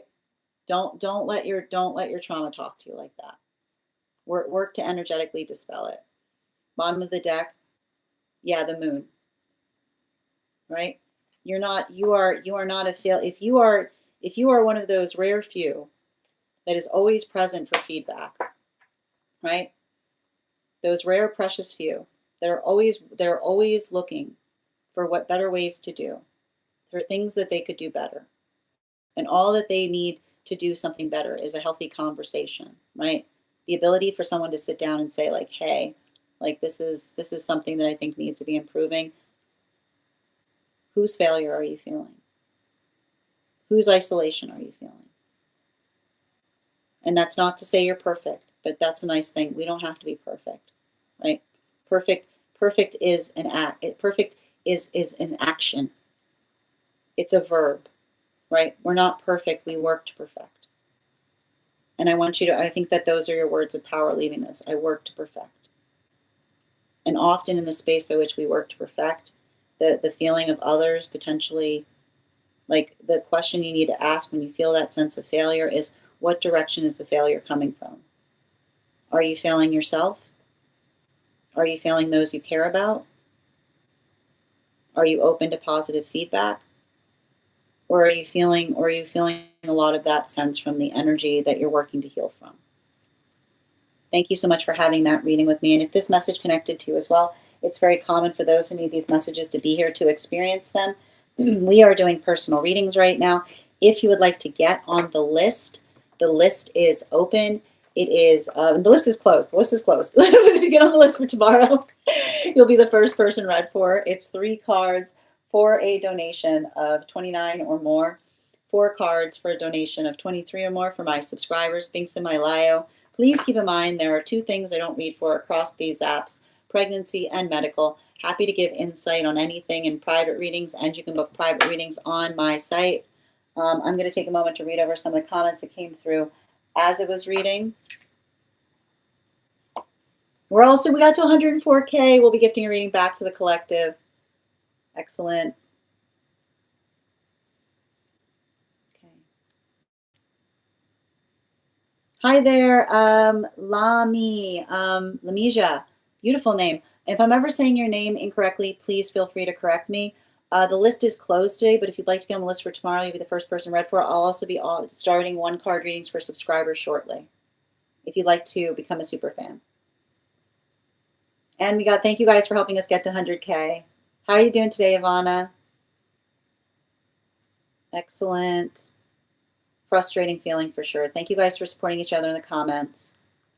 I know I could communicate better and I'm working on it, but I've been feeling, and that's what I mean, like the space by which you're able to, the space by which you're able to identify, like the space of being attacked. I need to point this out. Healthy energy doesn't attack. Right? Healthy energy doesn't attack. I want you to write that down too. Healthy energy doesn't attack. They communicate. Yeah, and you can hold somebody with compassion, but you can also, if it feels like you're being energetically attacked, you can allow that to also be the space by which you hold them at a distance. Hi there, Lisa. How are you doing today? One of the most meaningful things on my healing journey was that people who make you feel imperfect are often so harsh on themselves. Beautifully said, Tate. Tap to claim. I love how you just come in here. Every time you come in, you just drop the mic when you enter. Good to see you, dear. It's so hard to be your best when you feel attacked. But here's the thing, right? Healthy energy would never make you feel like that. Right? The observation of being able to understand what it is that you're healing from, like let it inform you. Don't internalize upon it. Yep. I do my best, Avatar. It just reveals exactly. And that's the thing about it, right? Like often the space by which it's like the space by which another attacks another person. Like you can have full understanding of what another person might be putting themselves through. You can't free someone from that prison, right? You can't free someone from that prison. That's their responsibility to heal from, not yours. Thank you, It's My. A lot of times people hold that high standard for others. I mean, that's the thing about it. Our trauma likes to masquerade as our standards, right? The ability to understand and operate in the context of being able to articulate it helps us see the difference between a standard and trauma that's disguised as a standard. Thank you, Miss Rissa. I don't think they think I'm failing. Well, and then I said, whose failure is this? Right? That's what you need to ask when you feel that sense of failure. Yeah, someone made you feel like that at some point, so now you carry that trauma. Beautifully stated, Nikki. Makes a lot of sense. I think you got to ask yourself, hey, is this my own standard or someone else's I've taken on? And I like to point out other standards are always healthy, right? They always are energetically reasonable. Yeah, rule number 1, be gentle with yourself. Coming from a recovering hard on the self individual, it's have to claim for. Being hard on self gets us absolutely nowhere. It does nothing for us. I mean, I will point, like, listen, I'm going to argue that a little bit, Tate, right? When we're hard on ourselves, right? When we're hard on ourselves, it's because we're working towards exceptional, but we don't project that hardness onto those around the self, right? Like we don't project it onto those around the self. We keep it within so that we gift ourself without, right?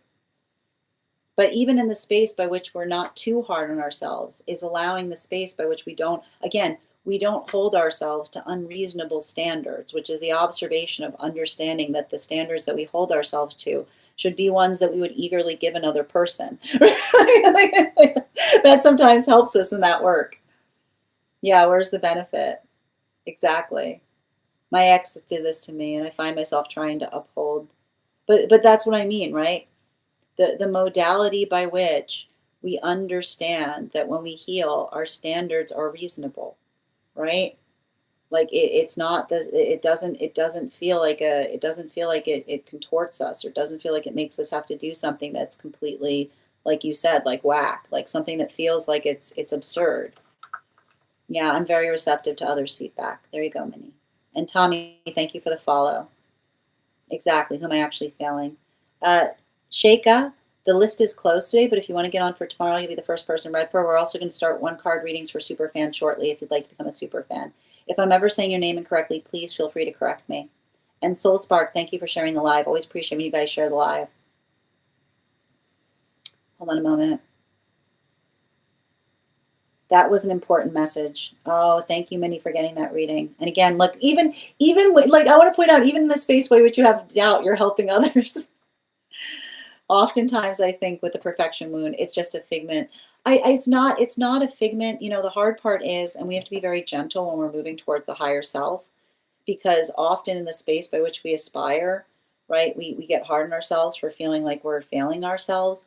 But the understanding, like the way you can usually heal that is the modality by which you inhabit and say, what if this is your perfect, right? And if you say it's not, be like that's a conversation we have with the higher self. Higher self goes, well, what needs to change? What needs to change? What needs to change? Why don't you tell me? Why don't you tell me a little bit of the difference? Like, what's the difference between where you are and where I am? What's the difference, right? Like, it's understanding the difference. Yep, absolutely. Thank you. You're welcome. Kathleen, the list is closed right now, dear, but if you want to get on for tomorrow, you'll be the first person read for.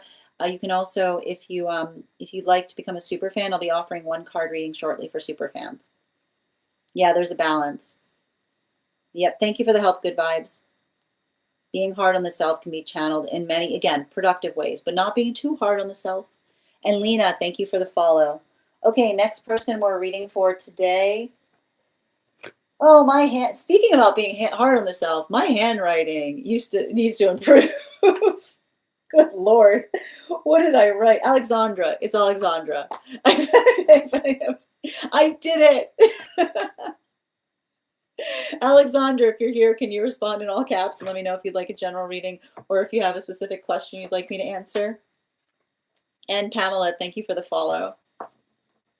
And oh, wait, Alexandra, don't give it yet. We have to do 100K. Okay. I am thinking of a number. I used to have beautiful handwriting. Okay.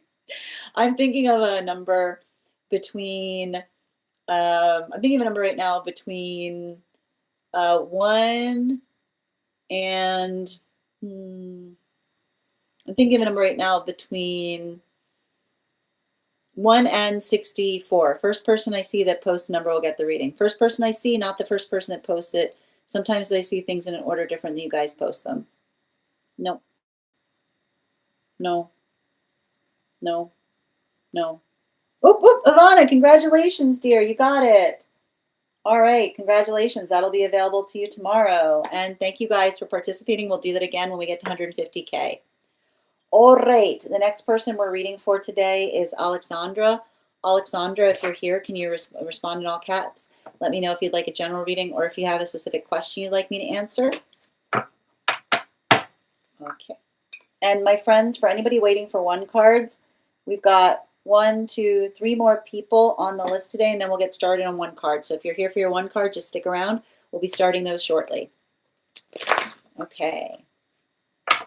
It was 6. Does anyone else scroll up because they have to know the number? Congrats.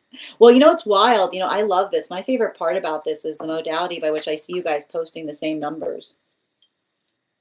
That's what I like to see. I think it's wild because I often see, like, when you guys are so in sync that you're posting the same numbers at the same time. It's beautiful to behold. Yep. Okay, thank you. My handwriting gets messy when I'm thinking fast. That's fair. Mine gets, yeah, mine does too, I guess. I guess that's a good way because I'm usually distracted when I'm writing the names down. Yeah, you were close, Minnie. All right, Alexandra, I believe, did you, hold on a minute. I got it. Is this inside T or outside T? Oh, thank you. I like that. The energy is messy. The energy needs to work on their handwriting. All right.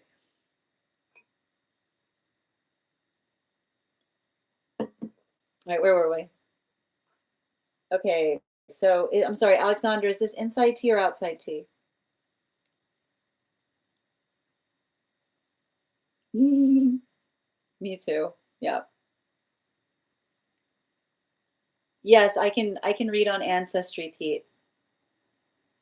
But I mean, when you say, I mean, like, let me be clear on that. Not energetic ancestry. So like not the space by which like not working into the context of like the energetic lineage, if that makes sense. Yeah, Alexandra was here, but maybe they had to step away. That's fine. We'll continue. The next person, if Alexandra's not here, the next person on the list is Kimoy. Kimoy, if you're here, can you respond in all caps? Let me know if you'd like a general reading or if you have a specific question you'd like me to answer.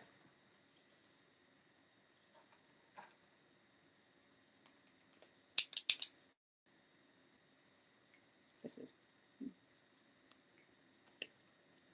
oh, thank you for that beautiful gift. Who gave me that? I love that. Thank you. I appreciate that. That was really cool. Okay. All right, second call right now for Kimoy. Second call right now for Kimoy or Alexandra. Second call right now for Kimoy. It was beautiful. Thank you so much. Who gave that to me? Oh, Nabul. Thank you. And if I'm saying your name incorrectly, please feel free to correct me. Oh, thank you for that beautiful, beautiful gift. I appreciate you. And Louise, thank you for the follow as well. I see Alexandra. Like how she writes back, I'm awake. Grand Rising. Alexandra, it's time for your reading. Can you let me know if you'd like a general reading? It's okay. Can you let me know if you'd like a general reading or if you have a specific question you'd like me to answer? I know. I love the potato too. The potato is a queen. I see it on the disco. Is it inside T or outside T?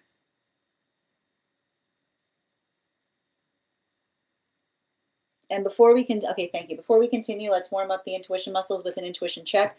I've got the animal spirit guide card here. We're going to count back from 10. And when we get to 1, we'll reveal the card. 10, 9, 8, 7, 6, 5, 4, 3, 2, 1. Horse. Okay. Just bear with me a moment so I can read over the comment. It's inside T.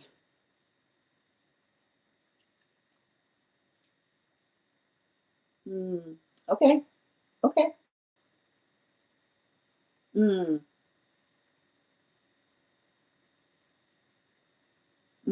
okay.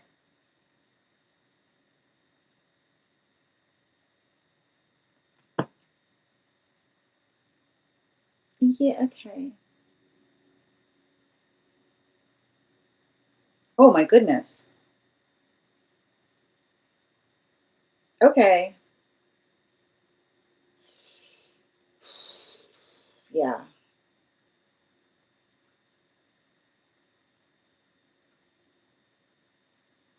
Okay. This is helpful. Thank you. I got you. All right. Can I please get, hmm yeah, 4 cards, please. Okay.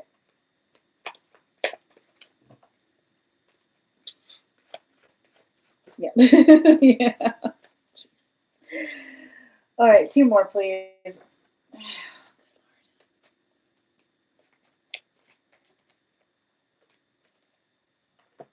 And 1 more.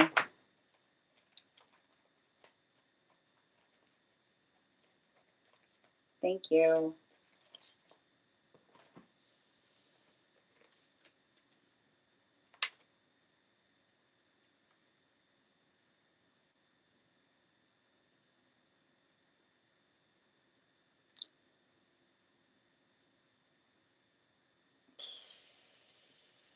Yeah.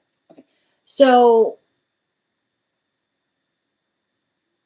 let's talk a little bit about like, I want you to understand. I keep on, yeah, it's interesting that the way that you're articulating something that was occurring, because I keep on getting um, disruption or anomalies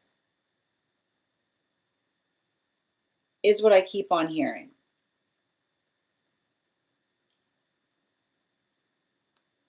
Hold on a minute. And speaking of which, perfect, like on cue, like honestly, I can't, like on cue, like exactly, like on cue, like on cue. And you know what's wild about it is the literally, like you can't make it up.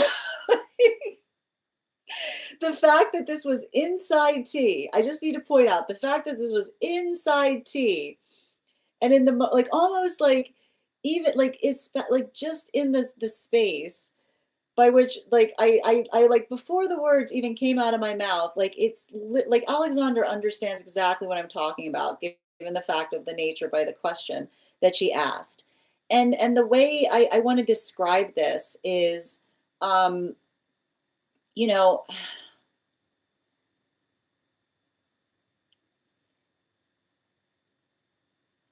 the space by like you carry a lot of energy, okay?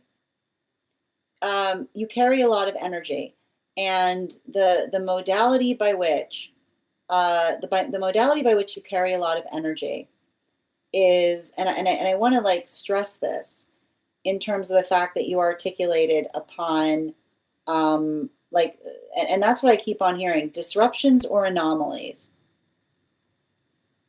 And that's exactly, like that's exactly how one of your guides wants you to see it, because the thing about it is like the modality by which you articulate upon the fact that they were reading for you and they were encountering the interference, right? Like it almost says to me, like I want to describe like the sometimes it's hard to read for certain energy, because it's like the best way I can describe it is how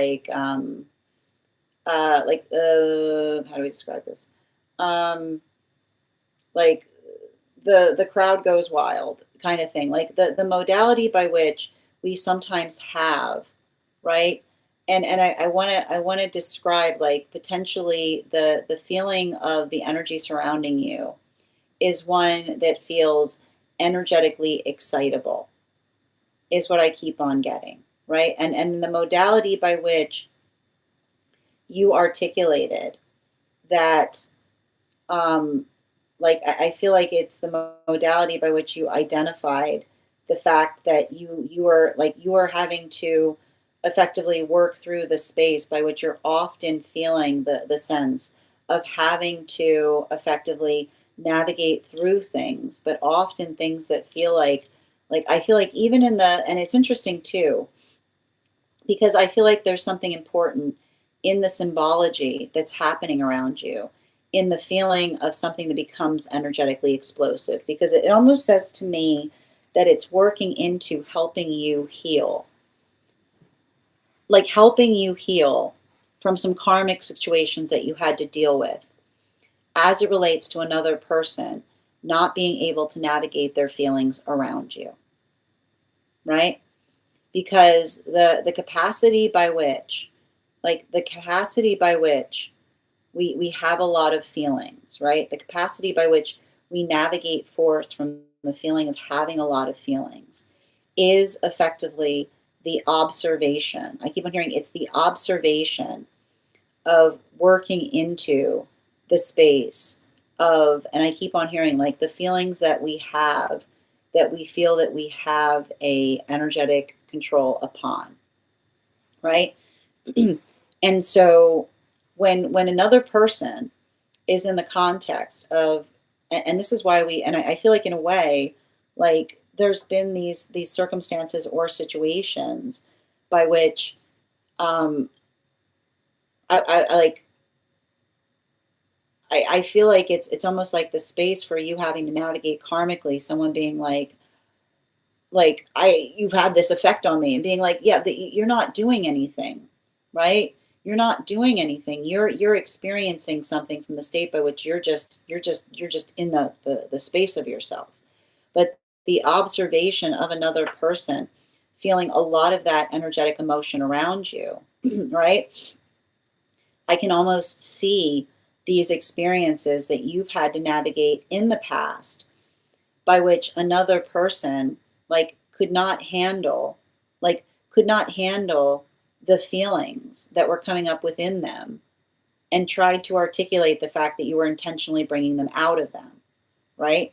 This is often, I feel like this is often articulating upon the fact that you often have become the source of others' energetic projections, right? And it's saying to me that I almost see a lot of, I see a lot of, I'm reading, it's like becoming a past life reading where I see a lot of the energy like working through the difference between someone like navigating the feelings that they have versus trying to effectively articulate that you are the energetic source or cause of them, is what I keep on seeing. And I keep on getting the message that's coming through in relationality to that is see how easy, see how easy it is to project upon an anomaly, right? Like, see how easy it is to project upon an anomaly, which is the modality by which we encounter someone that we've never met before, and immediately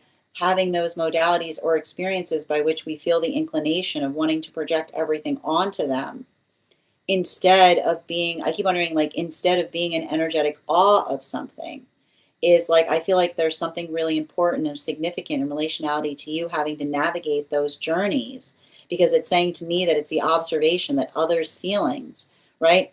I keep on hearing others' feelings are not respectfully our responsibility so long as we've done the work to be able to navigate our own feelings, is what I keep on seeing. And I feel like that's what I'm picking up that they were picking up upon in relationality to the reading that you were having. And I like to point out, like, and it's interesting too, because, you know, I like, and it's funny too that you brought up an angelic reading in that, in the space by which you asked me something. Because I always like to point out, like, what's the first thing? Like, what's the first thing? I always love this because every time you read upon angelic energy, what's the first thing that an angelic energy says? Be not afraid. Be cool. Be cool.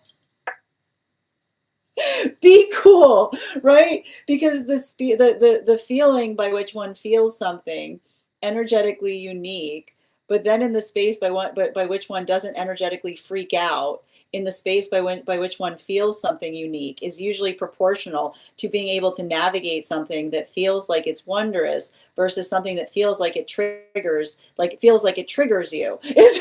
Is what I keep on seeing.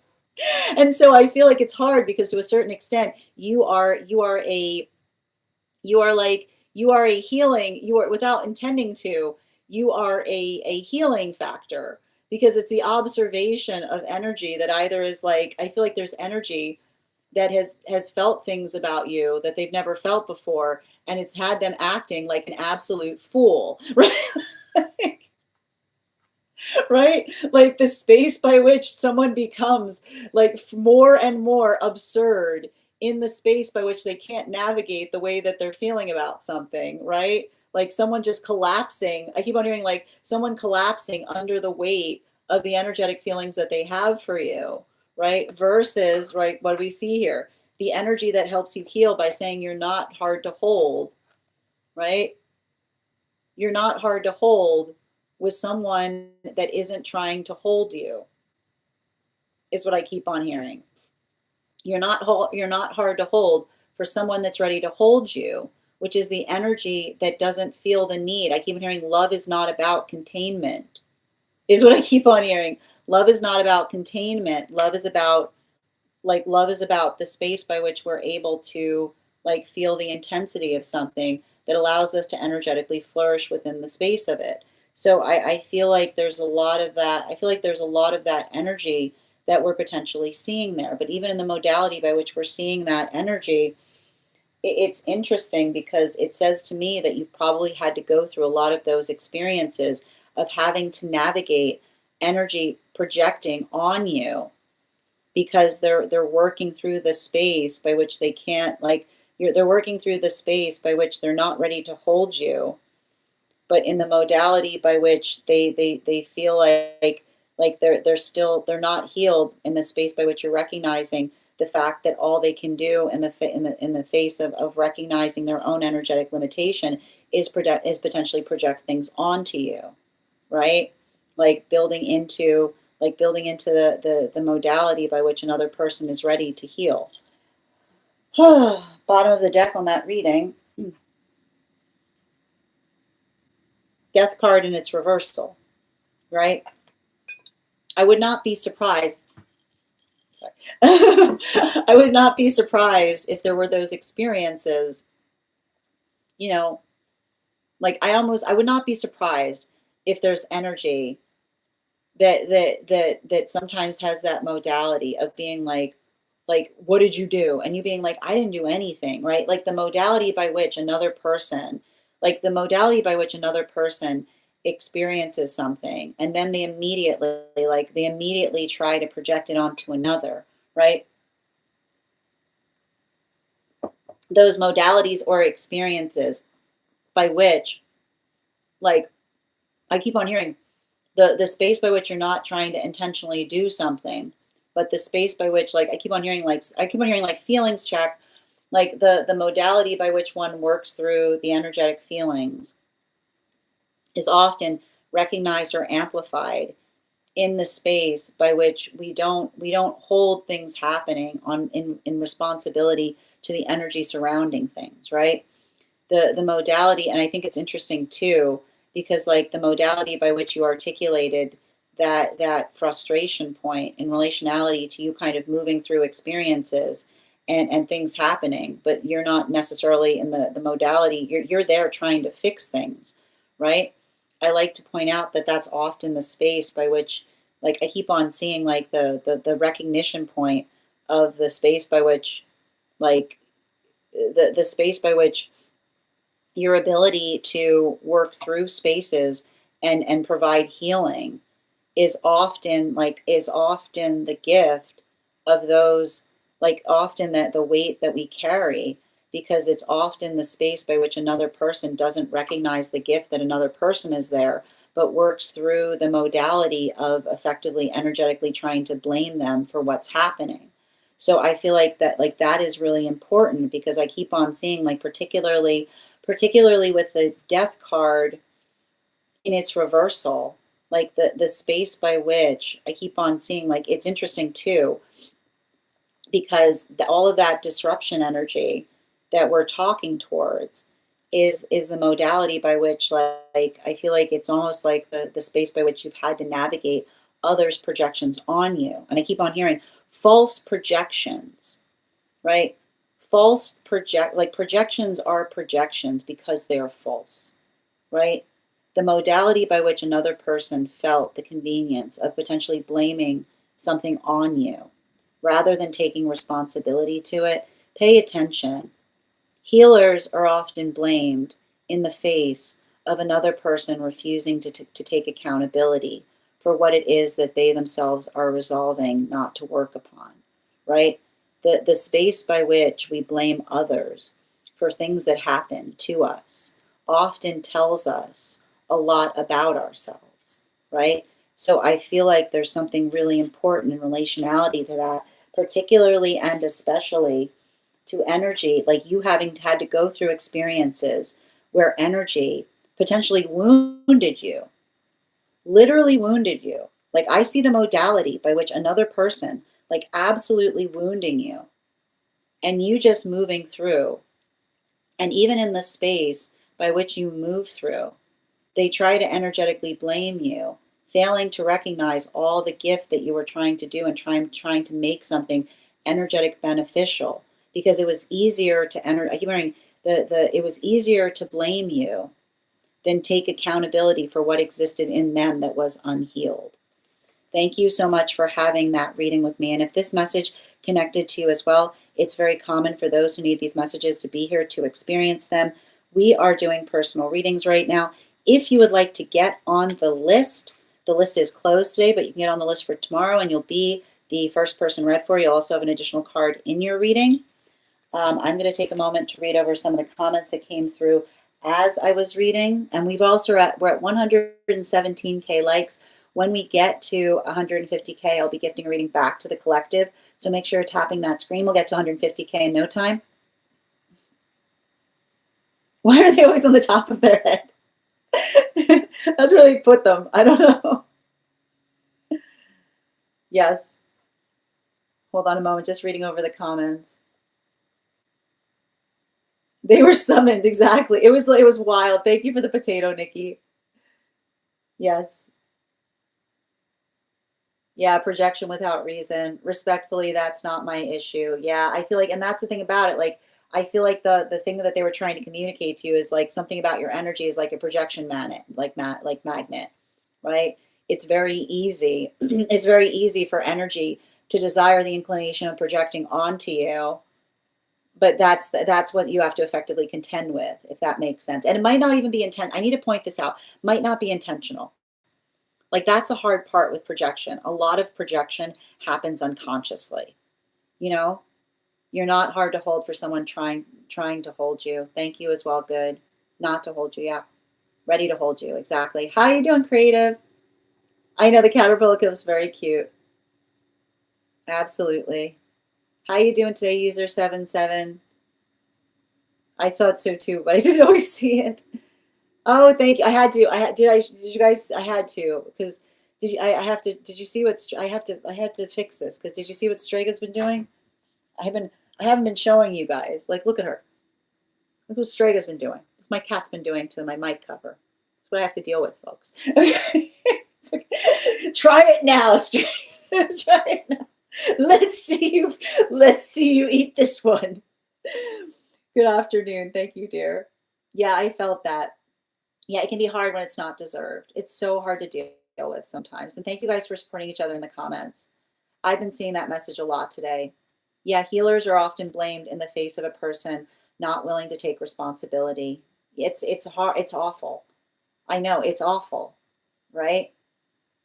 Yeah, it's like right there. How could I not see it? Yeah, exactly. Oh, Izuru. The list is closed today, but if you'd like to get on for tomorrow, you'll be the first person read for. We're also about to get started on one cards. I think I've got like 2 more readings today before we get started on one card readings for super fans. I know she's nuts. She's always She's like, is it cake? Strega's going around doing an is it cake to everything all the time. Only one way to find out. Only one way to find out. Yes, we have drawn the cat many times a day. Oh, she's not in here right now. I don't know where she is. I think she's downstairs. I know. I would if she was here, I would show you, but she's not in here today. Yeah, having to forgive and have compassion for them. I know.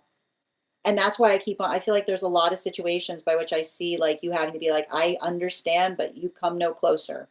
You stay there now. You know? That's your other guide. That's your other guide. I understand, but you stay there now. You know? Like that's what that guide does. Yeah. You're so welcome, dear. Yeah, having to forgive. Yep, reading, you're so welcome. Why is everyone using that instead of I've been noticing this? Um, Zara, we would need to read into it. It's an individual. It's a case. Whatever you're feeling that feels akin to that. The first thing we would have to do is like do a reading to understand like why you feel that way, to understand what's effectively occurring. It's a big question that you're like there's a lot of questions that I have in relationality to how you're articulating the question, you know? Maybe she did, Alchemist. I'm super excited. Hold on a minute. Oh, congratulations, Tyrese. Wonderful. Boundaries, absolutely. Yes, I'm also noticing this. What is it? Interesting. Okay, we're going to continue right now. The next person on the list for today is Kimoy. Kimoy, if you're here, can you respond in all caps?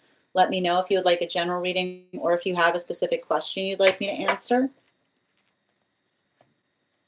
And also, friends, we're at 120K. When we get to 150K, I'll be gifting a reading back to the collective, so make sure you're tapping that screen, and we will get to 150K in no time. Oh, no, Za, what I'm saying is we have to, like, the space by which you are articulating, like, often, I have to understand the nature, like, you're utilizing a terminology that would be indicative of something that is, you're utilizing terminology that would be indicative of something that is energetically intentional, right? The intentionality by which you feel that someone did something to your emotional space. So the modality by which we would first have to understand what is creating the quality by which you feel that another person has affected your emotions, like that in itself is what we would have to address first and foremost. Okay, that's better. Like, there you go. Okay, there you go. That's a better way of describing it. So, and again, there's different ways to have to navigate healing through that.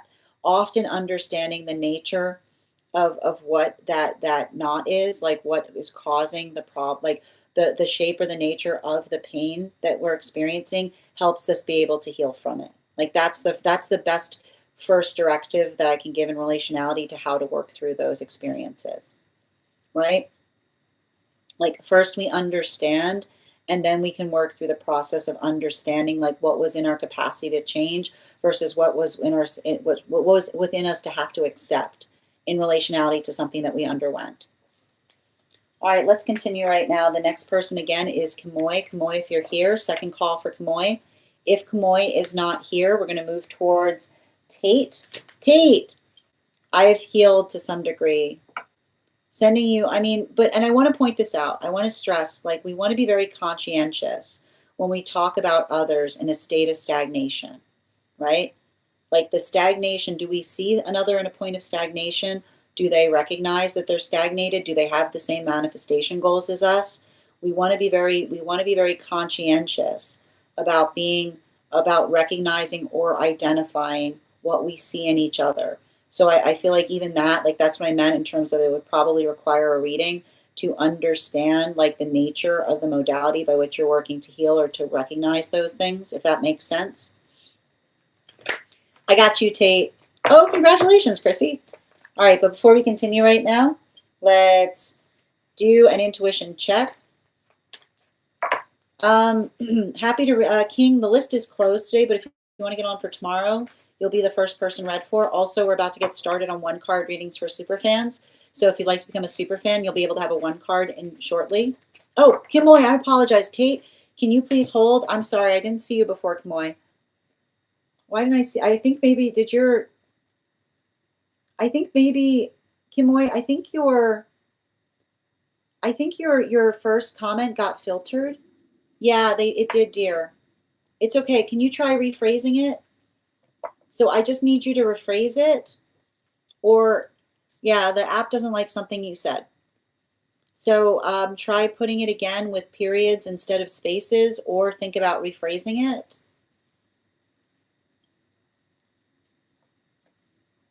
Let's just hold a minute. I just want to make sure it comes through.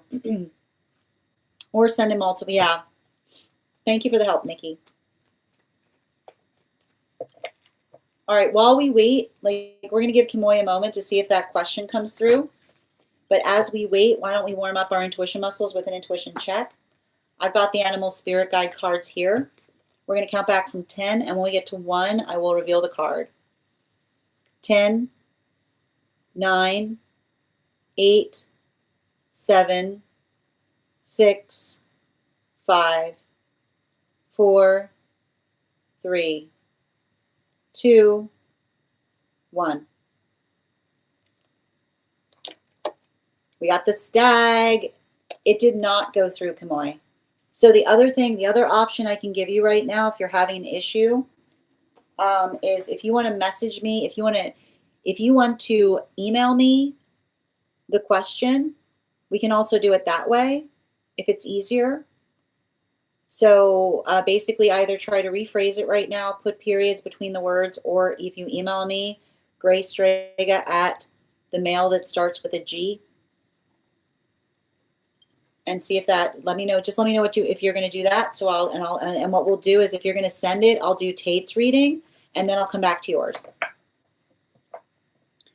King, as I mentioned, the list right now is closed. So if you'd like to, we're going to be doing one card readings for subscribers. If you'd like to become a super fan, or if you would like to get on the list for tomorrow, you'll be the first person read for. Okay, so Kimoy, you're gonna email me? So I'll hold your reading and we'll wait for you to email me.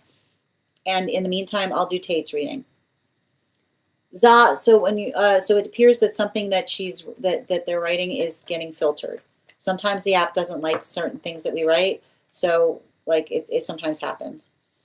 All right, let's continue right now. So while we wait for that question to come through, we're going to continue to also, I'll point out we've got 2 more readings, and once we do, we'll move into one card readings for subscribers. So if you are a subscriber who would like a card pulled, just stick around because we're about to get started on the one cards. If you would like to become a super fan, it will make you eligible for one card reading. You can just go ahead and hit that super fan at the bottom of the screen, and that'll make you eligible for one card. Yep. No, it's okay. Oh, hold on a minute. Okay. Yep, I saw that. And going back to Tate.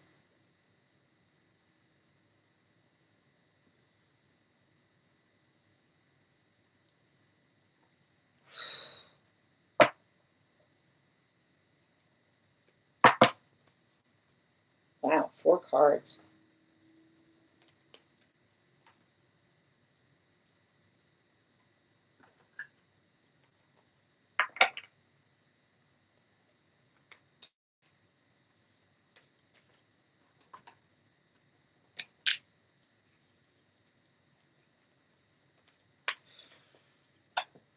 What am I picking up on here, Tate?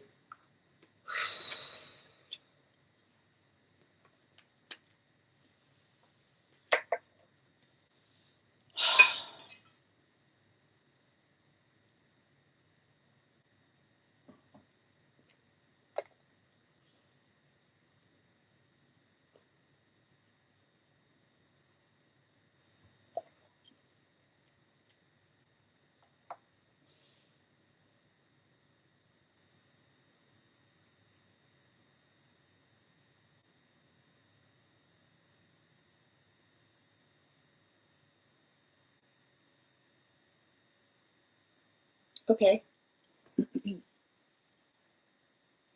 So, Tate, why it's every, like, oh, let me put up Tate here. Where's Tate?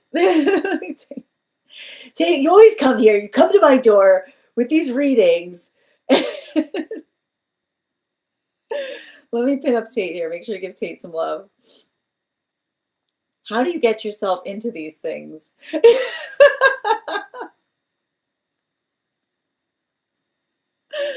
Tate. Um,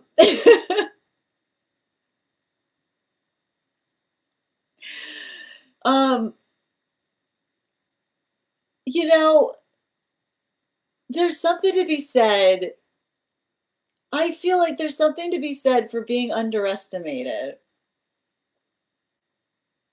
Is what like and like here's the thing, about, like, like, and I like to point this out, and I love to point this out, like, please, like, I wish I could send a missive, like, I wish I could send a missive to the whole universe, which is like, when, thank you, when an Aries says, I don't want to fight, okay, they don't mean they can't. I don't understand why nobody seems to understand this. When you find a peaceful Aries, like when you find a peaceful Aries, recognize that that is the sound of an Aries that is saying, please, for the love of all that is sacred and holy, do not, I don't want to fight, doesn't mean that you can't. And this always happens, which is somebody be in the modality of finding an Aries and being like, look how peaceful, that Aries is. Look how peaceful that Aries is. Like, oh my gosh, I found a peace. There's never been a peaceful Aries in all of experience. There is you don't do you when you see an Aries at peace, leave them in the, do not touch. Do not touch. They did not show up with it. They have made it bit by bit. They have had to collect it from places. They have had to scratch, and they have had to claw for it. They have had to go to places that others would not go with a weapon to find that piece. Okay. And then somebody sees the peaceful Aries, and then they make the and then they see how easy that the peaceful Aries is. And then they go, I wonder what would happen if I test the patience. I wonder what would happen if I test the patience of that peaceful Aries that I have found. And there is no recovering. There is no energetic recovering from testing the patience of a peaceful Aries, because it's not the fact that they have more of it. It is the observation that you have just squandered. You've just energetically squandered the opportunity of a lifetime. It's like I've never understood why others don't understand this. That, like, when you see somebody with Aries placements, do not see how far you can energetically get with them. Because typically you are that, like, you are like, it is I cannot like, it is ridiculous. Like, I will never understand it for the life of me. Like, the modality by which someone does not understand that, particularly and especially. And here's the thing about it. And I need, you just have to understand, you cannot be with someone that likes to push buttons. You cannot, like, and I need to point this out. Those with a lot of Aries placements, this is why those with a lot of Aries placements cannot be in the modality of someone who likes to push buttons. Because often the space by which another, when someone's got a lot of Aries placements and they say, listen, free range, whatever, absolutely, but no, under no circumstances, right? right?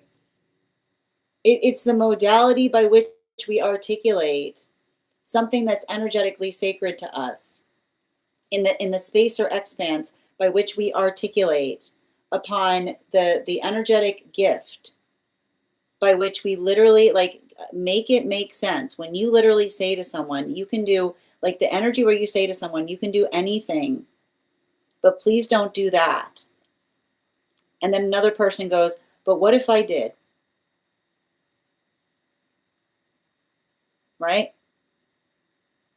Because it's the observation of being able to articulate to another, right? The observation of being able to articulate. And this is what happens. Because the worst part is those with Aries placements will say, this is what will happen if you do that. Right? When an Aries tells you, right? That's the thing about it. Aries will tell you.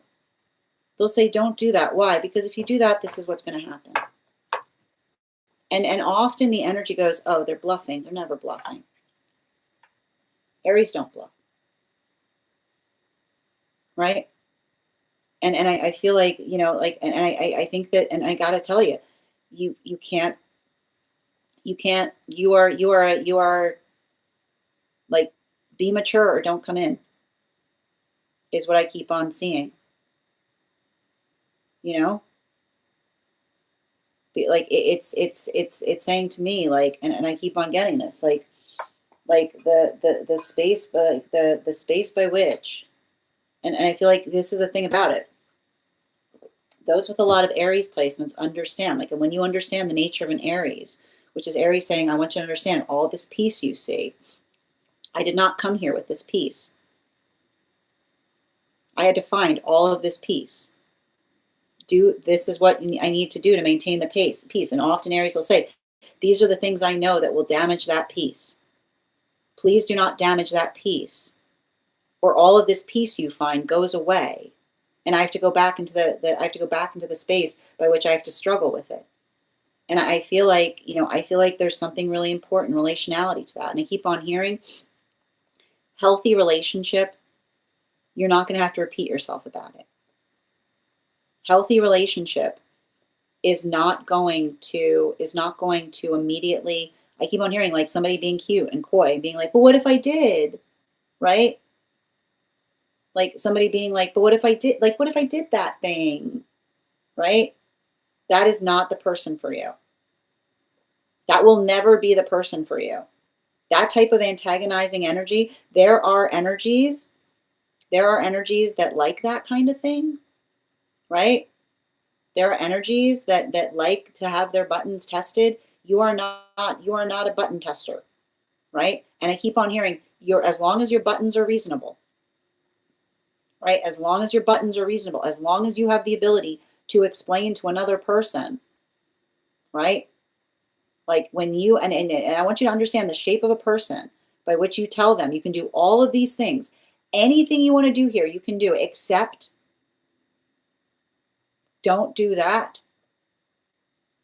And even in the space by which you say to them, don't do that because this is what you'll find there, right? Like that is the modality by which you understand that you are bringing maturity into a relationship. You are the energetic mature one because you're articulating, not only are you doing the work to tell someone that you've done your portion of being a good counterpart, but you're also doing the work to help them understand where your triggers are. And in the modality by which you tell somebody, these are my triggers. Please don't touch my triggers. And again, the observation that the ability to identify or articulate upon a trigger is being able to identify to another why it's energetically triggering to us. Don't get in the habit of feeling that sense of having to explain what those triggers are. Don't get in the habit of feeling the need to have to articulate to another. Be respectful. Pay attention as to whether they're being respectful to it, because I feel like the hard part I see that you're going through right now is a maturation issue. And the way you'll tell, right, the way you'll tell energy that's not matured is the modality by which you articulate to another and say like this, these are all the things I'm comfortable with. These are the things I'm not comfortable with. Like the nature of someone going, well, why don't we start there? Like, why don't we start with the discomfort? Like, you can say to someone, like, I know that you might have encountered others that find that attractive, not so here, right? Not so here, right? It's not, I keep on hearing, your triggers are not a testing ground.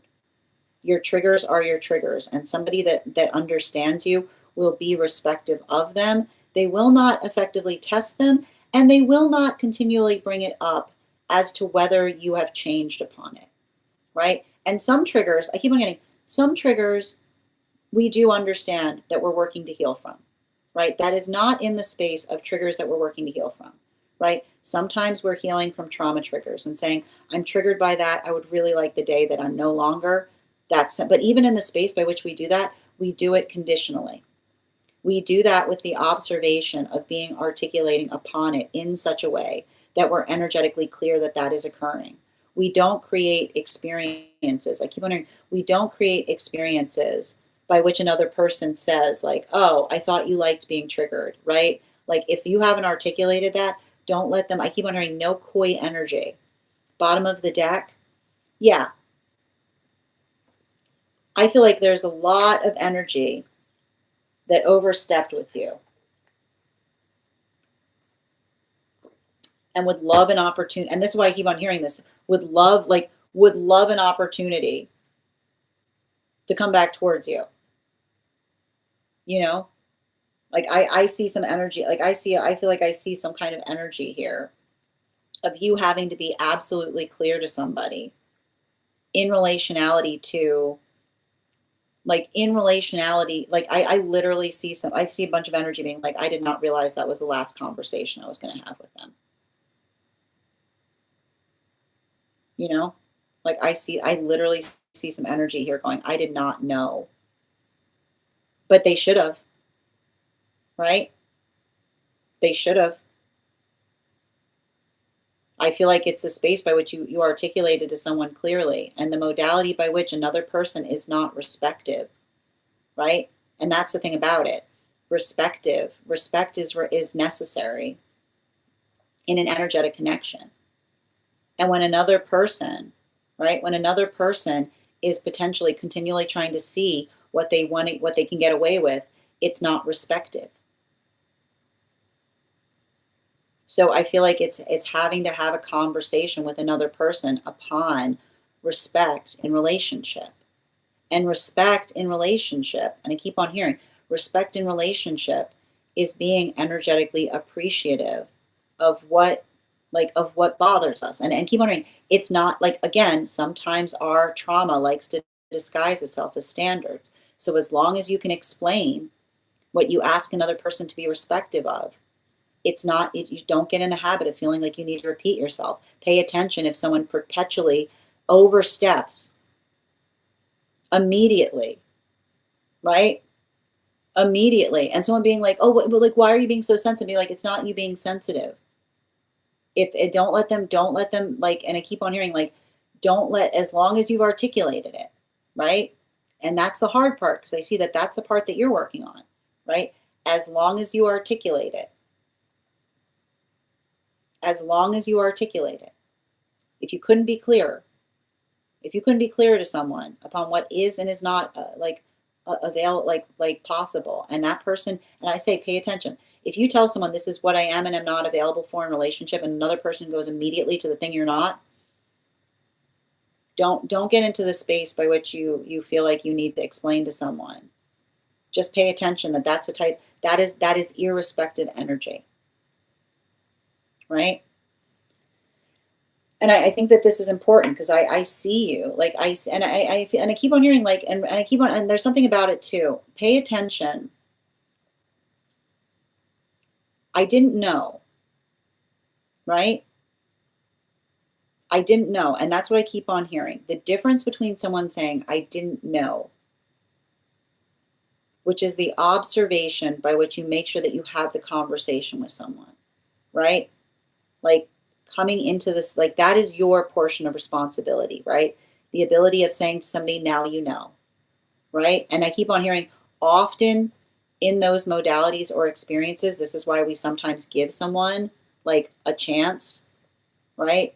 If someone is irrespective once, we sometimes allow the context by which we say, I understand that you may have confused me with somebody else, right? I keep on the space by which you say to someone, like, I understand this is the space by which you may have confused me with someone else, but it's not the space by which it can happen again.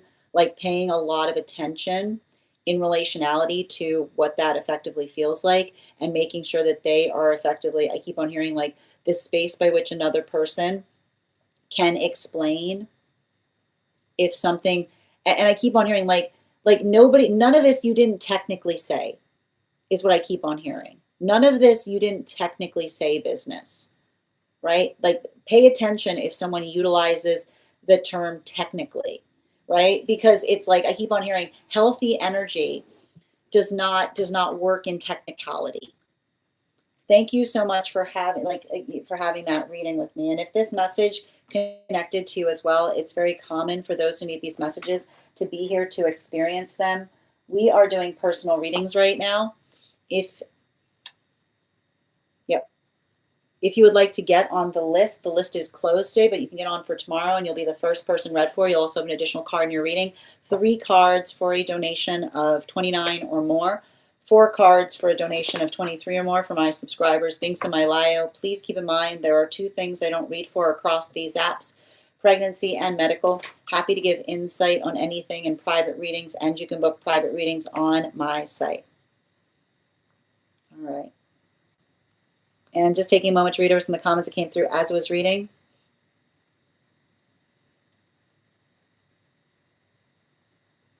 Yeah. Hold on a minute, just reading over the comments. Yeah, man, I'll never understand it. Like, yeah, the double drinks. Well, I'm a rebel again. This must be good. Yeah, I'm just eating popcorn. Yeah, exactly. Yeah, she said Aries, that part. Is it better? So true. Make sure, listen, Za, we don't put the other apps on. We don't write the full name of the other apps. The apps are very jealous. They get very upset when we post the other names of other apps here. We always just use initials. Yeah, that's so true on Aries. Yeah, I had to fight for that piece. I can agree as an Aries, do not ask for the fire unless you want to get burned. Facts. Swords are resting. Yep. Absolutely. A moment. In all of it. Mm-hmm. Excellent. Testing patience is so real. It's like struggling with patience. Absolutely. It sounds like I have a strong Aries placement. Excellent. All right, friends, we're going to continue on the list. I need to take a moment and step away, and I'll come back and we'll finish with Kimoy's reading. So I'll be back in just a second. Thank you.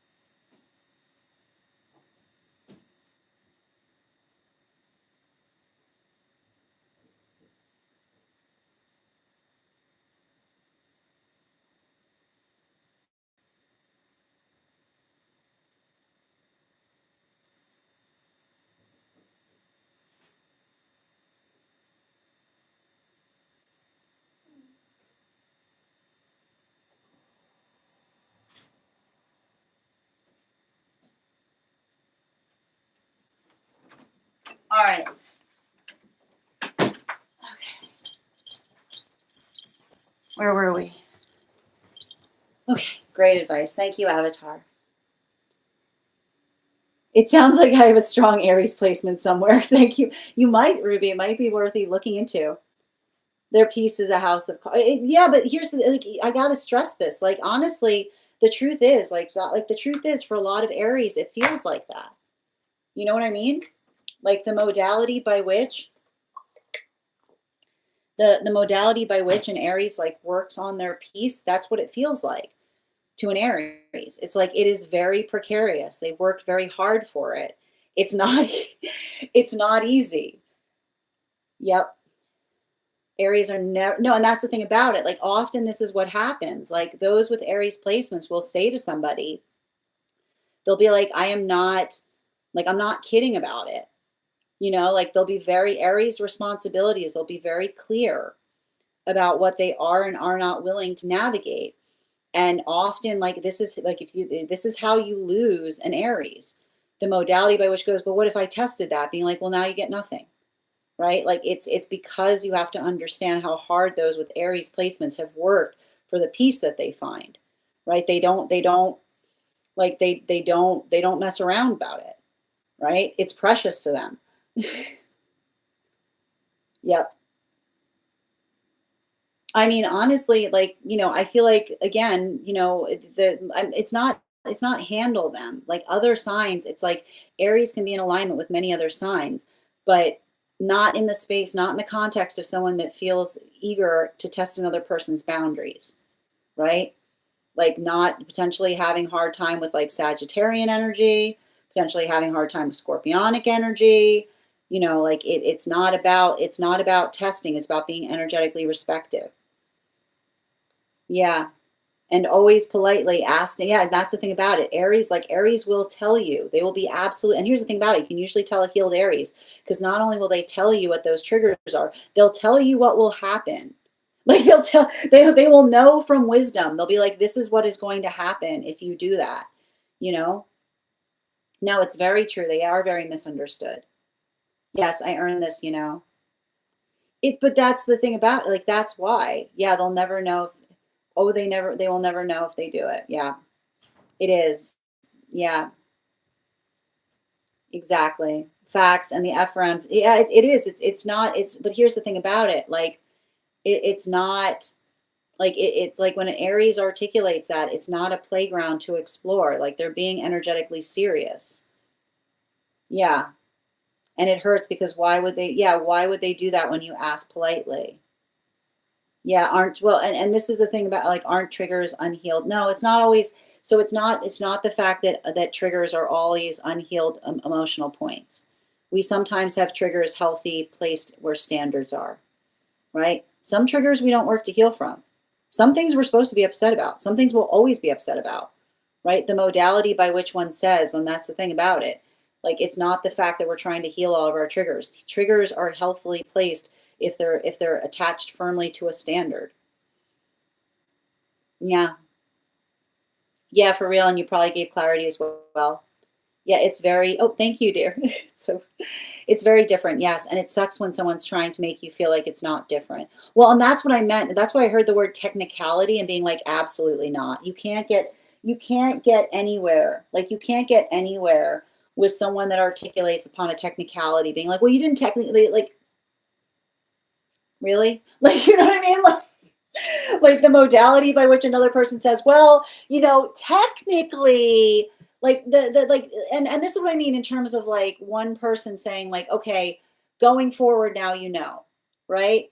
Like there's something to be said by saying, okay, I can understand if there's something that you did not know, but that's why we work to like often those with Aries placements do that work to articulate to another to help them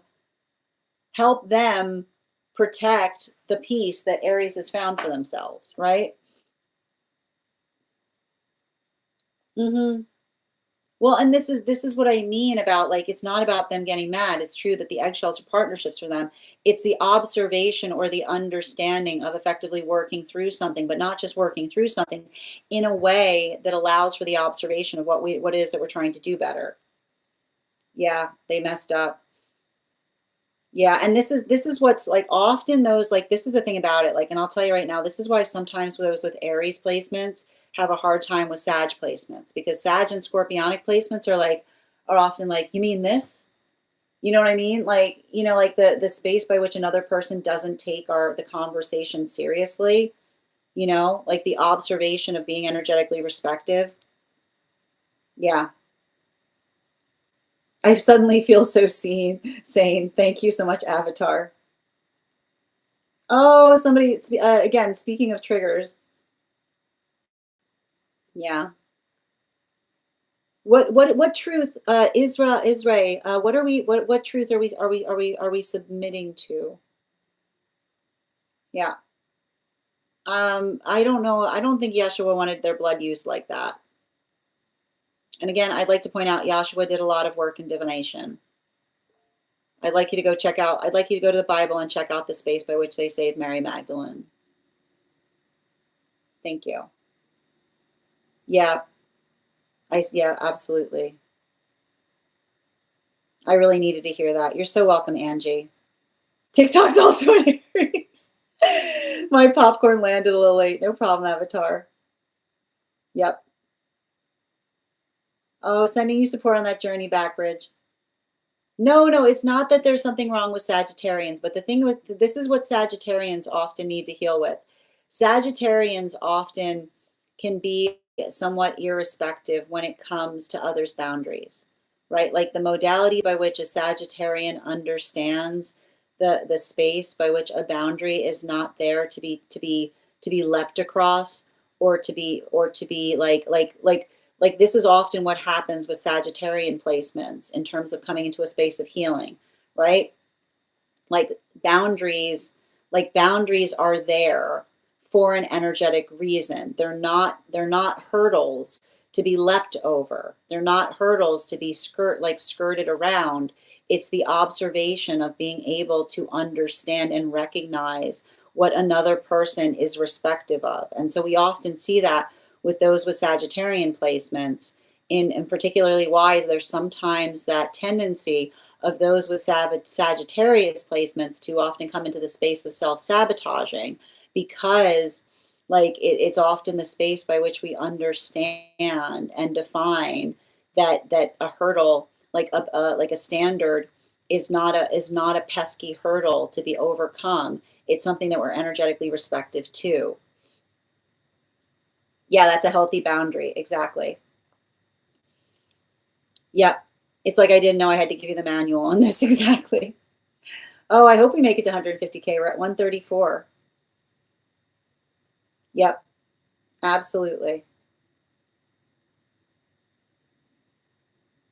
Yep. Healthy boundaries are saying this is what will happen if you do this thing. Yeah, exactly. That is what a standard is, right? The identification point of a standard, a healthy standard, is the articulation of saying this is why it's not okay and this is what will happen if it occurs. Hi there, channeling. Oh my gosh, buon compleanno. Good to see you. Wonderful. Welcome. Guys, make sure to give channeling some love. Also a wonderful reader. Reader supporting readers, hashtag. Absolutely. Yeah, because like here's the thing I need to point out. Boundaries, I need to point out our standards are we don't have boundaries with each other when our standards are being upheld.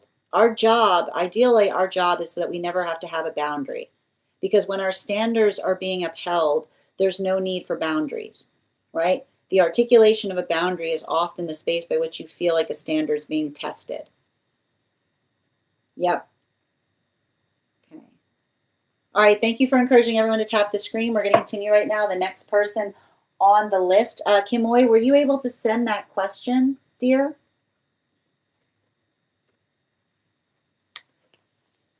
Let's see. And just a reminder to those joining us, we are going to be getting started on, yes, thank you, dear. I see it, thank you. This is the final read for today. We're going to be moving into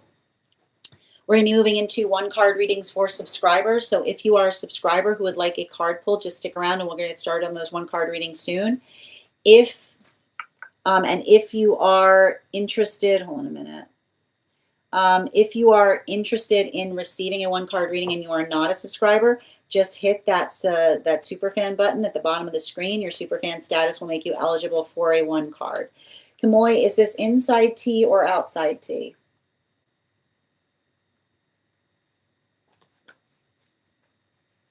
One moment, please.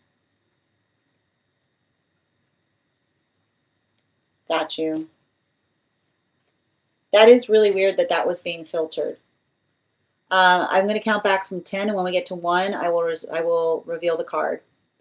10, 9, 8, 7, 6, 5, 4, 3, 2, 1. We got the seal. Thank you. We'll do that again after the next reading. All right. Yeah. And let me just pin up. Hold on a minute. Guys, I'm going to pin up Kimoy here. I would like a reading on love, angelic guidance. On love as well. So I'm not sure why it was filtered either, but we'll pay attention to that in the reading. 4 cards.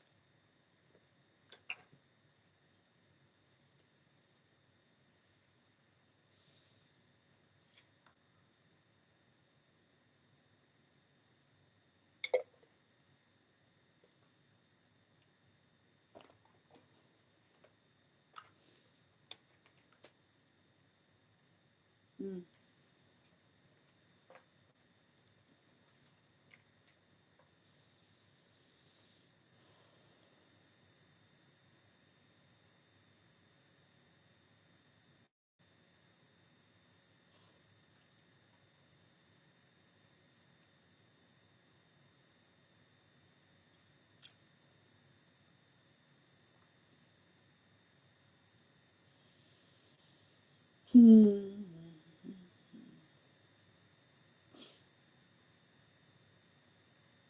You know, I feel like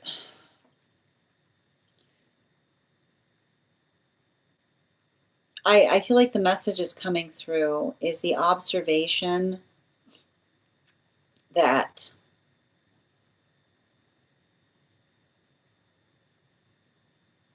healthy relationship does not require like the space of having to energetically keep tabs on things is what I keep on seeing. That the like and it's interesting too because the observation that we build into specifically and particularly as it relates to, how do I describe this? Like as it relates to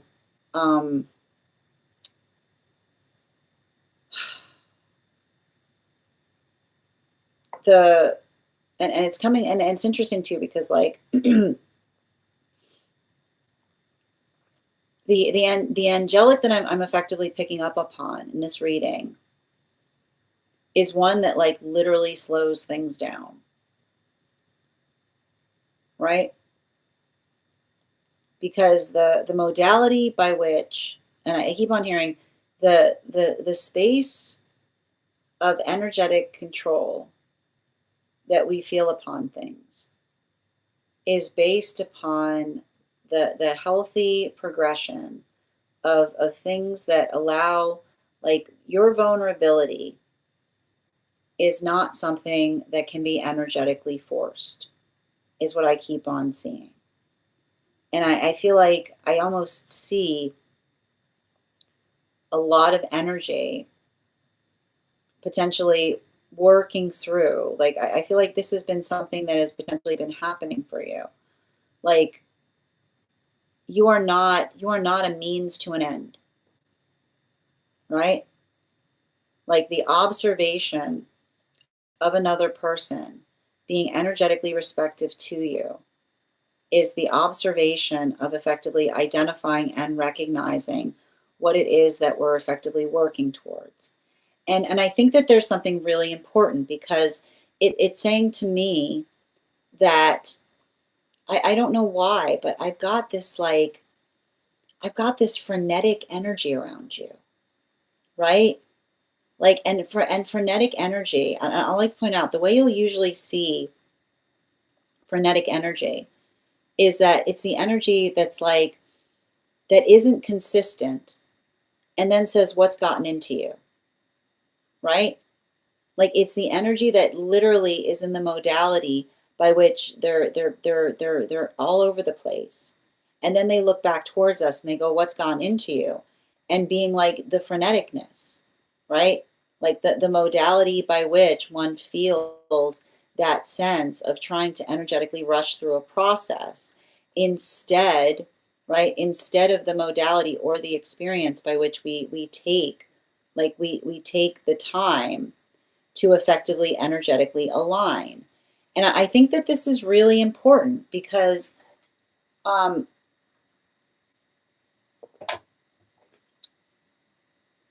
you know, what I'm effectively like, what I'm effectively seeing there is healthy, like healthy energy is going to want what you want, but also they're going to want it on the same timeline, is what I keep on seeing, right? It's not going to be the energy that tries to rush through a process. It's not going to be the type of energy that effectively says, oh, I thought like, and I keep on hearing somebody say like, oh, I thought you wanted that, being like, not in that order, right? Not in that order. And that's how you usually, and that's how you can usually articulate, right? The difference, like I keep on hearing, the difference between somebody utilizing us as a means to an end versus somebody that energetically prioritizes is someone who understands the energetic order by which we effectively work towards things. And I keep on hearing, be very conscientious of someone who tries to skip steps. Be very conscientious of someone that articulates and says, oh, we talked about this. We both said we wanted this, being like, but not in that order, right? The modality by which another person tries to like someone who tries to knock through everything that you've articulated or you've said that you want to have with them and tries to say, oh, but you, like you said you wanted that too, right? Order is important because it's the order by which we prioritize things that helps us understand what it is that we're prioritizing, right? And I feel like there's something really important about that because I keep on seeing energy that's bullying, right? Bullying energy will often bully by saying, oh, but you said you were okay with something. You said that's something that you wanted. But the observation of understanding the context of the energetic order that we effectively aspire something to do, it's not a manifestation, right? A manifestation isn't a race. A manifestation isn't a race to get to a certain energetic outcome. It's the ability to enjoy every step towards what it is that one aspires or desires to move towards. So that's what I keep on seeing that's potentially happening with you, right?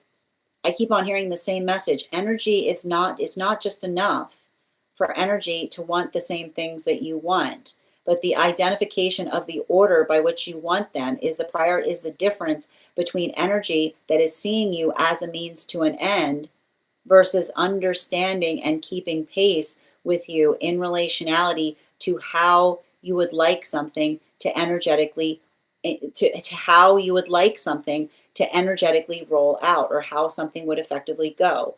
And so it's saying to me, pay attention to flow, because the modality that we articulate in relationality to flow, particularly as it relates, not in other stuff, interestingly, right?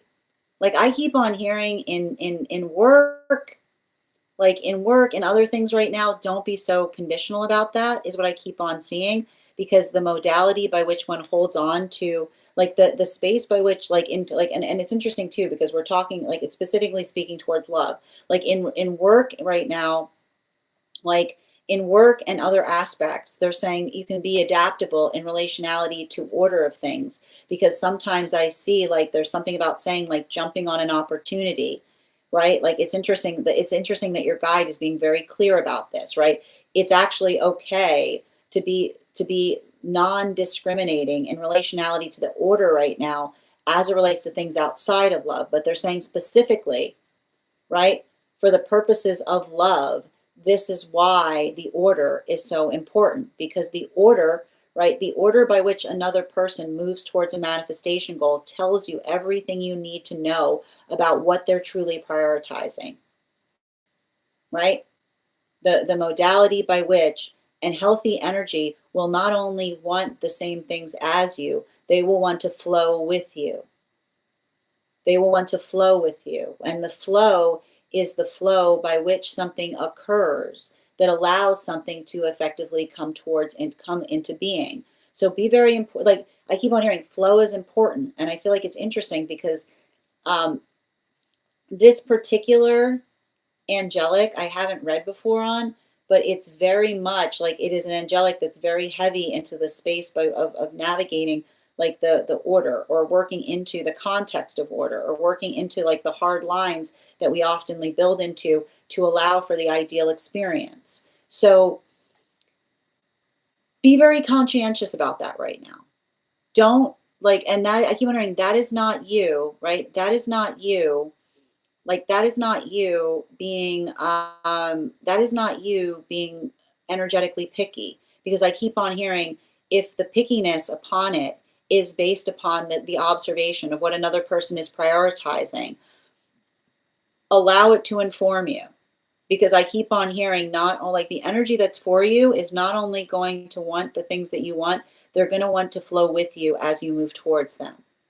They're going to be attentive in terms of what it is that makes you feel comfortable. They're not going to be upset or frustrated in relationality to the pace by which you want to take in order to get there. Bottom of the deck, yeah, King of Pentacles in its reversal, right? None of this, none of, like, and Ollie, I need to point this out. Impatient energy, right? Impatient energy tells on themselves, right? Like impatient energy will say things like, I knew it, right? Like impatient energy will often articulate upon the, like, you know what, I keep on hearing, impatient energy will utilize, like will articulate upon the fact that, like, I keep on hearing the word tease coming through, which is, I hate that word, but I'm going to utilize it for the purposes of this reading.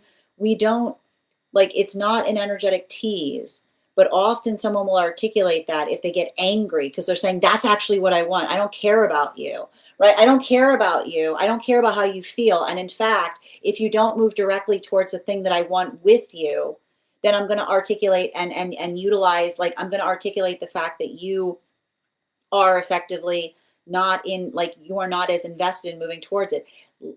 Like, let the energy, like I keep on hearing, don't let the energy, like, don't let energy try to articulate to you that you wanting to build into vulnerability or feeling energetically safe is you effectively tempting them, because it's the modality by which another person sees somebody as a means to an end is often the articulation of someone articulating the fact that you're provoking them, because they're literally telling on themselves, right?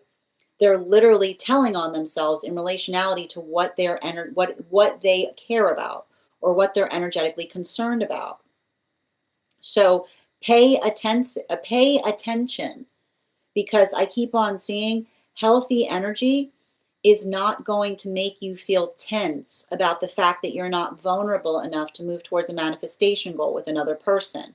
The vulnerability is like the most important thing. Your vulnerability is the priority. And as long as you're in the space by which you're articulating that vulnerability, it's not as long as you recognize the fact that you're identifying the fact that you can progress in your own vulnerability, right? Which is the ability to feel energetically comfortable about things. That is not the space by which another person can get frustrated with you in relationality to the order, right? In relationality, and you can tell, I keep on hearing, the way you can tell that your vulnerability isn't stagnancy is the modality by which you can put order towards it, which is the space by which one can articulate the order by which one hopes or aspires for something to go that would make you feel energetically comfortable in order to flow in that direction.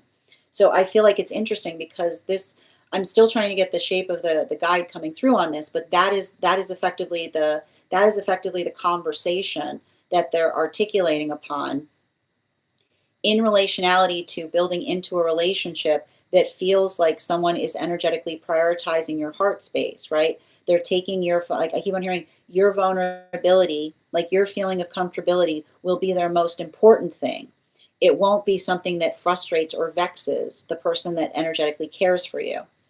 Thank you so much, Kimoy, for having that reading with me. And if this message connected to you as well, it's very common for those who need these messages to be here to experience them. We are doing personal readings right now. The list is closed. We are about to get started on 1-card readings for subscribers. So please hold if you would like to become a subscriber, go ahead and your subscription will make you eligible for 1 card. I'm going to take a moment to read over some of the comments that came through as I was reading.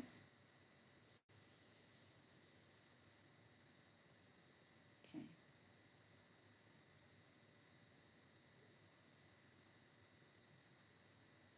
Hi there, dear.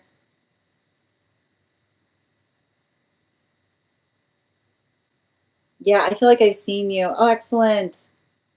And thank you, Itzmai, for that beautiful gift. Akil, thank you for the follow. Doe, the list is closed right now for readings, but if you would like to become a super fan, we will be doing 1 cards. Frenetic. Yeah, it's not, it's Frenetic.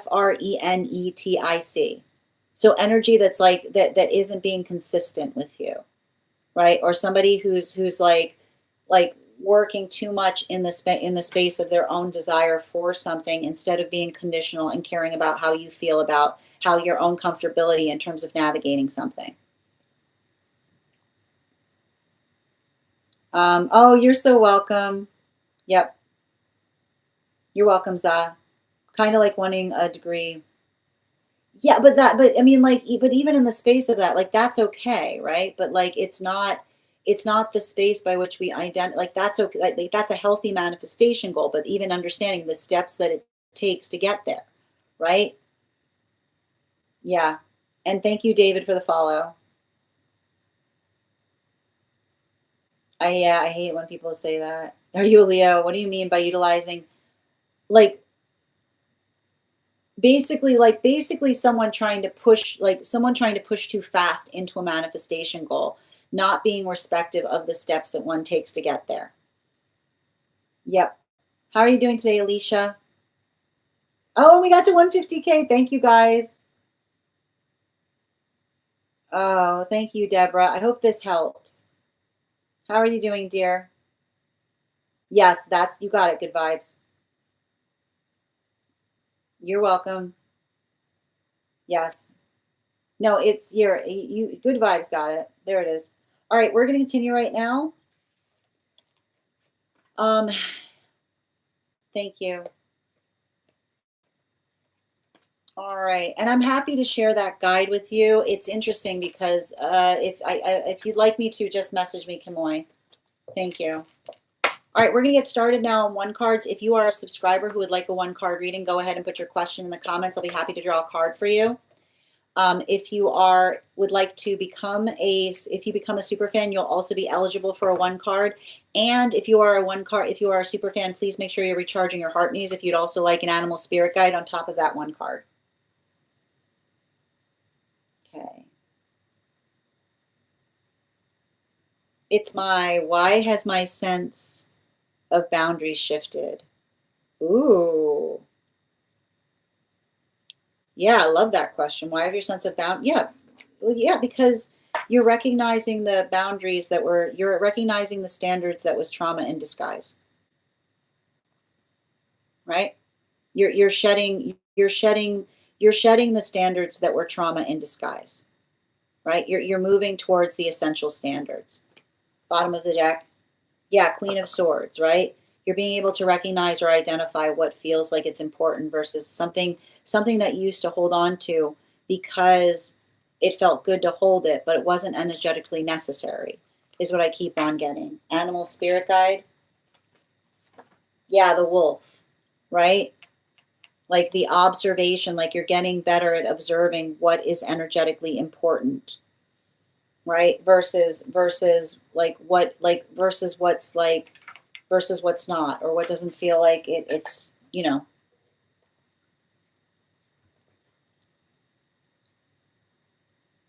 oh, I have to do the 150. Okay, yes, thank you. We will do that. We will do that before we finish. Yeah. Uncontrolled or chaotic, same word, different spelling. Highest party for Alexandra, please.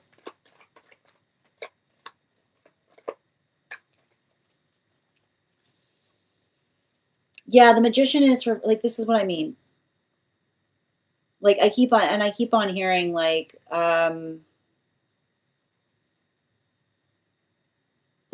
energy that, like I keep on hearing, like energy projects on anomalous energy, which is the energy that often feels like the space by which another person feels like how one encounters anomalous energy talks more towards how they, like, what they need to fix in their heart versus what you need to fix in yours, is what I keep on seeing. Yeah, especially with the Queen of Swords, right?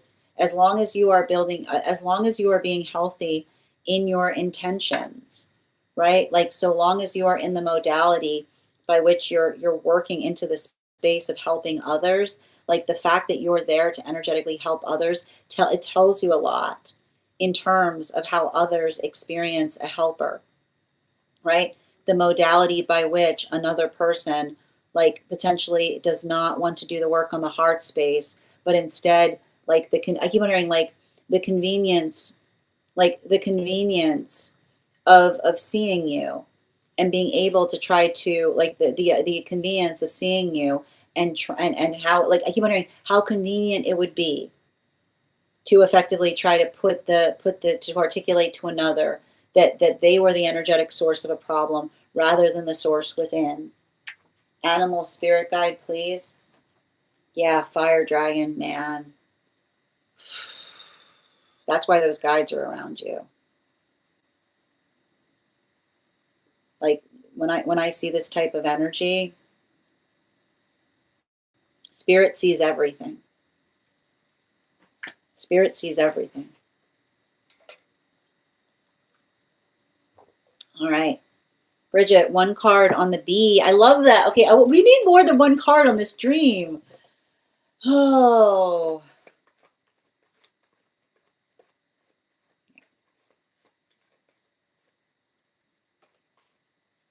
The ancestors got your back on something. Be in the left ear. Be in the left ear as the ancestors got you. Like, the ancestors got your back on it, is what I keep on hearing. Like, that's what I'm getting with the be in the left ear. Bottom of the deck. Yeah, we're with you on this one. Right? They're not listening. Right? Be in the left ear is the observation. Like, I keep on hearing, like, the space by which, like, the space by which ancestral energy, it's saying to me that the ancestors are in alignment to you, like they're on your side on this. But the modality by which, like, I feel like the modality by which they're listening through you is what I keep on hearing. Animal spirit guide. Oh, wouldn't it be funny? I would have been very amazing if it was the bee. But the eagle is very, like, it's not, because that's you embodying the eagle, right? Because it's the modality by which you're having a dream about the bee in the ear, but the modality by which you're having that modality, it's like it's saying to me, like, I need to point out, like, the bee in the ear is being able to navigate something because you're not afraid, right? You're not afraid of the sting. Like, you're not working through the space by which you're letting your fear, you don't let your fear guide your actions, right? So it's articulating potentially situations that you have to navigate with those who are too afraid to hear anything, right? Like, that's why you have the symbol of the bee in the ear, because those who are too afraid can't hear anything because they allow their fear to cover their ears from what they can actually, like, understand, right? They're making, potentially having to navigate those who are making fear directed actions. One card, highest priority for per, please. Yeah, the Knight of Swords in its upright is effectively, Knight of Swords in its upright is effectively working into the context. Like, I feel like it's interesting because it's very much, I keep on hearing, like, answering the call that you feel right now as it relates to something that is close to your heart space, that is potentially also going to bring you in closer harmony to counterpart, is what I keep on seeing. Bottom of the deck, especially with the Eight of Wands in its upright, I feel like there's something, I feel like there's something significant and important there in the space of, like, working through, like, being patient with yourself at this time, but not just being patient with yourself, recognizing and identifying what it is that you're working on towards. Like, I feel like this is you, like, you are exactly where you need to be. You're never late for your own journey. Animal spirit guide. Yeah, particularly with this frog energy, like, I feel like I see these like, these situations or circumstances right now by which, I almost identify you, like,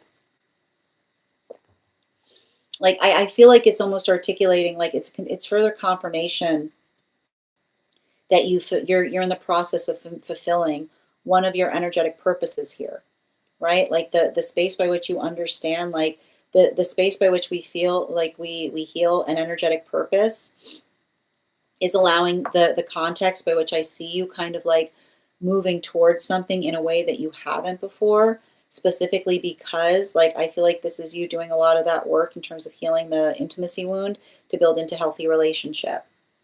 And I feel like it's helping you, it's helping, like, it's more of that modality of effectively, like, answering the call of compassion that's compelling you forward at this time. One card for Ava, please. Hold on a moment.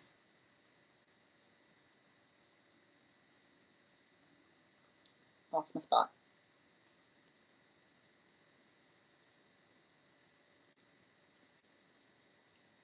One card on Soul Family. Ooh.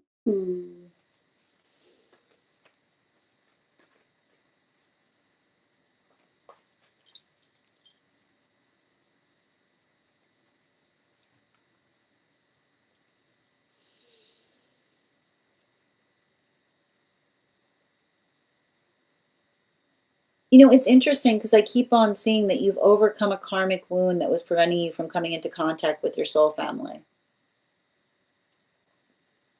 You know? Like, this is something that you've energetically achieved in this lifetime. I feel like this was something that was acting as an energetic block in the past. There's something, I feel like there's something significant and important there. Um, Particularly, I keep hearing particularly and especially, um, like, particularly and especially in relationality to, yeah, like learning to energetically trust the self is what I keep on seeing.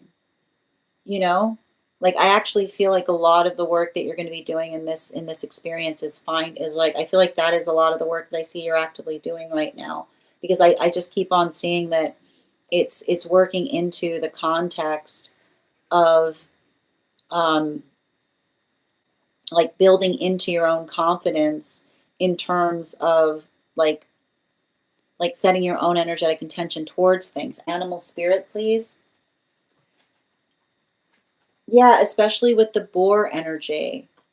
You know, like, I feel like this has been like, I feel like there was something like, I feel like that's going to have a lot of importance for you right now because I just keep on reading, like, I keep on seeing some kind of experience in the past by which, like, it's almost giving me the energy of like a blockage that you were experiencing in relationality to like another person working through the context of their own, like, I keep on hearing like their own energetic limitation in terms of being overly protective to you.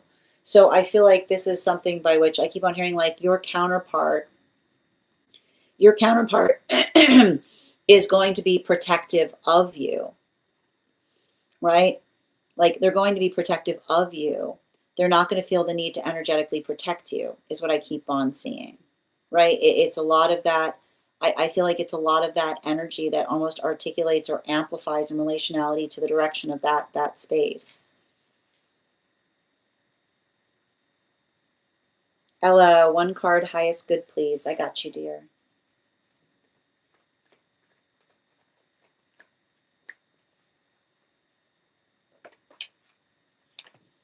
We got the Lover's card. So I feel like this is also a time of you building healthy connection. And I keep on getting like, I feel like there's something about this renewing your connection, you know? Like there's some kind of energetic reunion here in relationality to building back connection in terms of something, um yeah, especially with the 3 of Pentacles. Like the 3 of Pentacles talks to us a lot about the observation of energy that is like, I keep on hearing, we understand that what is supportive is the recognition between the distance between another person doing the best that they can versus how we could effectively articulate that we would do it better, right? I keep on hearing mature energy identifies the difference between something that is energetically intentional versus the energy, like another person operating to the best of their ability through something.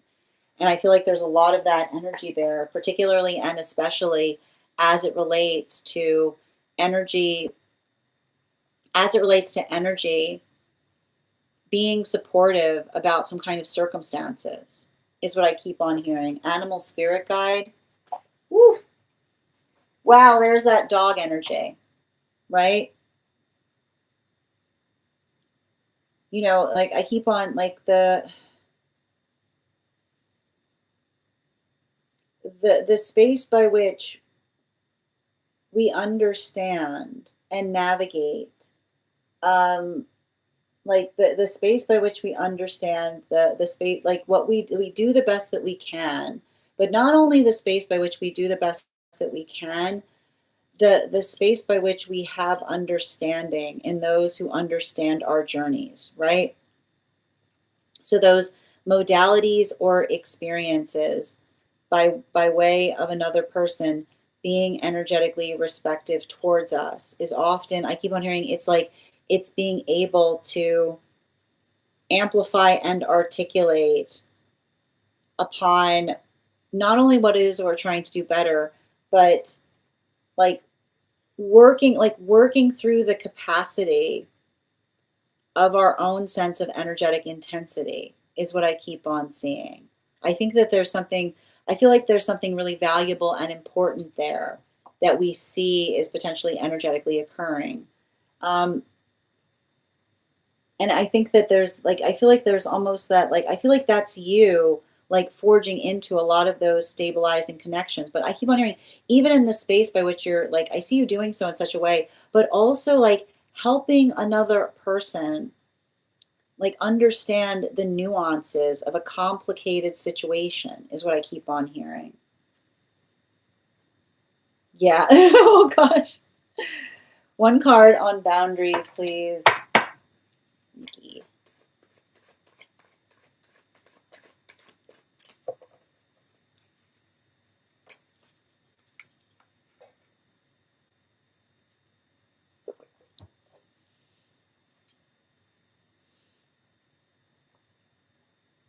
I think they're like, I keep on hearing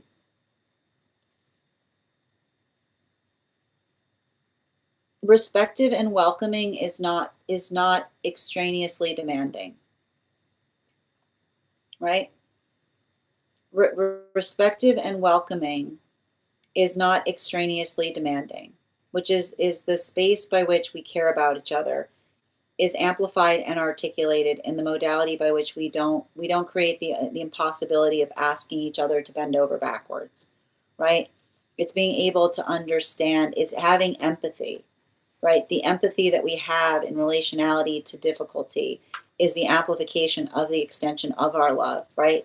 Yeah, because it's saying here, like, magician in its reversal, right? The modality by which, like, the modality by which we energetically welcome another, like the modality by which we energetically welcome another is often amplified and articulated. Like, it's the space by which we work through the observation of, I keep on hearing, like, the observation of what it is that we define or articulate. Um, it's saying to me, it's a continuation of saying no two feelings are alike, right? Like, no two feelings are alike, which is the difference between someone navigating their own uncomfortability that needs to be resolved within the self versus the uncomfortability that they're asking another person to navigate for them, right? And I keep wondering, we don't do the work for each other. We don't do the work for each other. We do the work for each other, is what I keep on hearing. We don't do the work for each other, which says, like, we don't do it. We don't say, do this for me. We say, I'm willing to do the work for you, right? Like, that's the observation of the amplification of care that we bring to experiences. Animal spirit guide. Yeah, especially with the sow energy, right? None of these, if you loved me, you would do this. That's not the love never says that.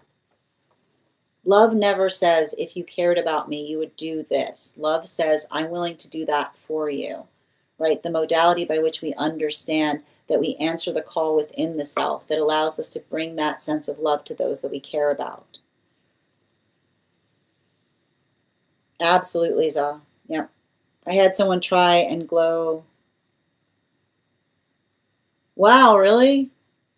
Oh, that's what was that? Oh, yeah, because that was the, oh, because you had, again, this is, we can't do it's really hard to do a dream reading with one card. And this is why, Rich, if you want to do a deeper reading on that, I would encourage you to get on the list and we can always do a deeper reading on the reading. Yeah, dream. It sounds so simple, but I still free. But here's the thing about it. I know, but it's okay. But the observation that you do is also progress. It's a mini one card in connection with them.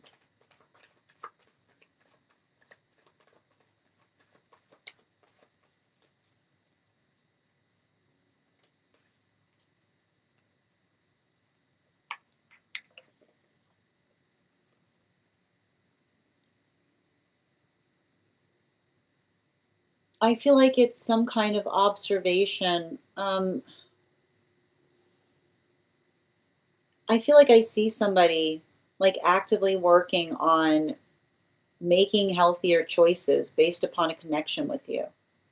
You know? Like, I feel like you've given someone, I feel like there's some kind of observation of someone feeling like they have hope, you know? I don't know what this is, like, I'm not sure what kind of conversation you had with them, but yeah, like, I feel like you've restored their feeling and hope in things, is what I keep on seeing. Animal spirit guide, please. Yeah, the otter. Um, I feel like the difficulty that I see that they're working through, like, I feel like I see some kind of energy, like, I feel like I see them in a space by which, like, I feel like they've often been in the modality by which they've helped facilitate, like, others working towards something. Like, it feels like very much like the energy that often, like the energy that often doubts the self or doesn't, like I feel like I almost see somebody like unsure, like feeling like they have that tendency of like not seeing themselves like as the way others do, is what I keep on seeing. Like it says to me like something about being able to amplify or articulate to another person. Um, like I see somebody that feels a little like surprised that like I feel like I see somebody being like you could have anybody, you know what I mean? Like that's what I keep on seeing. Like it's somebody who feels like absolutely like surprised that you're in that connection with them. So make sure, I keep on hearing like make sure that you're having conversations upon how much you need, like how much, like I feel like there's somebody who feels some kind of anxiety in relationality to like you seeing them and feeling like moving away from them. But I almost see like that, like I see that experience by which it just feels like it's fortified because I see you almost saying to another person like that they have a false perception of the self, you know?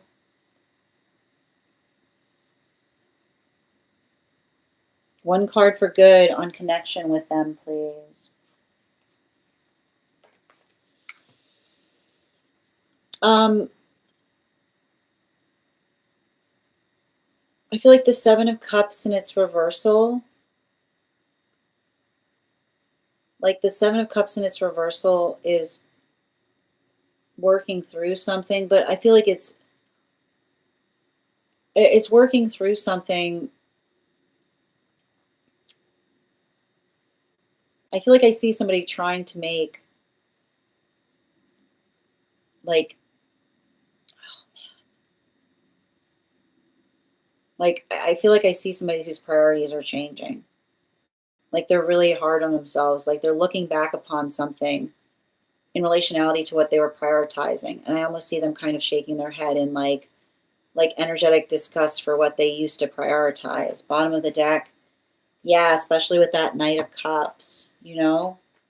It's hard to apologize to someone in the space of saying that one was like not prioritizing the right things, you know? Like I just see some kind of energy there by which like it almost feels like them having a hard time like it's like I need to point oh man,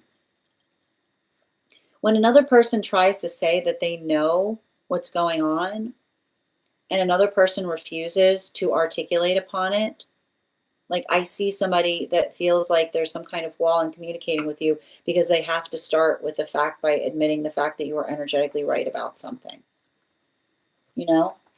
Animal spirit guide. Yeah, especially with that bear energy. Like I feel like it's somebody struggling with trying to be honest with you in some capacity. You're welcome. Kimoy, these are one card readings for superfans. If you'd like to become a superfan, I'm happy to draw a card for you. Susie, highest priority, please. The Five of Swords. So I feel like I see some kind of modality or experience. Like, don't let somebody sentimentalize something that you're actively healing from. Bottom of the deck, yeah, especially with the Queen of Swords and its reversal. Like having those, I keep on saying like having those productive conversations. Like it's not about working through. It's not about like we like if someone tries to come back, you continue the conversation exactly where it left off. Yeah, nobody getting sentimental, right? Sentimentality doesn't fix things. Progress does with the swan energy. Mel, one card on January, please. I feel like this is you really getting down to business on something. Like I see you like really like focusing on something. Bottom of the deck, yeah, especially with this Queen of Swords. I feel like there's something about that experience, or I feel like this is an energy about you making new connections, is what I keep on seeing. Animal spirit guide. Yeah, especially with the owl. Like I see, like I feel like this is you like stepping out of your comfort zone in the best way possible. But by in the space by which you're articulating to others in relationality to what it is that you're trying to do. Yep. Estevan, one card, highest priority, please.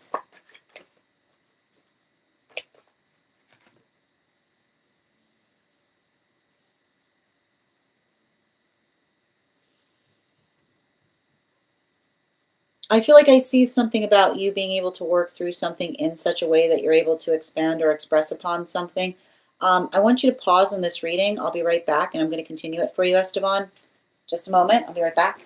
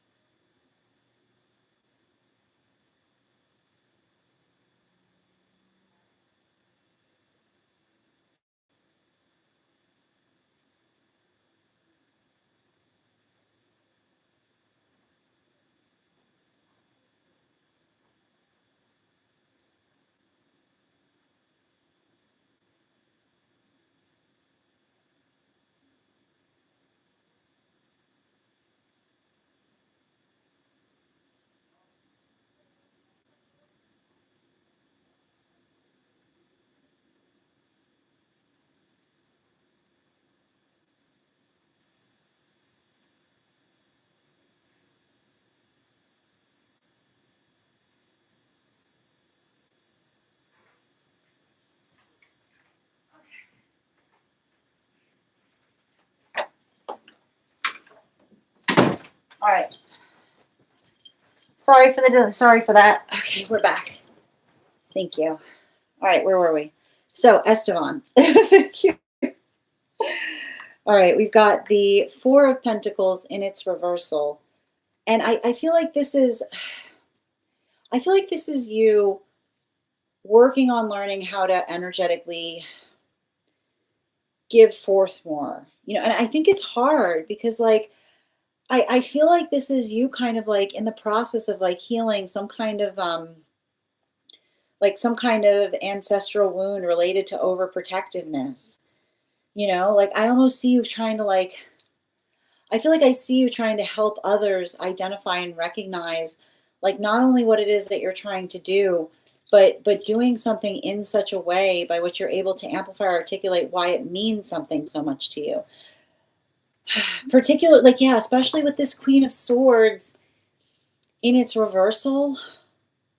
You know, the hard part with the Queen of Swords in its reversal is when someone doesn't trust you, right? When someone doesn't trust you, then there's no conversation that you can have in relationality to navigating another person's distrust. Because it's almost like it's the energy that often articulates or amplifies upon, like the energy that amplifies and articulates upon, like the space by which, like it's almost like it's the space by which you almost like it's the space by which you engage in a conversation, then in it that in its very in the very space by which you have the conversation, it feels like you're solidifying the falsity, right? Like, and this is why we don't entertain every conversation, because the space by which another person brings, like, the space by which another person brings something baseless to us, like the feeling of having to like articulate or navigate it is almost like it's like the space by which we say to them, like, that's like not even, like, I keep on hearing, like, not even entertaining like the conversation is what I keep on getting, particularly with animal spirit guide. You've got two here. Yeah, the hawk and the wren, right? Like it says to me, like, you know, it almost says like when someone provokes you, remember who you are, right? Which is the modality by which, like, the modality by which you often have to like come to a point of being energetically reasonable is the space by which you have to like help like help someone through some kind of like hyper anxiety. You know what I mean? Like it's almost like it says to me, like it's like I see you being like saying to another, like, help me understand, you know? Like, so make sure you're having question based conversations, right? Like the modality by which you articulate to another, like, so that you feel energetically prepared for what you can effectively encounter or what they themselves are energetically worried about, you know? You're welcome, Alexandra. No, you're okay. Chrissy, one card on how they're feeling. Ooh, two cards coming out.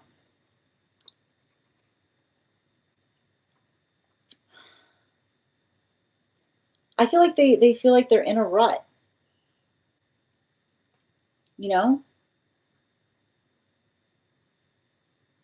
I feel like there's something about you and another person, like, not potentially having the same manifestation goal, is what I keep on seeing. Bottom of the deck. Yeah, like again with this, like the Four of Pentacles in its reversal, right? It's not enough to care about each other. It's wanting the same things as each other. And so I feel like there's something in relationality to something there by which, like, and I like to point this out, like the observation of being in a healthy space is the amplification of understanding that we care about each other, but sometimes, but potentially we want or we aspire for different things, right?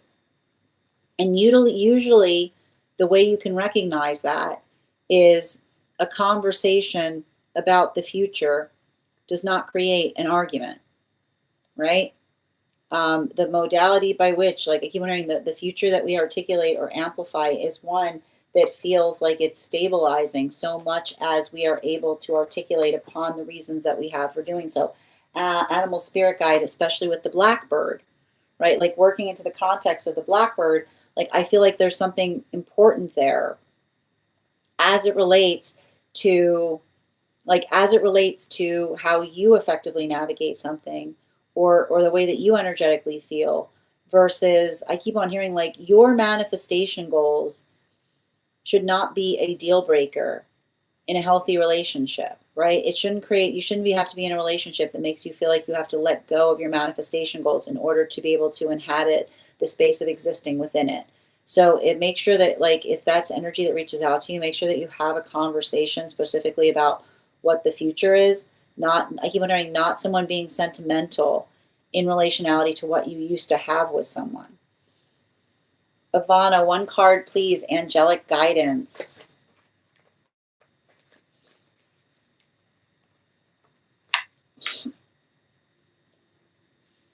Um, I feel like there's something. I feel like there's something important there that and it's interesting too because it has to do with some of the mentorship readings that the class, like what work we've been doing, which is understanding the energetic nature of a block that's around you right now. And I keep on getting it. It's the space, like healthy guides don't want to overwhelm you, right? Healthy guides never want to give you something that feels like they energetically overwhelm you. They want to kind of work towards the proportionality of the self. So I feel like there's something really important there that I see that's occurring because I feel like it's you potentially having those modalities where like the past is coming back up because it's like giving you the clarity in order to see something with more of a sense of recognition. Bottom of the deck. Yeah, especially with the three of pentacles, especially with the three of pentacles. Um, there's, how do I describe this? The and it's interesting too because it's saying to me like I feel like the guides are trying to give you like clarification on the past because yeah, especially with the animal spirit guide card with the cat energy.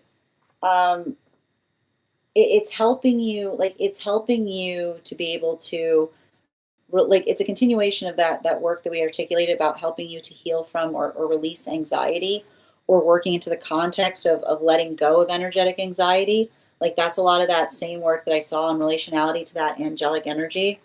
That's almost like articulating or amplifying the space of giving the anxiety to them to help you see things with clarity. Like it's a continuation of the reading that we had the other day because and I keep on seeing the energy that's like almost amplifying and knowing like how hard that is. And what's interesting about it is like, and it's funny too, because that like that energy typically does not do that.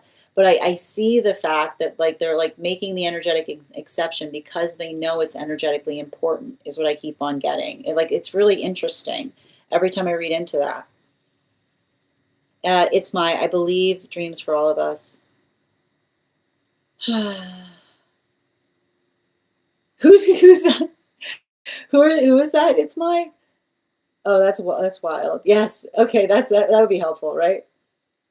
I think mine have too. Uncomfy. Yes. I'm not going to try to convince or overextend. Just going to protect my energy. And Dee, thank you for the follow. Thank you for those gifts, dear. Yeah. Hold on a minute. The song with the lyrics be. I don't know that song good. Why don't you feel free to post it in the disco? That makes perfect sense. Oh, I gave them an earful while I was home. Oh, wow. So that's what I meant. Like that was a continuation of that. Thank you for confirming that. Like that was a continuation of hard, like be in the ear, hard to hear, right? Be in the ear, hard to hear. Yep. You're welcome, Bridget. I see the second ask. You see it? Yeah. Thank you. I made sure to take, oh, sending you so much support on that journey, dear. You're so welcome, Per. And thank you, Dada, for sharing the live. Always appreciate when you guys share the live. I got you, Tate. 1 second. Hold on a minute. I lost my spot. I'm just catching back up.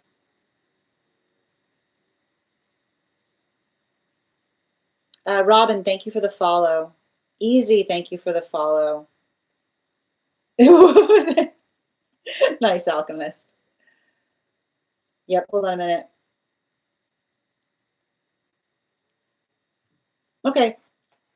One card for Ruby. on that correspondence?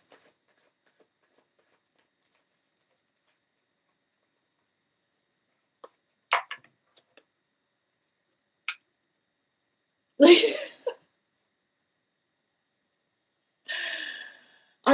you know,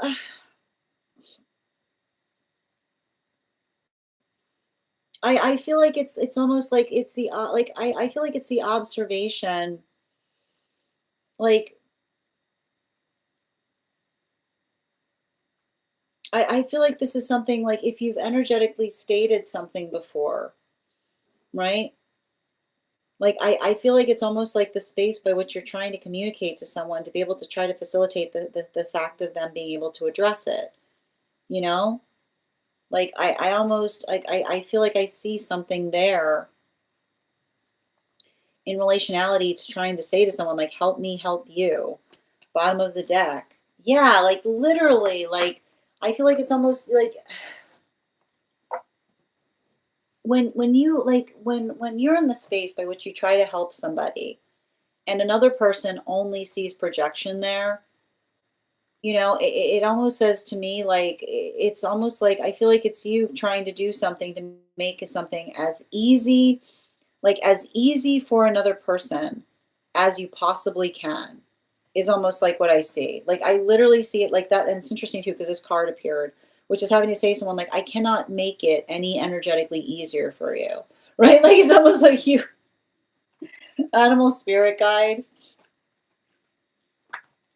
Yeah, like like it's a conversation. Like it's literally the conversation effectively of you trying to say to someone, like, I'm doing everything in my power to make something as effortless for you as possible. All I need you to do is like this. And it's like like it tells you everything you need to know when you're trying to make something as simple for another person as possible. And instead of saying thank you, they say, how dare you? Right? Like the modality by which another person like works through something in the like works through the experience by which they don't identify or articulate upon um like it's like the space by which one doesn't articulate upon the easement, but working through the energetic frustration. I just keep on seeing like it's like allow it to inform you. Don't allow it, don't over internalize it. If someone feels invested in misinterpreting that positive action, right? It talks more towards how they view things versus how you do. I got you, Julia. One card, highest and best, please.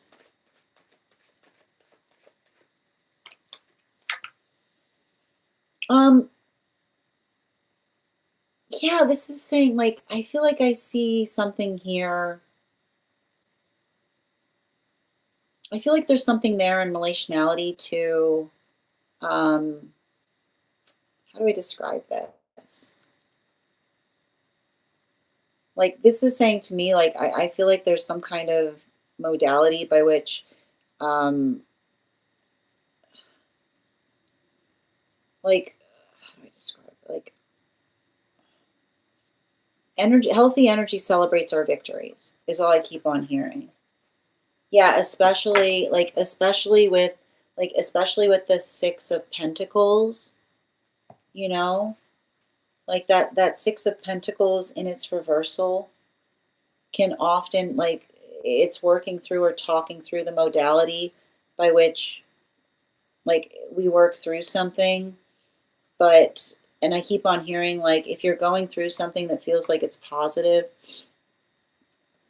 and you feel like there should be others there congratulating you, I want you to recognize how far you've come. Like it's a continuation of that. Your guides see it, right? Like I feel like there's something about this. Like the guides often articulate we should never feel the modality of a quiet victory because often the quiet victory is something that we feel by which, you know, we wish we had the energy around us to support us. But the modality by which the guides it says to me like the guides are celebrating that with you even if you can't energetically hear them.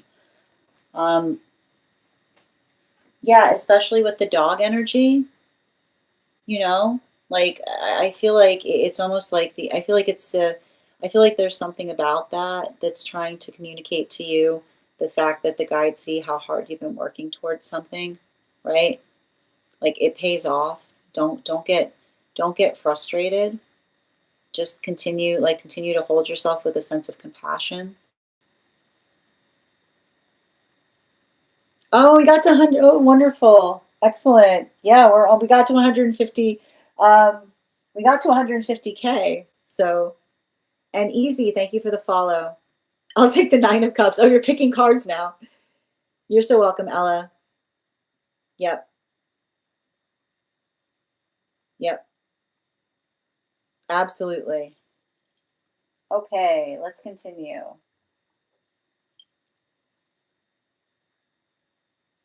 Yep. Thank you, Minnie. Thank you for keeping me company. No, thank you. Drive safe, dear. Oh my gosh, wonderful. So good. Hi there, Bianca. What a change we've gone through.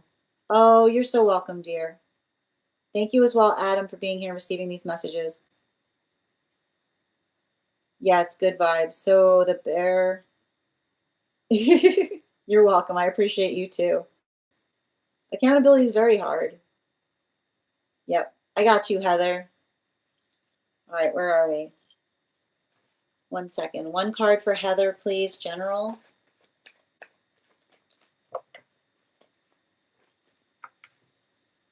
We got 3 of Pentacles here. So keep on working on something. It says to me like there's something you have to be patient on. Bottom of the deck. Yeah, especially with the 8 of Pentacles in its reversal.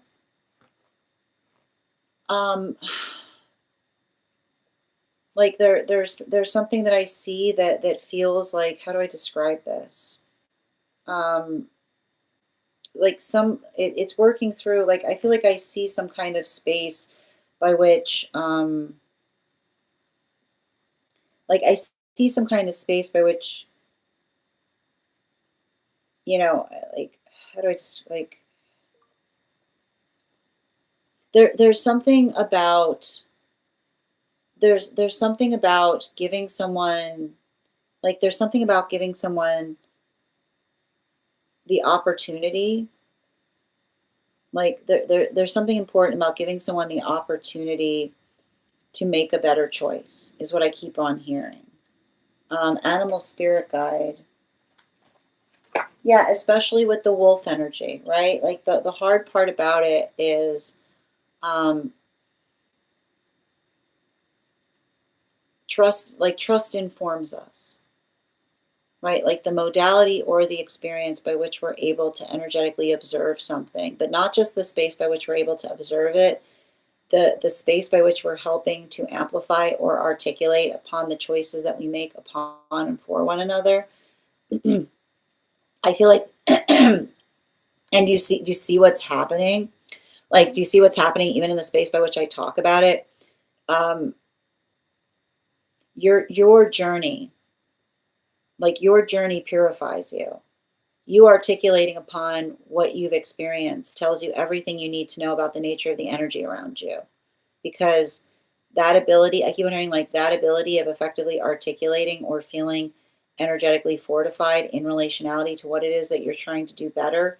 Like, I feel like I keep on hearing nobody gets to tell you how to carry it.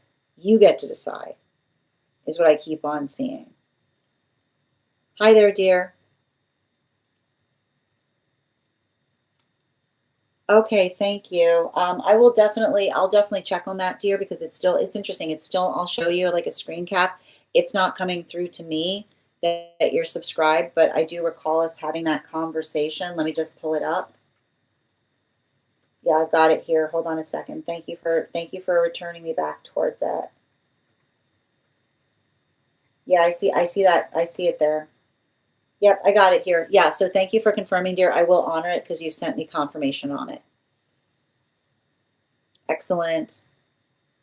Oh, I know. I don't know. I got to figure out where she is. I think she's probably sleeping in someone's bed. She's always cold. Tate. One card, please. It's continuation. I keep on hearing healthy relationship is not going to feel like someone perpetually trying to test your boundaries. It's somebody who's going to want to build sanctuary with you. Bottom of the deck. Yeah. We don't test sanctuary, right? We don't push the boundaries in terms of what it is that we're trying to create with one another. We hold it sacredly. Animal spirit guide. Yeah, and it can be really frustrating. Like we can get really like I know it's really infuriating when you see somebody in that modality, but I keep on hearing, remember, you did not create that. That is how you found them, right? Hi there, Bryn. How you doing today? Or Brylan? You're welcome, Chrissy. You're welcome, Ivana. Thank you, Dada, for sharing the live. Always appreciate when you guys share the live. Thank you, dear. Always appreciate it. Hold on a minute. Mika, I'm not sure what that date is. The problem is a person keeps taking over. Oh, sending you support on that journey, dear. Oh, my dear, I'm sending you so much support on that. Thank you as well, Julia. Oh. Ruby, I'm sending you so much support. Make sure you're taking necessary steps. All right, Hannah, one card, angelic guidance, please. Highest priority, please.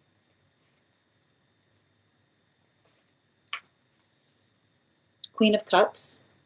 So, I feel like this is you getting better at being able to communicate upon your feelings. And I keep on getting that something in relationality to communicating upon your feelings is the observation in helping another like understand or work through, like I feel like it's them kind of working through their own emotional territory. And bottom of the deck, yeah, King of Pentacles, right? Like an emotional conversation needs to be a two-way conversation, right? All you can do is bring emotions to it. You need to have somebody. You need emotionality.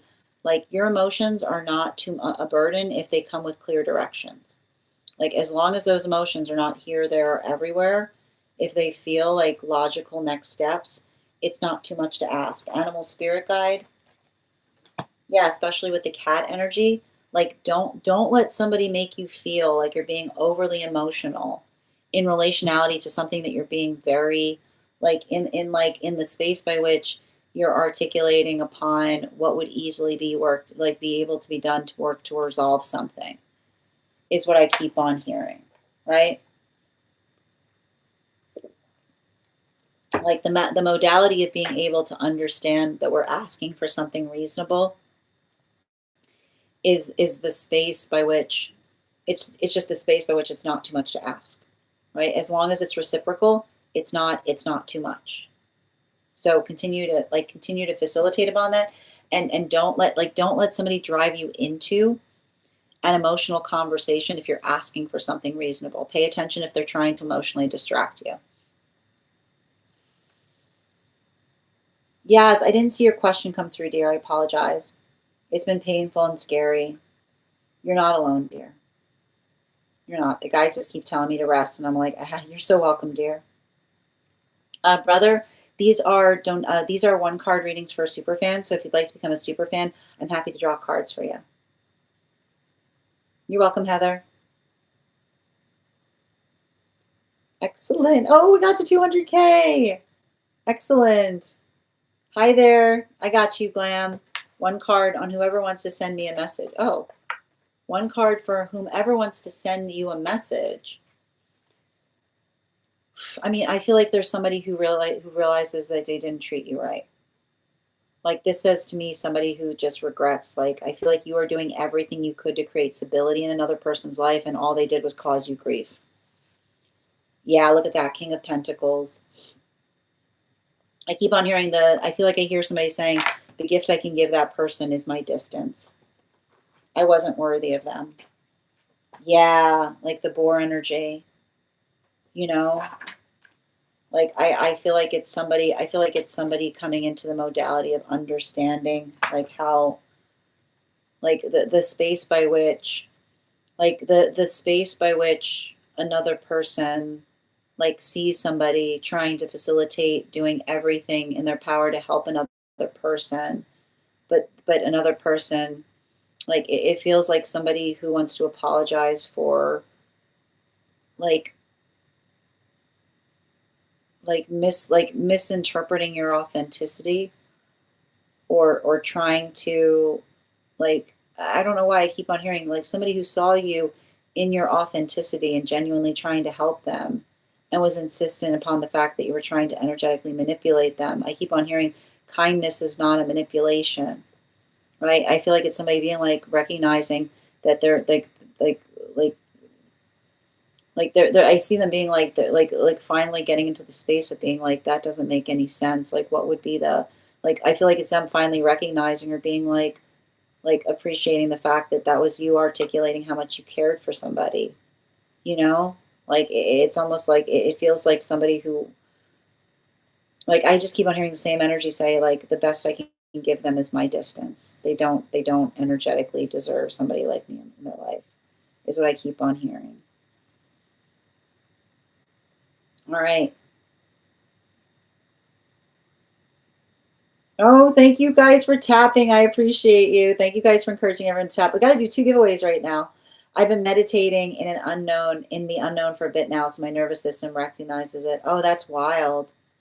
Oh, I'm glad to hear that you've been doing that, dear. I'm glad to hear that it's been helping. I feel like it was very much in harmony with what we were seeing in those readings as well. You're welcome, Hannah. Yep. I don't want a message from him. Well, you were the one that you said from anyone who wants to communicate with you. You left that door. I mean, I just need to point out, you left that door very open. Okay. You left that door wide open. You can't be mad at me. That's what came through it. Okay. You literally said, give me a message from someone who desires to speak to you. It's going to be someone who you are not speaking to. Okay. Yes. Yep. Absolutely. Yeah, accurate, but I don't know what to do with. I get it. Hi there, Kurt. Ah, I see you. Yes, guidance for F.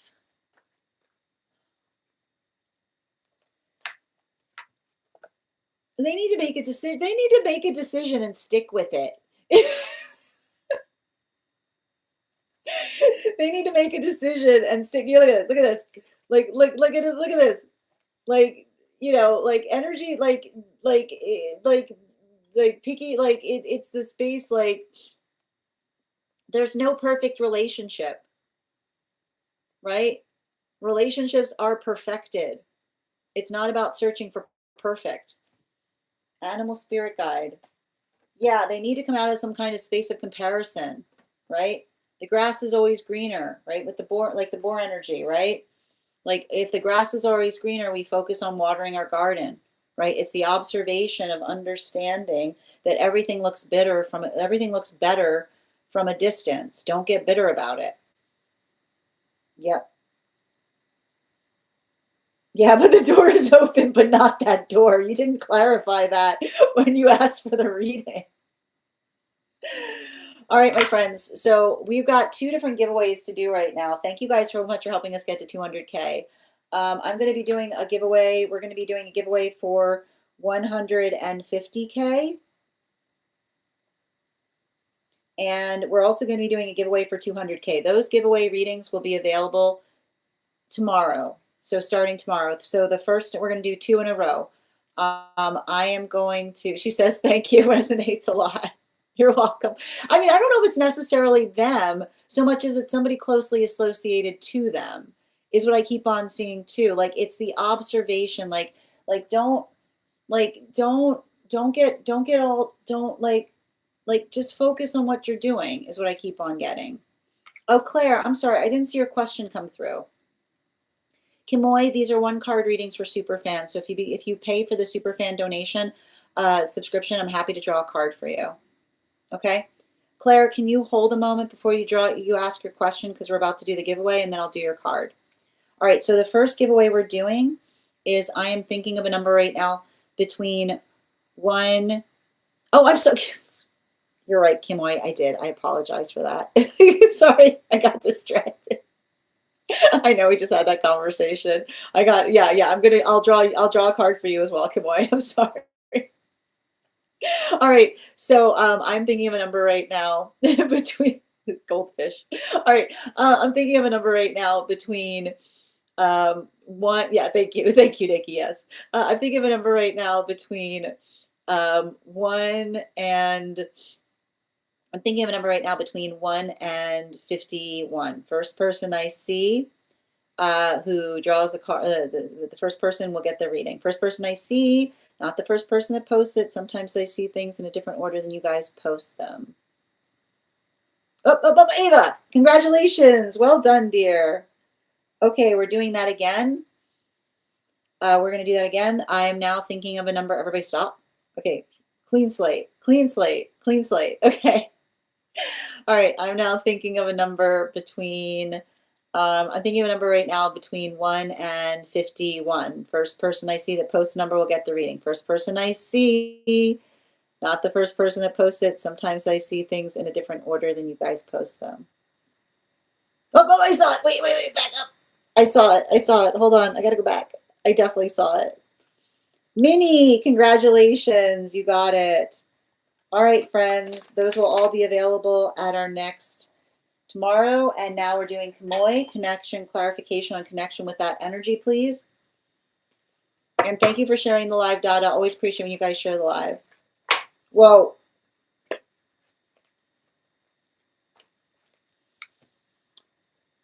I feel like there's, have you considered the fact that they're intimidated by you? Have you considered the fact that they're quiet has more to do with the fact that they're really worried about, I feel like I don't know why you've got someone on their nerves, you know? I don't know why it feels like there's something about that. Like, I feel like, I don't know why. It's like, I feel like they feel like you're out of their league or something. Like, I feel like I see somebody being like, they're so smart. Like, have you considered that they're intimidated? Yeah, the dog energy. What do I do with my hands? I see somebody like it's like, you know, like be cool, like I don't know why, like I feel like it's something about it. All right, thank you, dear. All right, the next person, Claire, if you're here, good to see you, Rainbow. Thank you so much for those gifts. Perfect timing for 1 cards. Claire, if you could let me know too. And again, final call right now. Yep. And thank you guys.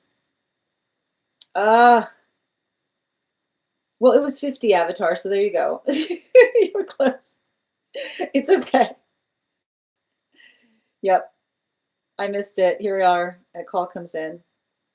Yeah, it was like a sad puppy. Yeah, have they considered they're trying to talk to Queen of Wands as a page? That's what. No, I feel like that's the observation. Like that's how it feels like for them. They're like, "How you doing, dear? Highest message from guides, please, for Rainbow." Woo! Oh, we got 2 cards coming out. Just focus on the plan right now. Like, don't get frustrated. Don't get overwhelmed. If something feels like it's insurmountable, just move it into smaller digestible parts, right? Smaller pieces. Everything is achievable. Yeah, everything is achievable. It's just one step at a time, right? If something feels like it's too overwhelming, break the process down into smaller pieces. Yeah, again, right? Too overwhelming, don't get frustrated, defrag it, make it smaller, okay? Animal spirit guide, potentially helping another person with that too, right? Helping another person through their own feeling of frustration in terms of navigating something insurmountable, right? I keep on hearing like this is how the impossible becomes achievable, one tiny step at a time. Absolutely. Yep. Absolutely. And thank you guys so much for helping us get to 200. You did it. Oh my gosh, it's amazing. I'm so glad to hear that, Rainbow. That's wonderful. Congratulations, dear. Absolutely amazing. Wonderful. All right, let's continue. And guys, make sure to, again, follow each other. Readers supporting readers. Tap to claim. Beautiful.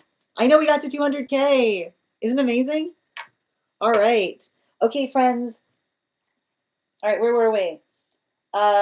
Final call right now for any of my subscribers who have not had cards pulled yet. Oh, I would love that. Absolutely. I don't know if it's a record, but I think we've gotten to 200 before. I don't think we've gotten to 250K. Claire, are you still here? I wanted to make sure I hit your reading before we took off for the evening. Second call for Claire, and second call for anyone who is a subscriber who has not had a card pulled yet today. Just a reminder, if you are a subscriber, you're welcome, guys. If you are a subscriber and you've just become a subscriber today, please head over to our subscriber-only disco channel. You can message me directly with a disco gift. I'll be happy to send you that link. If you are interested in learning more about the retreat that we have planned in August, again, there's a window closing in terms of getting a discount on that. Make sure that you message me the word trip and I'll send you information on it. And if you are not a subscriber and would like a discount to the class program, our next class is going to be held on Thursday, January 15th. Message me the word class. Hi there from Malaysia. I got you, Avatar.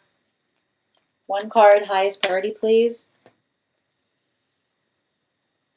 I prioritize energy that prioritizes me and wants the same things as you. Like your standards are not too high for someone who wants the same things as you. Don't get in the habit of having to over explain your standards, right? You articulate them once. And the space by which another person like amplifies or articulates meeting them, like I keep on hearing, don't let someone be sentimental in terms, I keep on hearing missing doesn't fix things. Don't let somebody say that they miss you in order to try to facilitate fixing something. You pick up the the conversation stops where it began. Right? I mean, it's interesting. It's interesting they said it like there. The conversation stops where it began, which is the space by which another person doesn't try to come towards you to articulate upon the fact that they can't stand not being around you. It's like, that's not the issue. It's the issue is whether they want the same things as you, right? Like make sure you're having a conversation in terms of like what that is, don't let somebody distort a conversation by by trying to talk about the space of the feelings if there's an actual hurdle that needs to be navigated. You're welcome, dear. I know, thank you guys. Yep, I got you. There's Claire. One card, highest priority.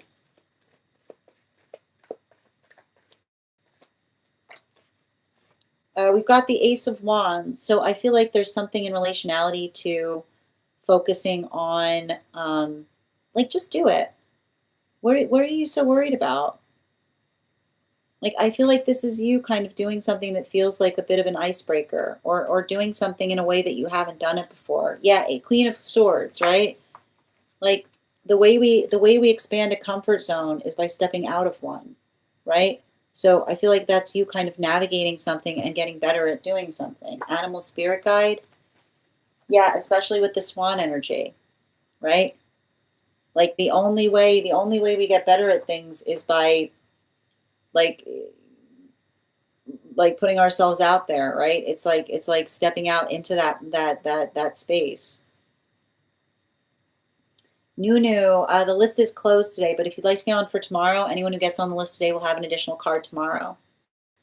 All right, my friends, I just want to remind you again, thank you so much for being here today. If you missed the Daily Collective, it'll be up on the place where we keep the videos. It'll also be up on the place where we keep the photos. It'll also be up as a podcast over on my spot at Tarot Church and over on my stack. I'll be back on tomorrow at our usual time, 7 a.m. PST, 10:15 a.m. Eastern. If you would like to be notified as to when I've gone live, you can head over to my profile, hit the bell there, turn on notifications. You can also register directly for the event tomorrow to be notified when I've gone live.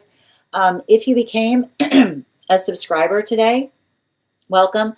Please head over to our subscriber-only disco channel, introduce yourself to the collective. If you need access to that disco channel, message me a disco GIF, and I'll send you the invitation. You'll also find there in the perks section a special coupon code for our tarot class subscription program. If you are not a subscriber, you can send me the word class and you will receive it. I can also send you a discount on that subscription that's only available in this live. It won't be as much as the subscribers receive, but it is something to thank you for being here and participating in these readings. And again, just a reminder, we've got that tarot retreat that is coming in August, between August 8th through 13th in Italy. If you would like to join that, the window is closing to be able to enter with the discounted rate. So make sure to message me the word trip if you'd like more information on that. I want to thank you guys so much for being here today and sharing in these messages. Huge thank you to my followers, old and new. Thank you for being here and participating in today's reading. Huge thank you to my subscribers. Your ongoing support means the absolute world to me. And the biggest thank you to my mods. I hope you guys have an absolutely beautiful day. Please take care of yourselves. Please take care of one another. And we'll do this again tomorrow. Have a great day, everyone.